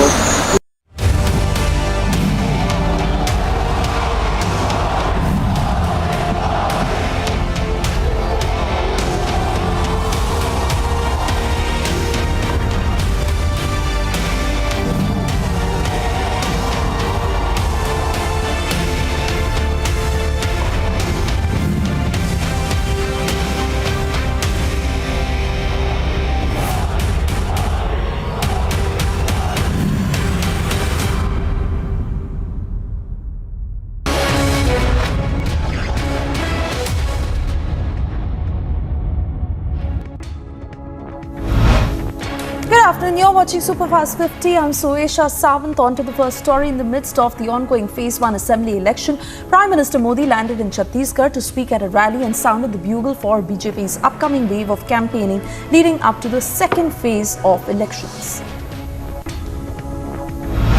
While addressing a rally in Chhattisgarh, Prime Minister Modi hit out at the Congress government for failing to contain Naxalism in Chhattisgarh and said whenever the party comes to power at the centre, Naxalites and terrorists get emboldened. जब कांग्रेस सरकार में आती है तब देश में आतंकवादियों और नक्सलियों के हौसले बढ़ जाते हैं। जहां भी देखो इधर कभी बम फूटने की खबर आती है, कभी उधर बम फूटने की खबर आती है, कभी यहां मार दिया काट दिया की खबर आती है, कभी यहां मार दिया काट दिया की खबर आती थी। Raising the Mahadev betting app scam in Chhattisgarh, Surajpur, Prime Minister launched a scathing attack on CM Baghel and said that CM House has now become a den for gamblers. Chhattisgarh के युवाओं को क्या क्या सपने दिखाए थे और दिया क्या? उन्होंने महादेव के नाम पर भी घोटाला कर दिया। महादेव के नाम पर महादेव सट्टेबाजी घोटाले की चर्चा आज देश और विदेश में हो रही है। कांग्रेस ने अपनी तिजोरी भरने के लिए आपके बच्चों से सट्टेबाजी करवाई है। क्या इनको माफ करेंगे क्या आप? As the Mahadev scam investigation has become the biggest talking point this election season, it's a mega face-off between the BJP and the Congress, where BJP has launched a scathing attack questioning the Baghel government over their silence. Congress केवल अपने मुकदमे खत्म करेगी, ED हाथ में आएगी। ED स्वतंत्र जांच एजेंसी है और कल भी केंद्रीय मंत्री ने कहा था कि कब छत्तीसगढ़ की सरकार ने लिखा, एक भी कागज नहीं दे पाए। कौन सी ऐसी मजबूरी थी कि छत्तीसगढ़ की सरकार कार्रवाई नहीं कर सकती थी? Voting has kicked off in Mizoram and across 20 seats in Chhattisgarh, setting the stage for what many consider a crucial precursor to the 2024 Lok Sabha elections. commander of Cobra, an elite unit of CRPF, was injured by IED planted by Naxals in the Marka region of Chhattisgarh as voting for the first phase of the district got underway. Heading out at the agencies, Chhattisgarh Chief Minister Bhupesh Baghel said that ED and IT will take a short break and will return before Lok Sabha elections. जो जिसके पास पैसा पकड़ा गया वो रमन सिंह के साथ उसको photo है, उसके पार्षद है, उसके बड़े करीबी हैं, भाजपा कार्यकर्ता उसके यहाँ पकड़ा गया और भाजपा जो नेता है उसके रिश्तेदार की गाड़ी है ना। और दूसरी बात यह है कि ये पूरा प्लांटेड है, इसका मतलब है भारतीय जनता पार्टी हार मान चुकी है, ये उनका आखिरी अस्त्र था। PM Modi hits out at the Congress in Madhya Pradesh addressing a public rally in Siddhi. Prime Minister said that Congress never fulfilled promises made to the poor and poor have been cheated by the Congress. Congress ने केंद्र में हमारे यहाँ सेवा काल शुरू हुआ उसके पहले 10 साल तक जो सरकार चलाई उसमें उसने गरीब और मध्यम वर्ग को लूटने का ही काम किया था। Anganwadi workers surrounded Bihar Vidhan Sabha to assert their demands, leading to police employing water cannons to disperse those demonstrators. During this protest, one Anganwadi worker collapsed, yet the police persisted in using water cannons without halting their actions. BJP MLAs protest outside the State Assembly over various issues including caste-based survey report and water cannons used on Anganwadi workers protesting outside the Assembly. Hitting out at the Bihar government, former Bihar Deputy Chief Minister and BJP MLA Tarkishore Prasad said that Anganwadi workers have taken to the streets over their demands, but they are being dispersed with the help of water cannons. The government is heavy-handed. They don't care about anyone. और आंगनवाड़ी की जो हमारी बहनें हैं आज सड़क पर अपने मांगों को लेकर आई हैं तो उन्हें वाटर कैनन से हटाया जा रहा है और लगातार कई जो अलग अलग कर्मी हैं उन पर लाठी का प्रहार आप देखे होंगे कि आर ब्लॉक चौक पर किया गया और पटना में जब भी उचित मांगों को लेकर लोग सड़क पर आते हैं तो उन्हें पीटा जाता है। यह निरंकुश सरकार है, इन्हें किसी की चिंता नहीं है। इनके मुखिया और इनके जो सह मुखिया हैं इन्हें प्रधानमंत्री बनना है या मुख्यमंत्री बनना है, ये इस चिंता से बाहर निकल ही नहीं पा रहे और बिहार आज जल रहा है, रोम जल रहा है और नीरो बांसुरी बजा रहा है। वही स्थिति आज बिहार की हो गई। Delhi NCR region continues to battle toxic air and is enveloped under a thick layer of smog with visibility dropping as AQI remains under severe category. Supreme Court has pulled up the Punjab government and asked the Punjab government to stop stubble burning. Supreme Court has also observed that there can't be a political battle all the time. The top court has instructed Rajasthan and other concerned parties to adhere to its previous order regarding the use of firecrackers during the festive season. Supreme Court has specifically directed Rajasthan to implement measures aimed at reducing air pollution, especially during festivals, emphasizing that it is a collective responsibility to address this issue. BJP released its fourth list of candidates for the upcoming Telangana Assembly elections. 12 new names have been added to the previous 87, bringing the total number of candidates announced for 99 constituencies. Notably, out of this comprehensive list, 14 are women candidates. Delhi Chief Minister Arvind Kejriwal chaired a high-level meeting with Aam Aadmi Party MLAs and councillors amid the political crisis plaguing his government. This comes a day after Kejriwal chaired a meeting with MLAs. Income tax conducts raids on Som group of companies in Bhopal, primarily involved in business of spirits, beer and alcopop. Raids that are underway in Bhopal, Jabalpur and Indore. Income tax raids on TN Public Works Department Minister E.V. Velu's residence and other properties in Tiruvannamalai extended into its 5th day. Delhi High Court reserves the order on interim bail of businessman Amit Arora. He sought interim bail on the grounds of his daughter's illness.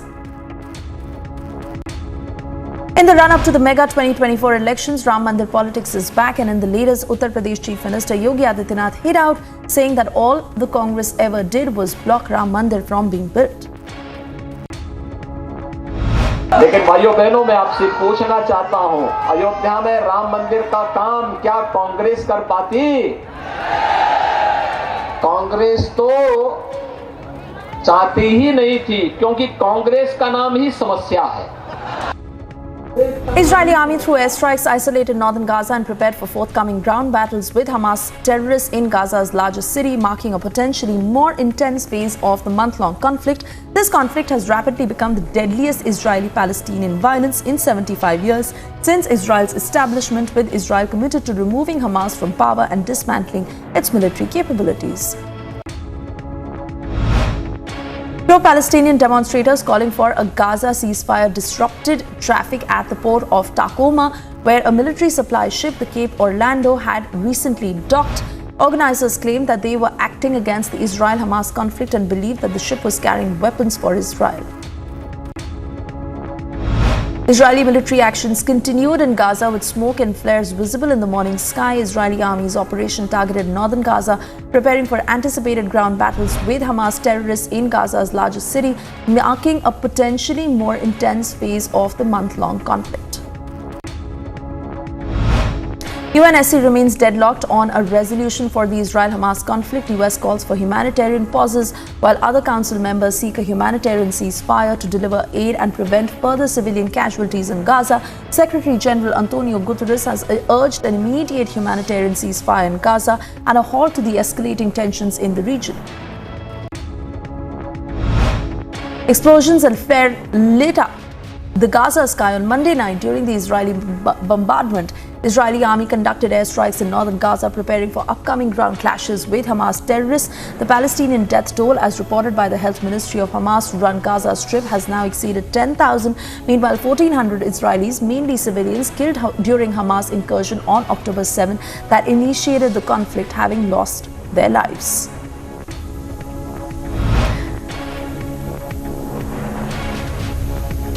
IDF released additional footage of their actions in Gaza Strip. Israeli forces isolated northern Gaza through heavy airstrikes, laying the groundwork for an anticipated advance into the densely populated Gaza city, marking a potentially more intense phase of the month-long conflict.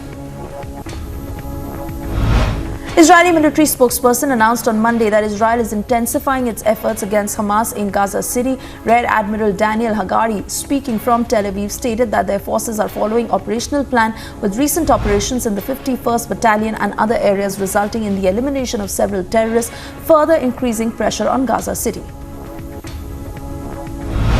US could not verify the reported death toll of 10,000 in Gaza, but they acknowledged that many thousands have been killed. When asked about the toll's impact on their support for Israel, the response highlighted the context of the conflict, stating that Israel was confronting Hamas, a group that engaged in acts of violence, including paragliding into civilian areas on October 7, resulting in the killing of innocent people in their homes and at a music festival. Israeli Prime Minister Benjamin Netanyahu stated that Israel would assume overall security responsibility in Gaza for an indefinite period following the conclusion of the conflict. He also reiterated that a comprehensive ceasefire would only be considered after the release of all hostages by Hamas. However, Netanyahu expressed willingness to consider short-term pauses in the conflict. Families of Israelis held hostage by Hamas made emotional appeals on Monday, urging the global public and decision makers to support their efforts to reunite with their loved ones. Orit Meir, for instance, expressed her horror upon seeing her son Almog in a Hamas video captured after he was abducted during the October 7 attacks. In the video, Almog appeared frightened, lying on the floor with his hands covering his face. Images of thousands kidnapped into Gaza by Hamas were projected on Jerusalem's Old City walls. Over 240 Israelis were taken during a cross-border raid, with 5 hostages now freed, providing hope to the families of those still in captivity. Israeli military announced on Tuesday that it has taken control of a Hamas military stronghold in the northern Gaza Strip. Now, according to IDF, their troops targeted 2 cells and engaged several terrorists in a building adjacent to Al-Quds hospital. Now, additionally, numerous Hamas mortar launchers were hit and naval forces targeted Hamas posts containing undisclosed technological assets. The sole functioning mill in Gaza continues to face challenges in grinding wheat due to the shortage of electricity and fuel. As stated by World Food Programme, when bread is accessible, individuals endure lengthy queues at bakeries, making them vulnerable to air attacks. The WFP has reported that at least 11 bakeries have been damaged and demolished since October 7.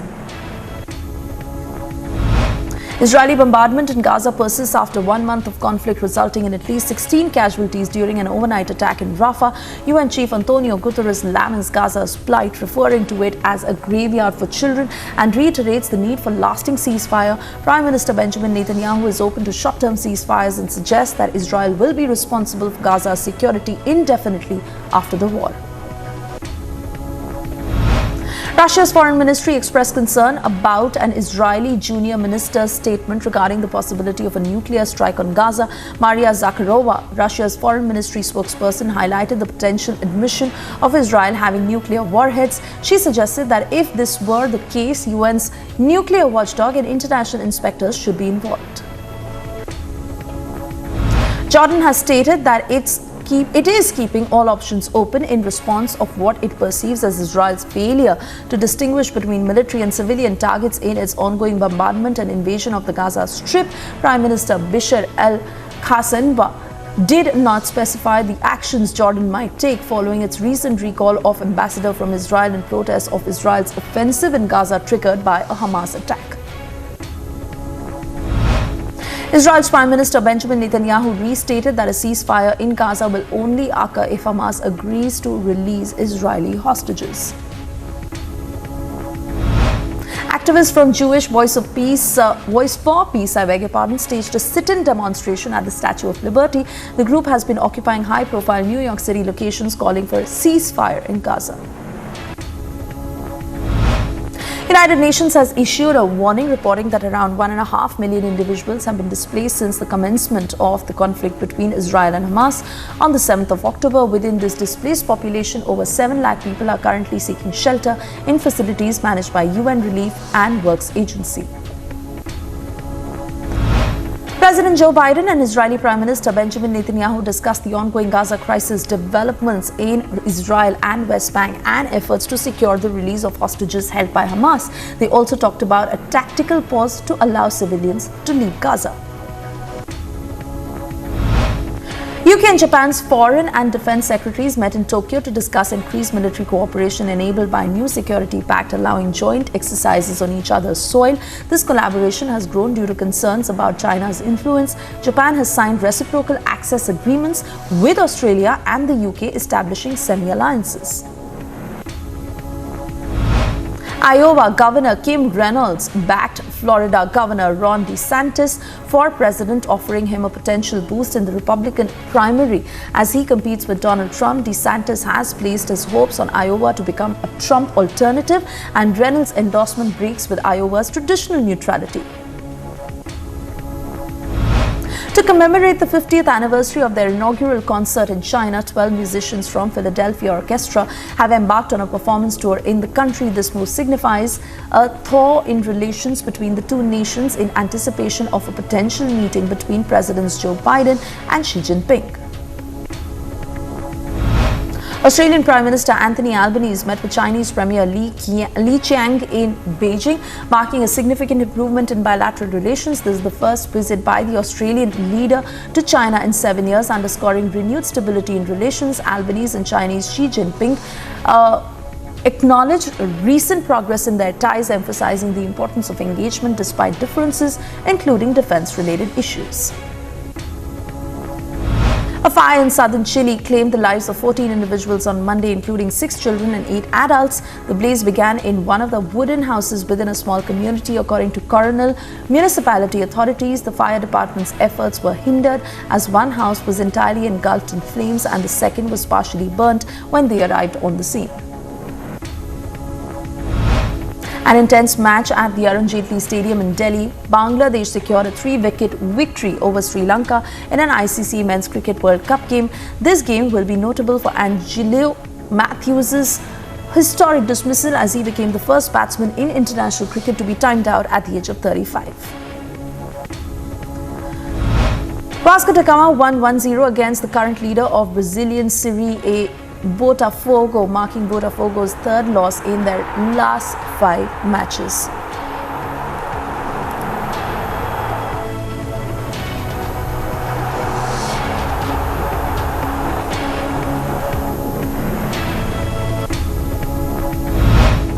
Godoy Cruz cruised to a 2-0 win over Palestinians in the Argentine Primera Division. Pierre Barricos scored the opener in the first half, while Plantes' Ignacio Vasquez netted an own goal despite a second half effort from Plantes' substitute Matteo Pellegrino.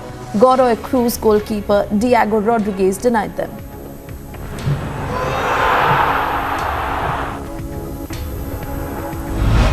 Jasprit Bumrah, the Indian fast bowler who had been causing significant disruptions in the ongoing ICC World Cup 2023, received a nomination for ICC Men's Player of the Month award for October 2023. He shared this nomination with South Africa's opening batsman and the emerging talent from New Zealand, Rachin Ravindra.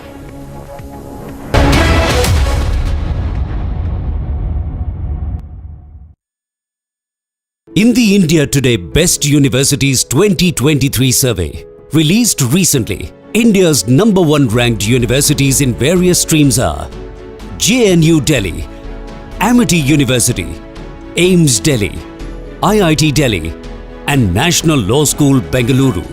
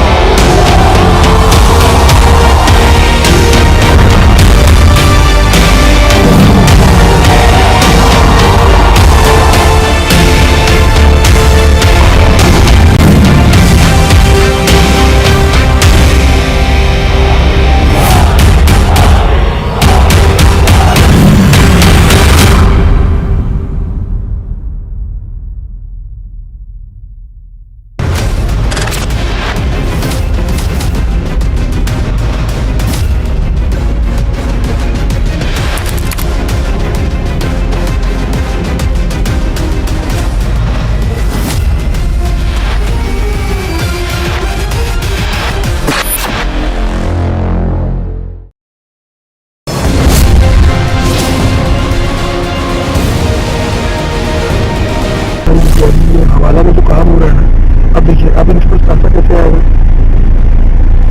Private jet से private jet से आएगा या तो helicopter के through इस्तेमाल किए कभी नहीं पहले किए।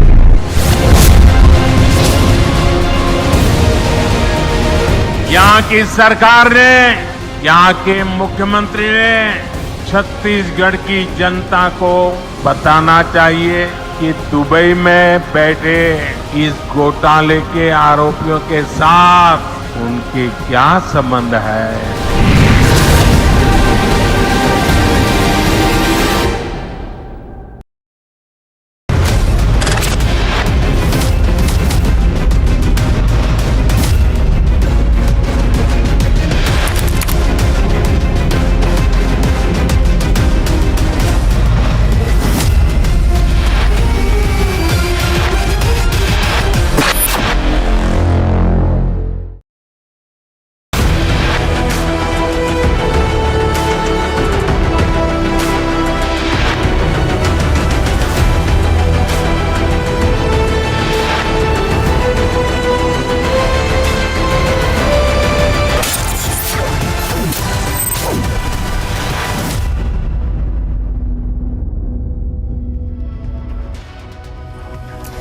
And we are cutting across to a big lead in the Elvish Yadav case, as we are learning that the Noida police has now sent a notice to Elvish Yadav asking him to appear physically in the next 48 hours. Sources have also suggested that the police is likely to seek 14 days remand of 3 of the 5 accused. This is the latest that is coming in the Elvish Yadav case, as we are now learning that the Noida police has sent a notice to the man who is on the run, Elvish Yadav, asking him to appear physically in the next 48 hours. You would remember how he had released a video claiming innocent, and he had said that all these allegations that have been leveled against him are not true, However, questions also asked as to if he is innocent, then why is he on the run, which he continues to be. And now the Noida police has sent a notice to Elvish Yadav asking him to appear physically in the next 48 hours. Simran has all the details of the notice that has been sent to him. She's with us on the phone line. Over to you, Simran.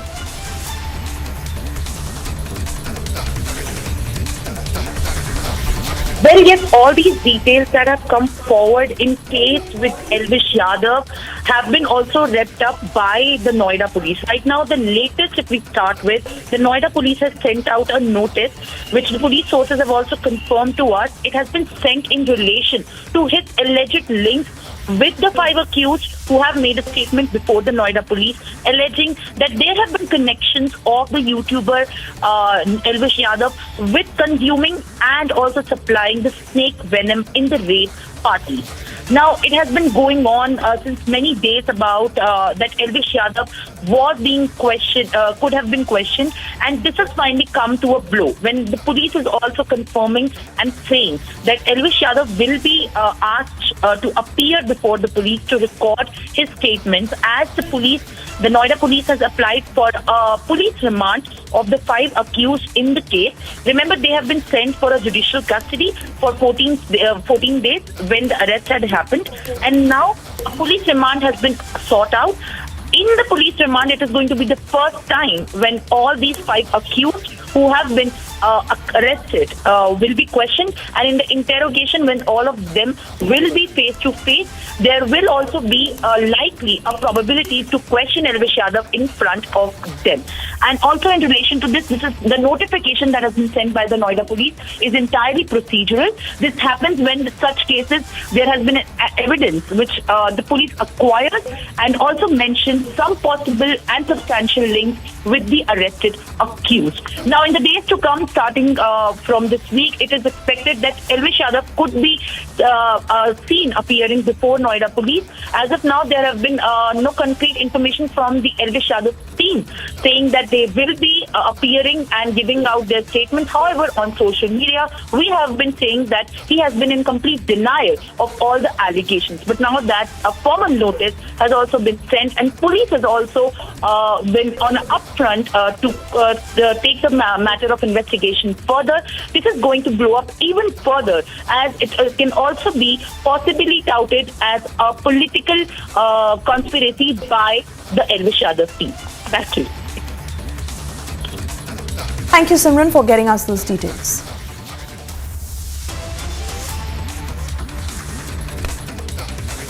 Moving on, Anganwadi workers gherawed Bihar Vidhan Sabha over their demands. Police used water cannons to disperse those protesters. Anganwadi worker who fainted amid the protests. However, police did not stop using water cannons and continued to disperse the protesters. Getting you more in this report.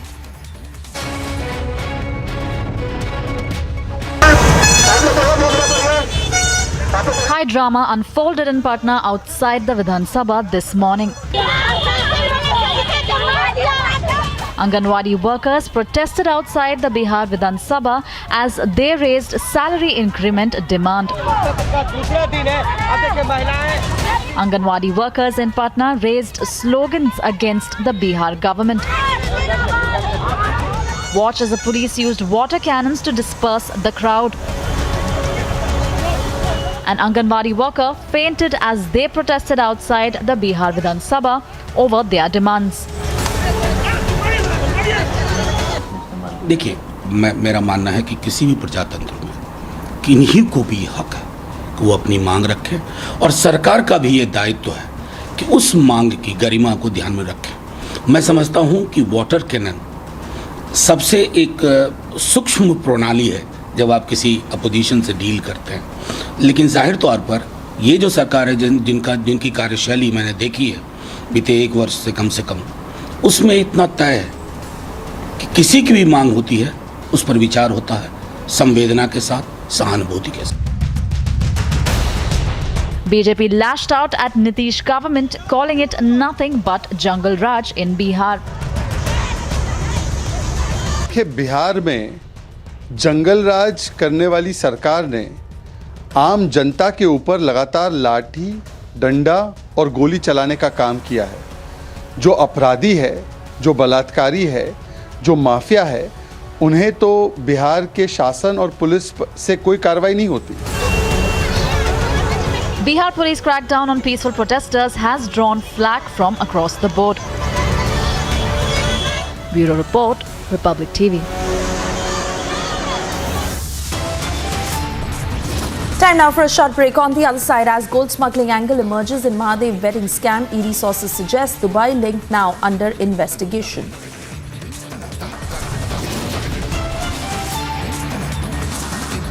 Massive impact of Republic Mahadev investigation. ED sources tell Republic summons to be issued soon.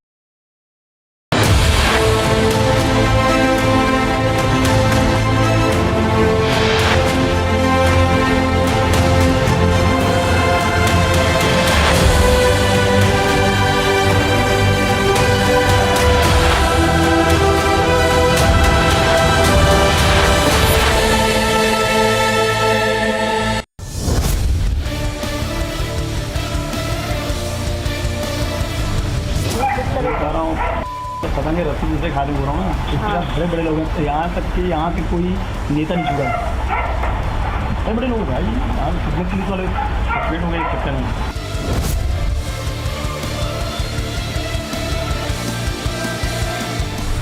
एक विधायक भी पैसा मांग रहे सीधा, मुँह खोल रहे हैं। पैसे की डिमांड किसके थ्रू करते हैं ये लोग? और कुछ जैसे कि यहाँ जो पकड़ाए हैं सतीश चंद्राकर और हाँ ASI क्या बोल रहा है उससे विनोद वर्मा का नाम ले दिया, ठीक यहाँ का व्यापारी नाम लिया था नहीं वाले में।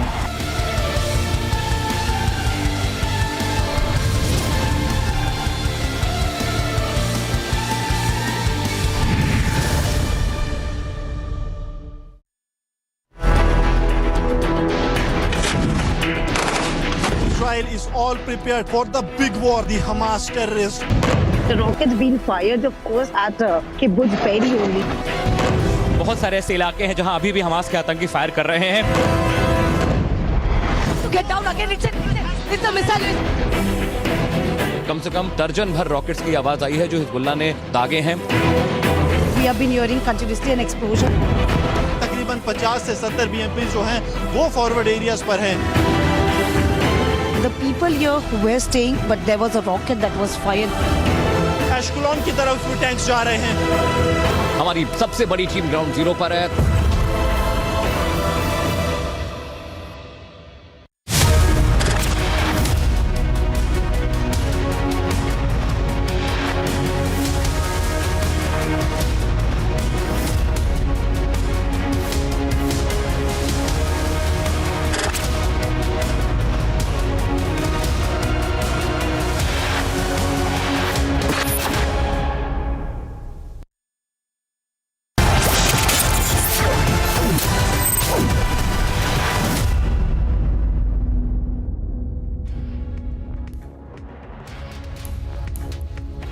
and a very good evening. You're watching Republic and I'm Deepthi Sachdeva. And if you stay in and around the National Capital Region and Delhi, we all know that there is a season that comes towards the fag end of October. It extends till the mid of November. That's called the pollution season. As always, it gets difficult for all of us to breathe, but politicians find it very, very easy to just shift the blame from one political party to the other, from one state to the other. The Supreme Court today has stepped in and said enough of this politics. React right now. We'll get you details of what the Supreme Court has said as far as that big story is concerned. First up, the headlines. The Prime Minister raises the Mahadev scam. He says the Chief Minister Baghel's house has become a den for gamblers. Yogi Adityanath hits out at the Congress as the Ram Mandir politics rage on. He says the Congress never wanted the Mandir to be built.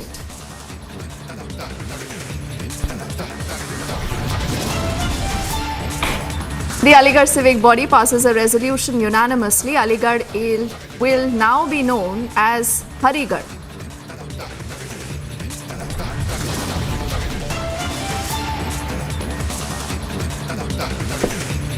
As the face-off over pollution crisis continues in Delhi, the Supreme Court had steps in and it says the politics and find a solution.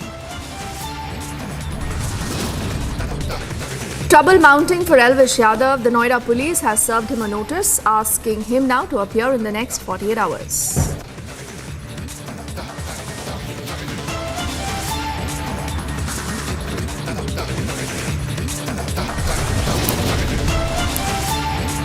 And Israel's relentless fight against terror continues as the war against Hamas now completes a month.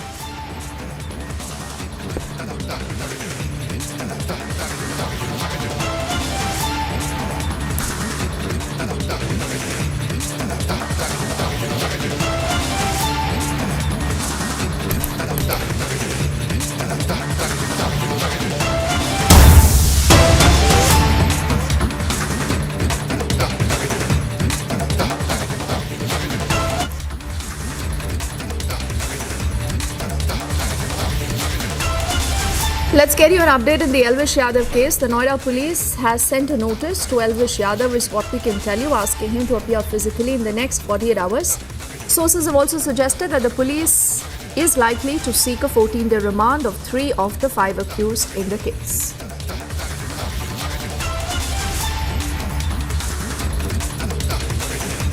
So that's the latest in the Elvish Yadav case. The Noida police has sent him a notice and they want him to make himself available before the agency in the next 48 hours. Sources also indicate that the police then could be seeking a 14-day remand of 3 of the 5 accused who've already been arrested by the police.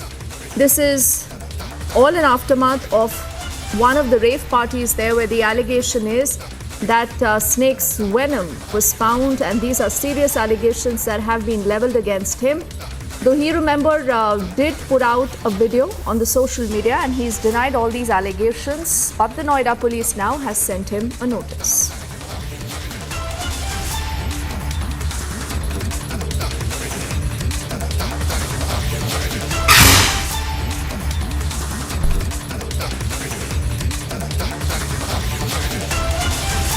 So next 48 hours is the deadline that has been set for Elvish Yadav.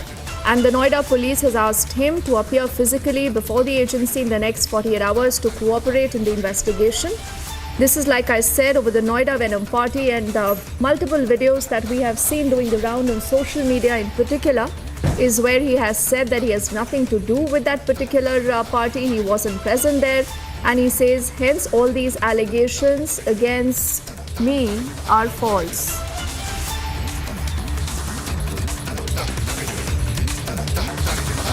Simran is joining us on the phone line right now. Simran, can you give us more details on what we know as far as the Noida police is concerned? Why did they take so long to first up issue him a summon? Now, there are reports possibly that do indicate that he could have just fled the country. He has again and again said he's nothing to do with the entire case and he's being falsely implicated.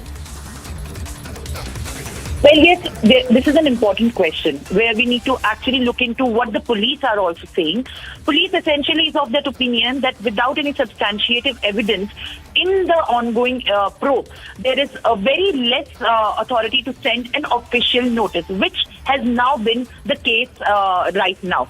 While the Noida police officers have also confirmed that the sending of the notice was essential because now there has been some sort of substantiative evidence linked to his involvement into this entire fiasco of also consuming and supplying the snake venom at the rape parties in the Noida. Now remember, there were very questions which were being raised earlier as well on the involvement of Elvish Yadav and why the police is acting on a back foot. But right now, the Noida police has prepped up and also issued sought in fact a police custody of the 5 accused who have been arrested few days back in the entire case. They have been sent for a judicial custody when the arrest was taken place, but right now the police custody has been sought out, and after applying for the police custody, the modus operandi for the interrogation would be to actually interrogate and to question all the 5 accused, where also there is a possibility that Elvish Yadav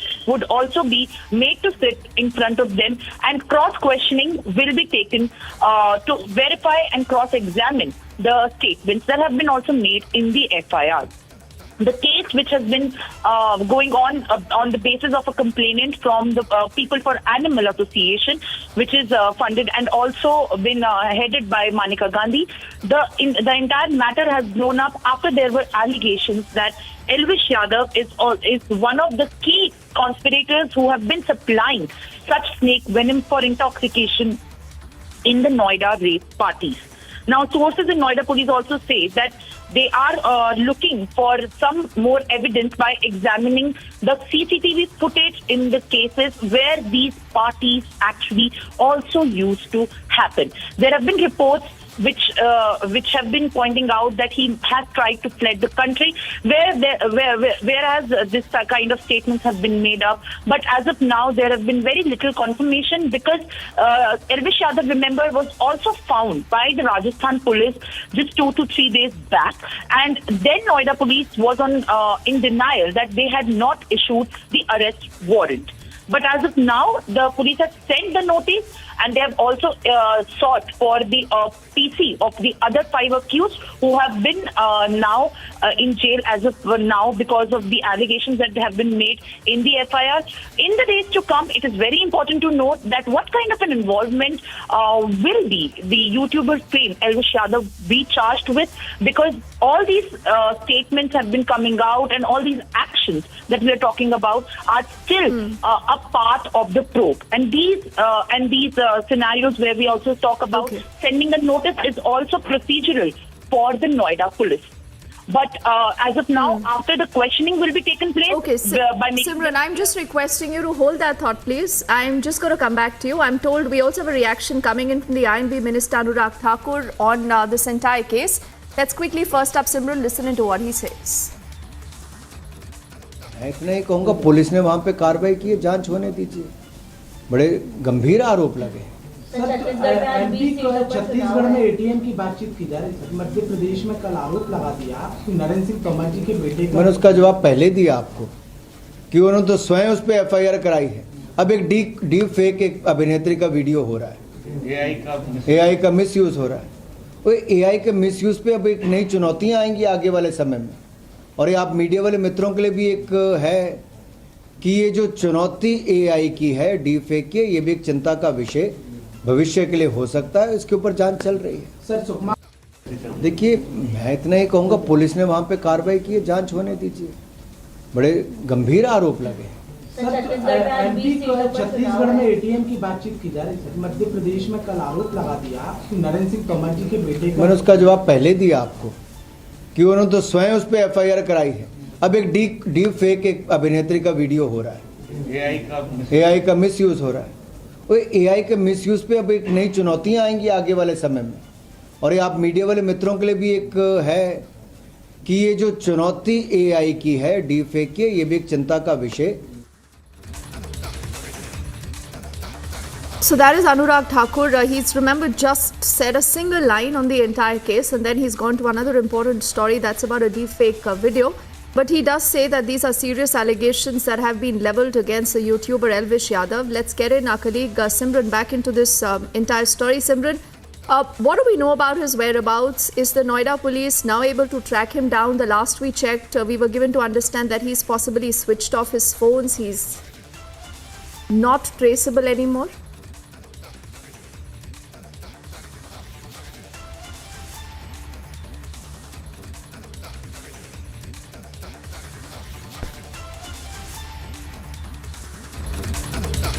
I'm told we don't have Simran with us, so I'll quickly recap what we know about the story. Now, the Noida police has sent summons to Elvish Yadav in the snake venom rave case. The police might be wanting also to put him face to face with the other 5 accused in the case that have been picked up by the police. Now, remember, his name actually made headlines last week after snakes and snake venom was actually recovered from a rave party in Noida.